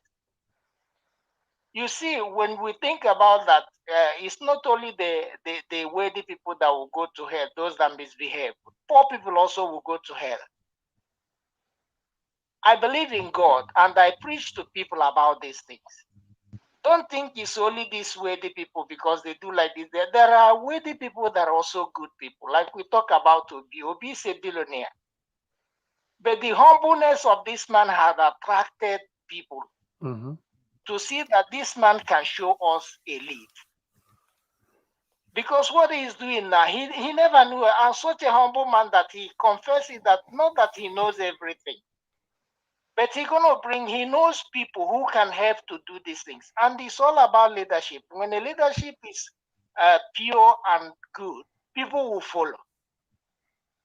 You see, and that is the only thing we are hanging on here and praying that God, because of the sufferings of the masses, and because of these few you have seen, like few people commented there, you see, this kind of fight, we know we need the majority, but at times it's not the majority that win this thing. Thank you. It's those that don't, it's those that believe it, it's Thank you, those sir. that are willing. All right. You know, we have a lot of We need to go things now. that are happening on, but but the Lord will help us. Keep on. Niger Watch, what you're doing is tremendous, and the Lord will bless you, and this thing Amen. will continue. Thank you, The sir. fight is not over yet. God Yes, we bless you, win. sir. Thank you. Thank you so God much. bless. Thank you. Yes, thank Good you. night, God sir. bless. All right, that is the last caller for tonight. So we're gonna have a final say right now. Before that, I'd like the next person I'm gonna call is gonna be moderator. But before that, let me appreciate somebody that super chatted me.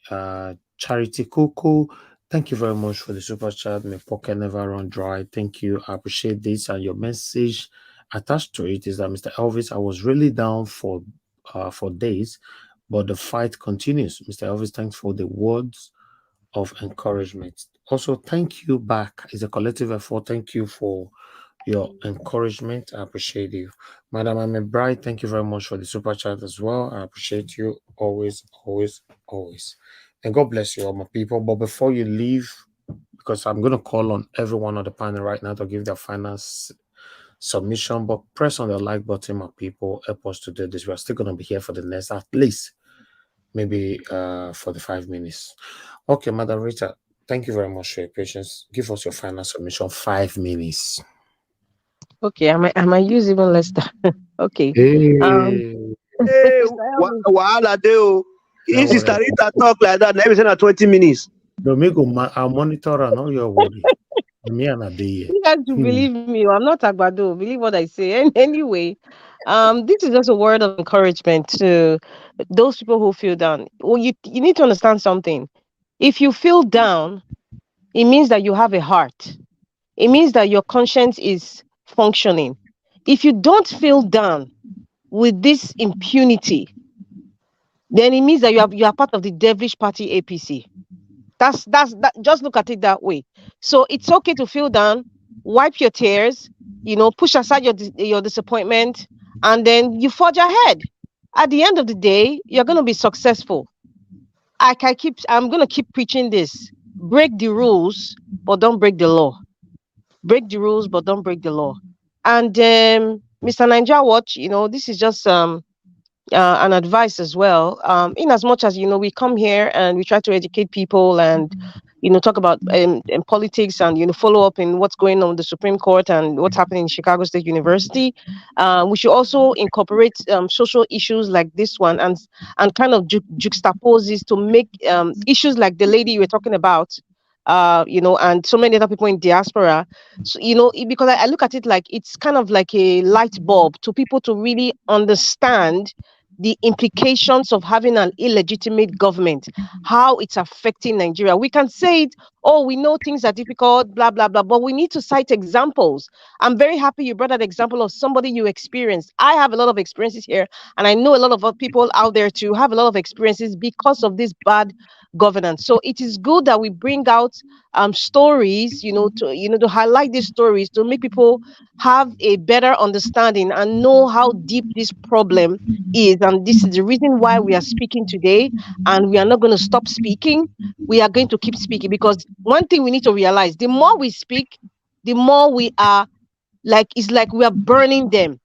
And you see some of them who come in like fake makeup. We are burning them. We're making them vexed because our truth is burning them badly. So don't be down.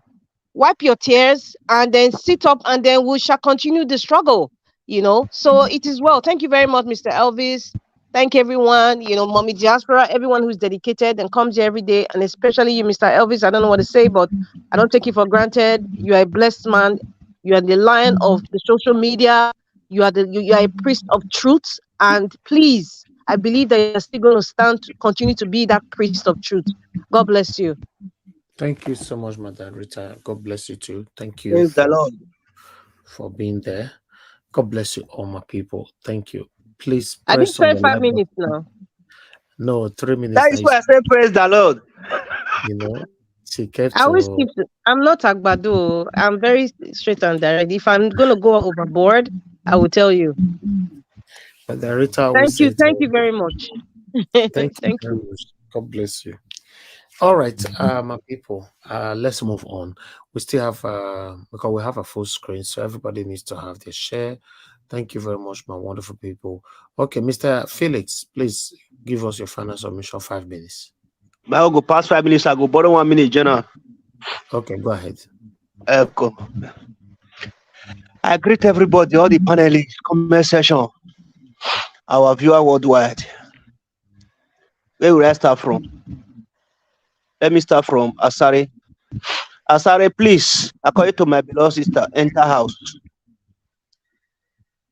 Because the time when they go Abuja, go they carry all your prisoner, they demonstrate. All this word not there your mind that time. You know reason that twice before you go Abuja, go they do protest. Enter house. Because all those your statements not get meaning to me personally. That is one side. Second thing, I have a message for the Supreme Court judges. I just want to reference you people to your learned colleague in the election, the one that you pass on the judgment they passed. That there was a statement I heard about that they said they delivered the judgment they delivered because they were being bullied in the social media and otherwise. That is why they decide to go that way. A message for you, the Supreme Court judges. If a criminal is being arrested by police and they bring him to the case to your table, and you sentence him or her with the capital punishment, are you still going to sentence the whole family, friends surrounding him or her with a capital punishment because one person committed a crime? You sentence the whole generation? What does that mean? That though your learned colleague are not learned enough to deliver justice, because I don't see any reason they will make such a comment. Learn from that. We are waiting. Me personally, I'm not begging for you to do the right thing. I can't beg. You know what to do, the right thing, to right the wrong. We are waiting. We are not fools, and I can't call you people fools. Never. But do what you have to do to save your name and to save the name of the judicial system in Nigeria. Upon all the evidence our principal brought to the court, even the TV and all the evidence, they said they don't bring any evidence to back up his case. My people who are out there down because of the judgment they passed, the 5 panel judges passed, it's normal. If you are hungry, you don't have food, what will you do? You find a means of getting the food. It's either by going to farm and start farming, or ask for an assistance from anybody close to you, so that uncle not go beat you. You don't need to be down, because if you are down now, you will be continue to be down tomorrow. If you don't want to be down tomorrow, you don't want to be hungry tomorrow, you have to make a hay when the sun shines now. That is why you have to have the courage to keep fighting. Go to the farm, plant, so that you will see food where you go chop tomorrow. That is why a luta continua. No retreat, no surrender. We must fight this cause to the last stage. That is why we have to go and hear from the Supreme Court, because they are the highest authority. What the 5 panel judges did is just like what Mahmoud did. After all the shenanigans, say, I beg, may I come out for my head? May I go to court? The 5 panel judges now constantly do the same thing, say, may I go to Supreme, because they don't want may they deliver justice, because I can say most of them were be compromised. All right, Leonard, 1 minute. Come give una. Mona, you do the right thing. I'm not begging for it. Just do the right thing and save your names. I eat for now. Thank you, my people. Have a wonderful night. Thank you, my brother, Mr. Felix. Thank you. All right, let's quickly move on to the next person here, which is F. Emmanuel. Sir, are you there to give your final submission? 5 minutes. Okay, I'll move on to the next person. Prince Akwashi, are you there? 5 minutes. Can anybody I call you're not there is fulfilled, so that we can just move on. That has been forfeited. Then let's move on to Peace of, sir. If you're there, I know you're always there. 5 minutes, sir. Thank you very much. I appreciate you. Uh, Sorry, I'm just going to divert a little bit. You know, uh, you see, sometimes we look at the situation in Nigeria, and I saw a video where Afsar Dokubo was asking that the eastern states they should allow the 5 states to go. So the question will be, if the Nigeria government asks the 5 eastern states to be on their own to go and separate from Nigeria, does Asari Dokubo think that the rest region in the southern Nigeria will want to stay with Nigeria, or how is he reasoning? Does he think that if we could not compete with uh, 70 states, when we're at 17, we could not compete. So it's when you become 12 state that you'll be able to compete. Is that what he's thinking? You see, because some of these people, they just talk. I believe they just talk. They just like to talk. They just want to show up on social media, and they just want to kind of like make noise, and so that people can be talking about them. You know, sometimes ago, when these people were invading our territory, and Hess and terrorist people, man, were invading our territory, where was our Asari Dokubo?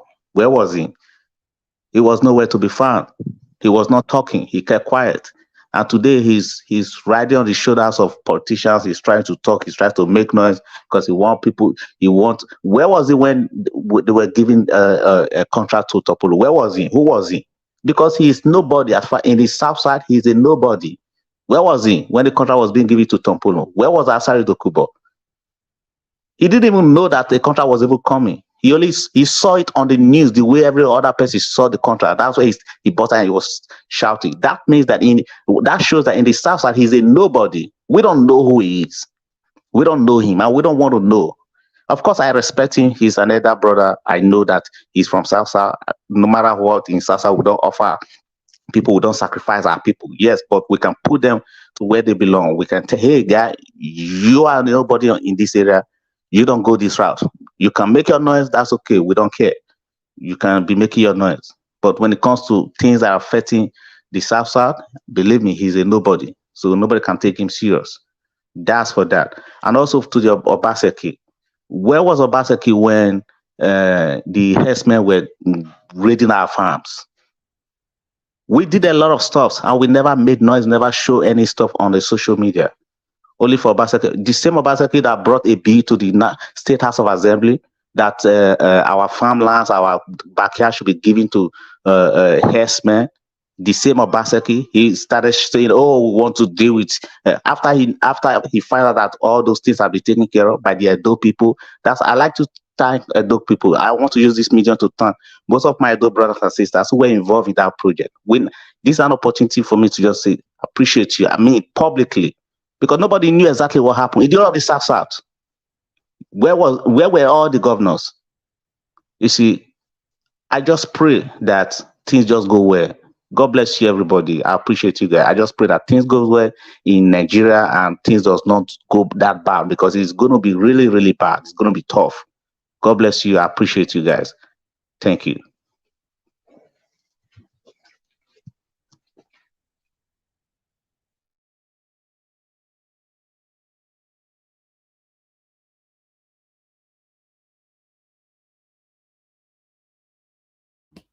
Thank you.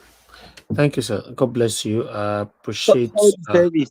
Someone was asking for your the Nigeria account in the comment section. Oh, okay. From the comment section. Yeah. Oh, thank you very much. Thank you. I'll put it on the screen. God bless you. Thank you. Okay, that is our Nigeria account number right there. Please, in case you want to support, that's it. I appreciate you. Thank you. Unfortunately, I didn't see the comment. Thank you, my brother, Mr. Felix, for bringing that to my attention. Thank you very much, my people. All right, let me call on the next person to speak to us right now, which is Oga Onero. Are you there, sir? Yeah, I'm here. Thank you, sir. Final submission, 5 minutes, sir. Okay.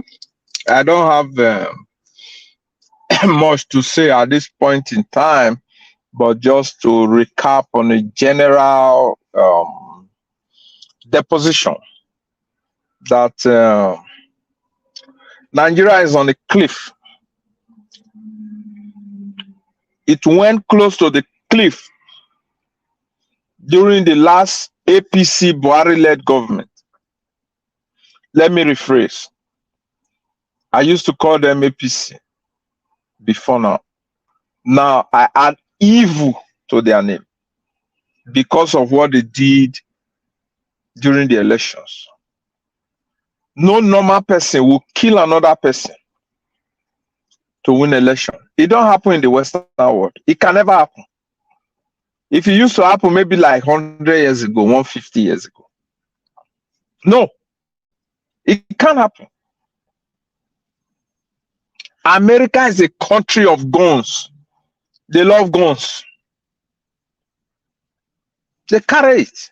But you cannot take that particular weapon close to any voting location in America. No, it's not allowed. Police self not the day polling station. They day some distance. Most time they are not even there.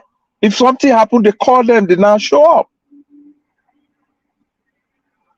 So Nigeria is on the cliff, pushed by the evil APC government. Now being cemented for those that say, drug lord, Tinubu, drug lord. I'm saying it again because there are documentary evidences to show that. So it's not alleged in that case. Since he came into office, legally or illegally, the hardship in mathematics, when they say something is exponentially increased, that means the magnitude to which it is increasing is not in multiples of maybe 2, 3, 4. No, it's multiplication. That's exponential increase. The hardship and suffering have exponentially intensified and increased beyond any bearable status. Those of us overseas, even if you think you're comfortable, you have families. There's no Nigerian that is living overseas that don't have a link back home. Either wife, husband, children, grandchildren, uncle, aunties, niece, nephews, classmates, business partners, former colleagues. The thing is not easy. People that you used to send $40, $50, that they can buy food stuff and sustain themselves for a month, $100. Now you can't do that. It's not as if your salary has been increased over here. You have to double your hustle to see how you can support. But how much, how far can those overseas sustain those back home? That is a pain. That is a huge tax. That is a huge demand. We, as Nigerians, home and abroad, those of us overseas and those back home, must join forces. Whether it's Peter Obi that comes into the government, or the continuation of this evil APC government, we will not, I repeat, we will not relent on challenging them to fix our roads, to build healthcare centers for our people, to give them water, easy things. I don't beg for water. I don't beg for light to come. I don't pray for light to come. I don't get in my car and start binding the devil because I'm traveling a 2 hours distance, 3 hours, 10 hours, it depends. You just get in your car, check your tires, fill your gas, and you get on the road. In Nigeria, you have to bind the devil. Pray for potholes, against potholes. Pray for against kidnappers. Pray against police harassment. Pray against military harassment. Pray, pray, pray, pray, pray. How long are we going to keep praying? We need to start acting. Thank you.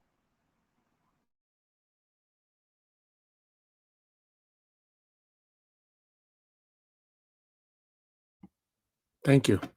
Thank you, Oga Nero. God bless you. Thank you very much for your wonderful submission. Okay, Mr. Jonathan Kinsler, are you still there with us? Yeah. Well, Thank you. I'm yeah. Yeah, thanks. Thank you very much. 5 minutes. Thank you. Yeah, yeah. Thanks for all the panelists and all the submissions. So far. Yeah. There's this video that you presented earlier. There was no time to dwell on it during the first submission. I will just take on that.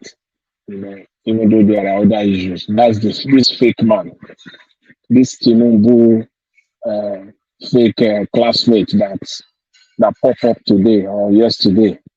You know, I think one should dwell on that. You know, and just say it plainly as it is. You know, we all know that this man is a liar. He was just lying there. He's a liar. The problem with him now is that he has set himself up. He's on the path now to become a prolific liar, like his paymaster. The question is for what? For what? For how much were you paid to do this? Let me answer you. You said what? It's for Agbado. I know it is for him to protect a drug baron, a certificate forger. And see, he will have to continue to lie now to defend him. It won't end, yes, it won't end at that interview. He must now continue to lie. For one, why did he even go to TVC? TVC, how about channels? If they really want to, be transparent and prove something, and they have something to prove. How about channels? How about Arise News? Even how about Punch newspaper, This Day newspaper? Get a journalist, sit down with a journalist, one-on-one interview, recorded. Not this one that was stage managed TV interview to fit your own positions and your own, narrative. Jokers. These are just jokers. In fact, ask him. They didn't ask him. And they ask him, at least that was a fantastic opportunity. Where is your own certificate? Your own certificate, Mr. I don't know what he called himself. What did that video, Mr. Ogusoya or something like that? What about your own certificate? Because you need to have come. We just present you, because that case yesterday at Chicago State University, the lawyer they came up with the case to prove that when Donald Trump challenged Obama for his birth certificate, Obama came to court and presented his birth certificate. Let him come now. Let him come. After all, these lawyers in Nigeria, they can run as if they think other people in Nigeria are stupid. Because before you say Jack, they will say you are sat. He who has sat must prove. You are the one asserting that you are in the same class with Tinubu. Come and prove it to the world. Where is the certificate? The journalist there will not ask him. At least let us see your own certificate. Who signed it? Who signed your own certificate, so that we side by side, we can now say, okay, they will have shown it side by side. Oh, this is the certificate he presented. Oh, this is the one Mr. Tinubu also presented. It's the same. They didn't ask him that. See, all these people around Tinubu, I'm sorry for them. I'm sorry for them. By the time they are done, their reputation will have been completely rotten. They will have not, if they have anything at all, even if they have anything now, the little reputation they have now will have been completely, by the time they are done defending this crook, they will have nothing. This man who call himself whatever, how did he even get to this. How much did he get? How much was he paid for this stupid job?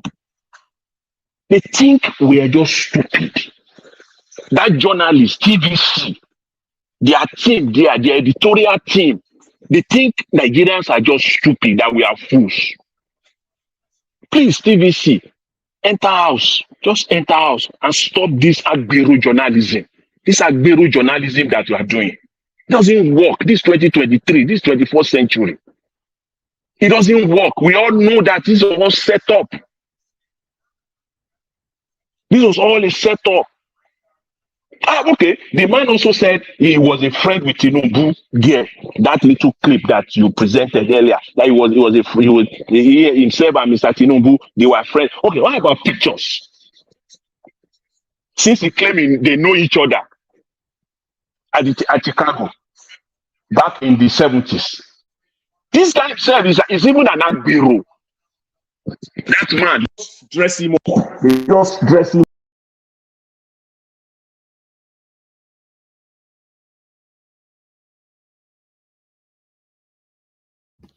All right. Thank you. Thank you for your wonderful submission. Thank you, Mr. Jonathan. Thank you very much. Sorry about that. Sorry Yes. about that. I think I got caught off. All right. But Okay, anyways, I think as you said earlier, let me just round up there. You said earlier, you stated it clearly, Mr. Elby. You said, that in the coming days, in the next few days, that people will come out with everything about this man. People will start seeing more. We will know more about him in the coming days. You said that, and I know that is what will happen, because right now we really don't know.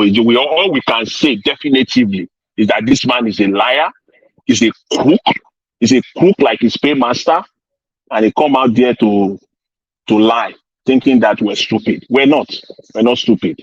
This is we're not stupid. We're not fool. I will end it there. And as always, since September 6th, going forward up to the Supreme Court judgment, I will always say it loud and clear every day, each and every opportunity that I will have, is that the Supreme Court is a fantastic opportunity to clean up the table. You got to clean it up. You have no any other option. Your work is clearly made up for you. You have to clean it up, or you make it messier. Thank you very much, Mr. Elvis. I really appreciate it. Thanks to all the panelists. Thanks for the opportunity. Have a wonderful and pleasant night. Thanks. Thank you, Mr. Jonathan Kisley. God bless you, sir. Thank you. Okay, the last that we have on the panel is Madam Ame. It's good to have you on the broadcast today, sir. Madam, how are you doing today? Good evening to you, ma. Talk to us. 5 minutes. Yeah, good evening, Mr. Elvis. Thank you. I appreciate you so much. Good evening to all my panelists. Good evening to all Niger Watch family. Good evening to all obedience. For me, I will just say, if I am not down, if not what the courage I'll be getting from most of all our panelists, most of all our brothers and sisters, from you and the rest of all. If I tell you I'm not down, I'm joking. I'm joking. If one is not strong, you will just say, okay, let me give up. But if you have the mind and see what is going on, you just try to encourage yourself and keep on to see how it will be at the last point. That is why I'm saying here. I'm really down, but I have to make myself strong. If we have to look at all these our leaders, they are too rugged. These people, they are not gentlemen. With the agbada they are putting in there, it is because of the money they are looting, they are just putting that agbada. That agbada does not feed them. If you look at them, you will know that they are criminals. You will know that they are rugged. These people, this kind of people, you also need to handle them with iron hand. You don't need to handle them. You don't know gentleman within them, and we don't have to do any gentleman with them as well. My brother, you were talking about a woman you met in London, As my sister Rita said, all these things, if you know, we are experiencing them in Europe. Most of us say, oh, my son, my daughter is in Europe. You come and see some of them here. Many of them are mad here. Many of them are frustrated. Many of them are suffering here, seriously. But we say my brother is in Europe. Many of their parents don't even know where their children is. They don't know that what they are here. If you think of all these things, we all, both men and women, we are all suffering it. But women mostly are being affected. There are women that will come here, they will come with children, like that woman came with 2 children, as you said. How is she going to finish her education with those 2 or 3 children you said? Tell me, there will be a time, maybe she cannot be able to finish unless she will useless herself one way or the other to find her way to finish her education. If she's going to go in the right way, it might be difficult for her to finish her education. And that is a well-learned woman who came to study. Men using women to survive. Women using men. So if we look at all this, what is going on in Europe, just thank God. Just thank God. If you're able to see 2, 3 square meals, you will never be hungry in Europe. Thank God. Just give praise to God. What else do I really have to say about the woman, about this our lawyers? We don't really have to trust them. I'm still afraid. I'm still looking forward. All these things that is happening, if all these lawyers, they were not there in Nigeria, starting from the time of election, what happened in election? After election, what Yakubu did with his promise, he failed us. The worst part of it, that chairman, Arowolo, who came to swear in Tinubu, and still now he's coming every day to stand, advising the lawyer to judge rightly, this and that. The moment I see that man, if he's just there, you show him first. I just want to rule him. I don't want to see. And it's still the same man. We are going to, tribunal is there now. Upon all his talk, tribunal, he was there. And they did all these things.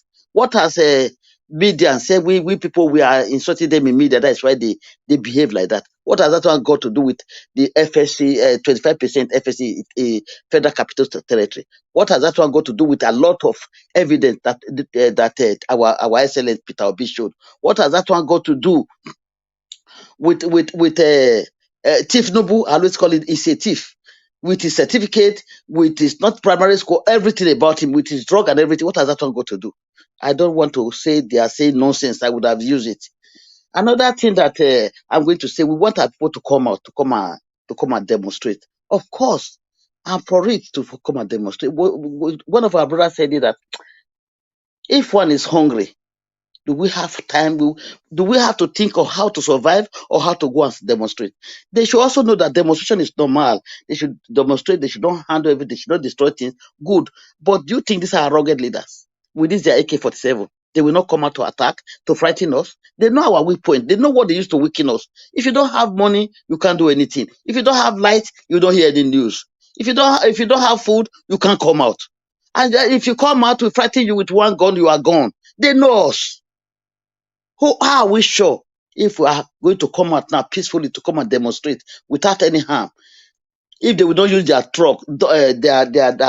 talks among us to destroy things, or they start using their AK-47 on us, what do we do in that aspect? Please, I will now say that for me, we don't have to handle these people. They are not upon all. At last, Tinubu, see what our judiciary, see what they did. How am I sure now that in Supreme Court are they not the same person there? Is it not this wheelchair man at Irowola that is sick? We are going to meet there. How are we sure that they will not use another excuse again? Because if I just see what on the 6th of this month, what they did in court, how many hours? People were even sleeping. Unbelievable. Is it Nigeria? Where are we?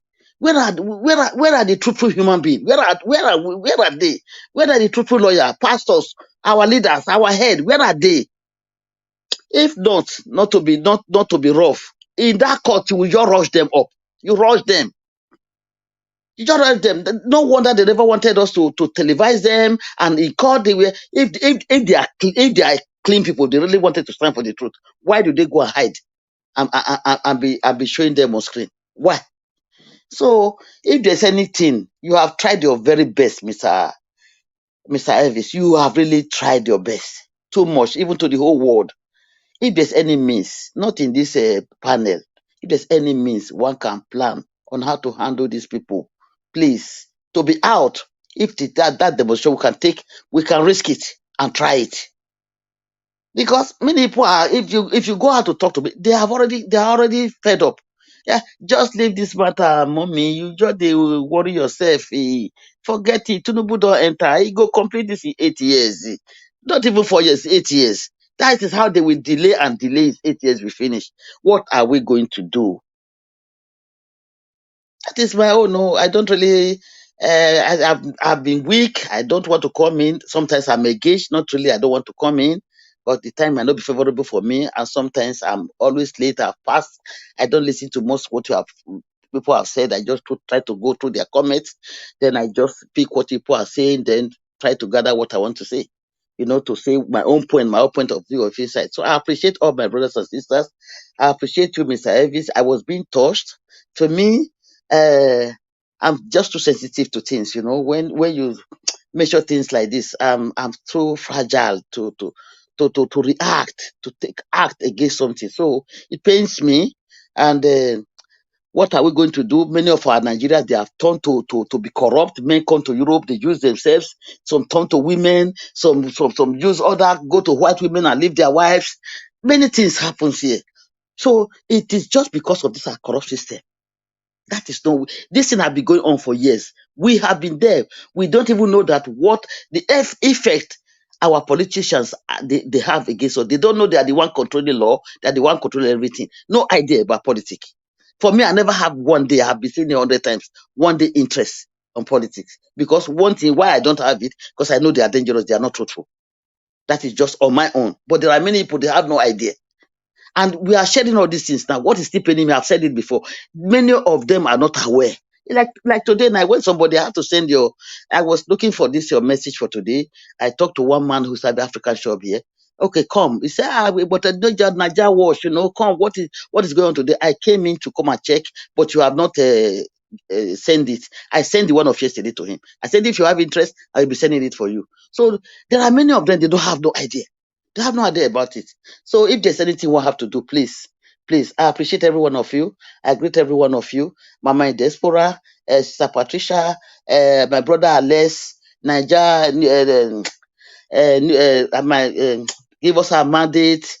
My sister Moya, I don't know whether she's here today. Rita, I've heard of him. Irene Finest, my greetings to every one of you. All our panelists, you are all wonderful. CM, all of you. I can't mention all names. I welcome all of you. Start giving us courage. Let us start learning from one another. I'm learning a lot from you. I appreciate you, Mr. Elvis. You are wonderful. Thank you.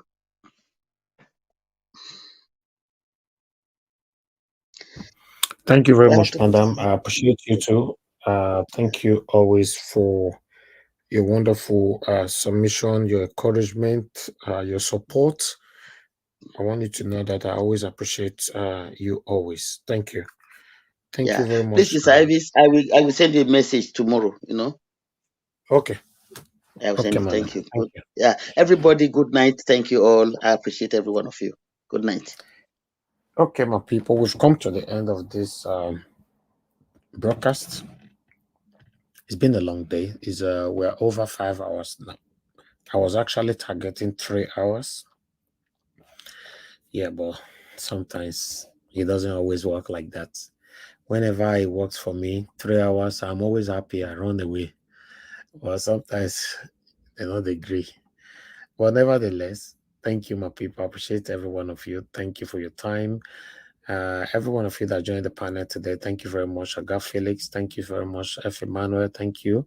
Thank you very much, Prince Akwashi, P-Soft, Madam Amebright, Mr. Jonathan.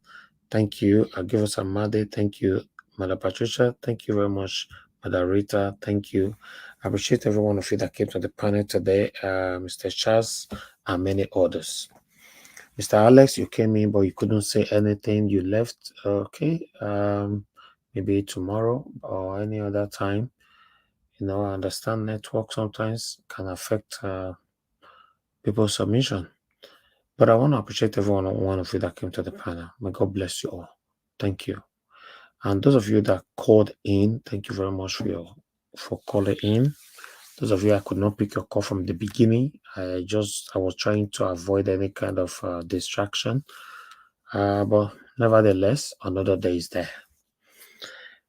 Let's continue to understand each other's. Don't let us take things too personal. I appreciate every one of you. We don't deliberately ignore people's calls here. It's only when it's convenient we pick the call. I can't stop panelists from talking just because I want to pick a call. If you can be following us for a while, you should know the right time to call. Thank you. God bless you all. And those of you that supported me financially today, I'm going to be starting with the person that just supported me right now, which is Chief OJ. Thank you very much, Chief OJ, for the super chat. I appreciate you. May God bless you. May your pocket never run dry. I appreciate this a lot. There's a great encouragement. I believe this is your first time supporting us because your name looks familiar. But nevertheless, I want to say your pocket will never run dry. May God continue to guide you and your family. And thanks very much, for thinking of us to support this movement. God bless you, sir. Thank you very much, everybody who supported me today. I'd like to quickly recap again with everybody's names here. Edola Wash, thank you very much for serving Gelmede. Thank you, Maka Fojabi. Thank you, Michael Ganemaro. Adelaja Ogumbe. Thank you very much, Dr. Elizabeth Gomez. Thank you. I want to be Ferdinand. Thank you very much, my wonderful people. Charity Coco. Thank you. God bless you now, Madam Bright. Thank you very much, Madam. I appreciate you all. And God bless you now. And those of you on the comment section, starting with Mother for All Mommy Diaspora. Thank you very much, Mommy, for always being there. I appreciate you always. Chris Dublin, I can see you right there. Peggy Modi, thank you. God bless you all, my people. Constant is right there with us as well. Then I have Michael Ganemaro, Tony Africa, and many, many, many others. And God will bless you now. Chief OJ Okwadi, thank you very much. I saw your comment as well. Like Moses, thank you, my people. Eva Line, Ariomi, thank you. Michael Abba, Eva Ajikwe, thank you. Mati, and many others. BTV Niger, I see you right there. Thank you, my people. We've come to the end of this broadcast, my people. Please help us to press on the like button. Press on that like button. It's very, very important before you leave. Press on the like button. Let's make it. It's currently on 498. Let's complete it 500. Just two more before we end the broadcast. Please press on the like button. If you know, say you never press on the thumbs up. Help us press and we all know say yes, it completes before we go. I appreciate every one of you. Thank you very much. Okay. I think somebody has just hit on it. It's already 500. Yes. And God bless every one of you. Now, we draw the curtain, like I said before. Permit me to end the show right now. Join us again later on. Tomorrow by 6 p.m. And let's continue to talk about the things that's affecting you and I. We're not going to relent until we have a better country. Nigeria will be better in our time. Now, we draw the curtain. Have a good night, my people, and bye for now. I know they do competition with anybody. If I offend you, forgive me. Show me love. Go there, biza. Kama bara wa lo ninu ife kan akanbi. I know they do competition with anybody. If I offend you, forgive me. Show me love. I go show you love. Kama bara wa lo ninu ife kan. But I know they do competition with anybody.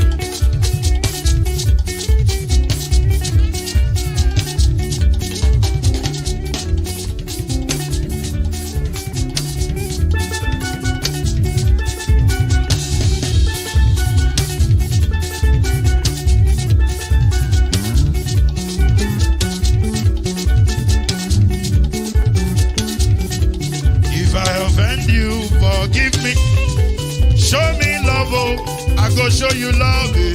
Kama bara wa lo ninu ife kan. I know they do competition with anybody. If I offend you, forgive me. Show me love, oh, I go show you love, oh. Kama bara wa lo ninu ife kan.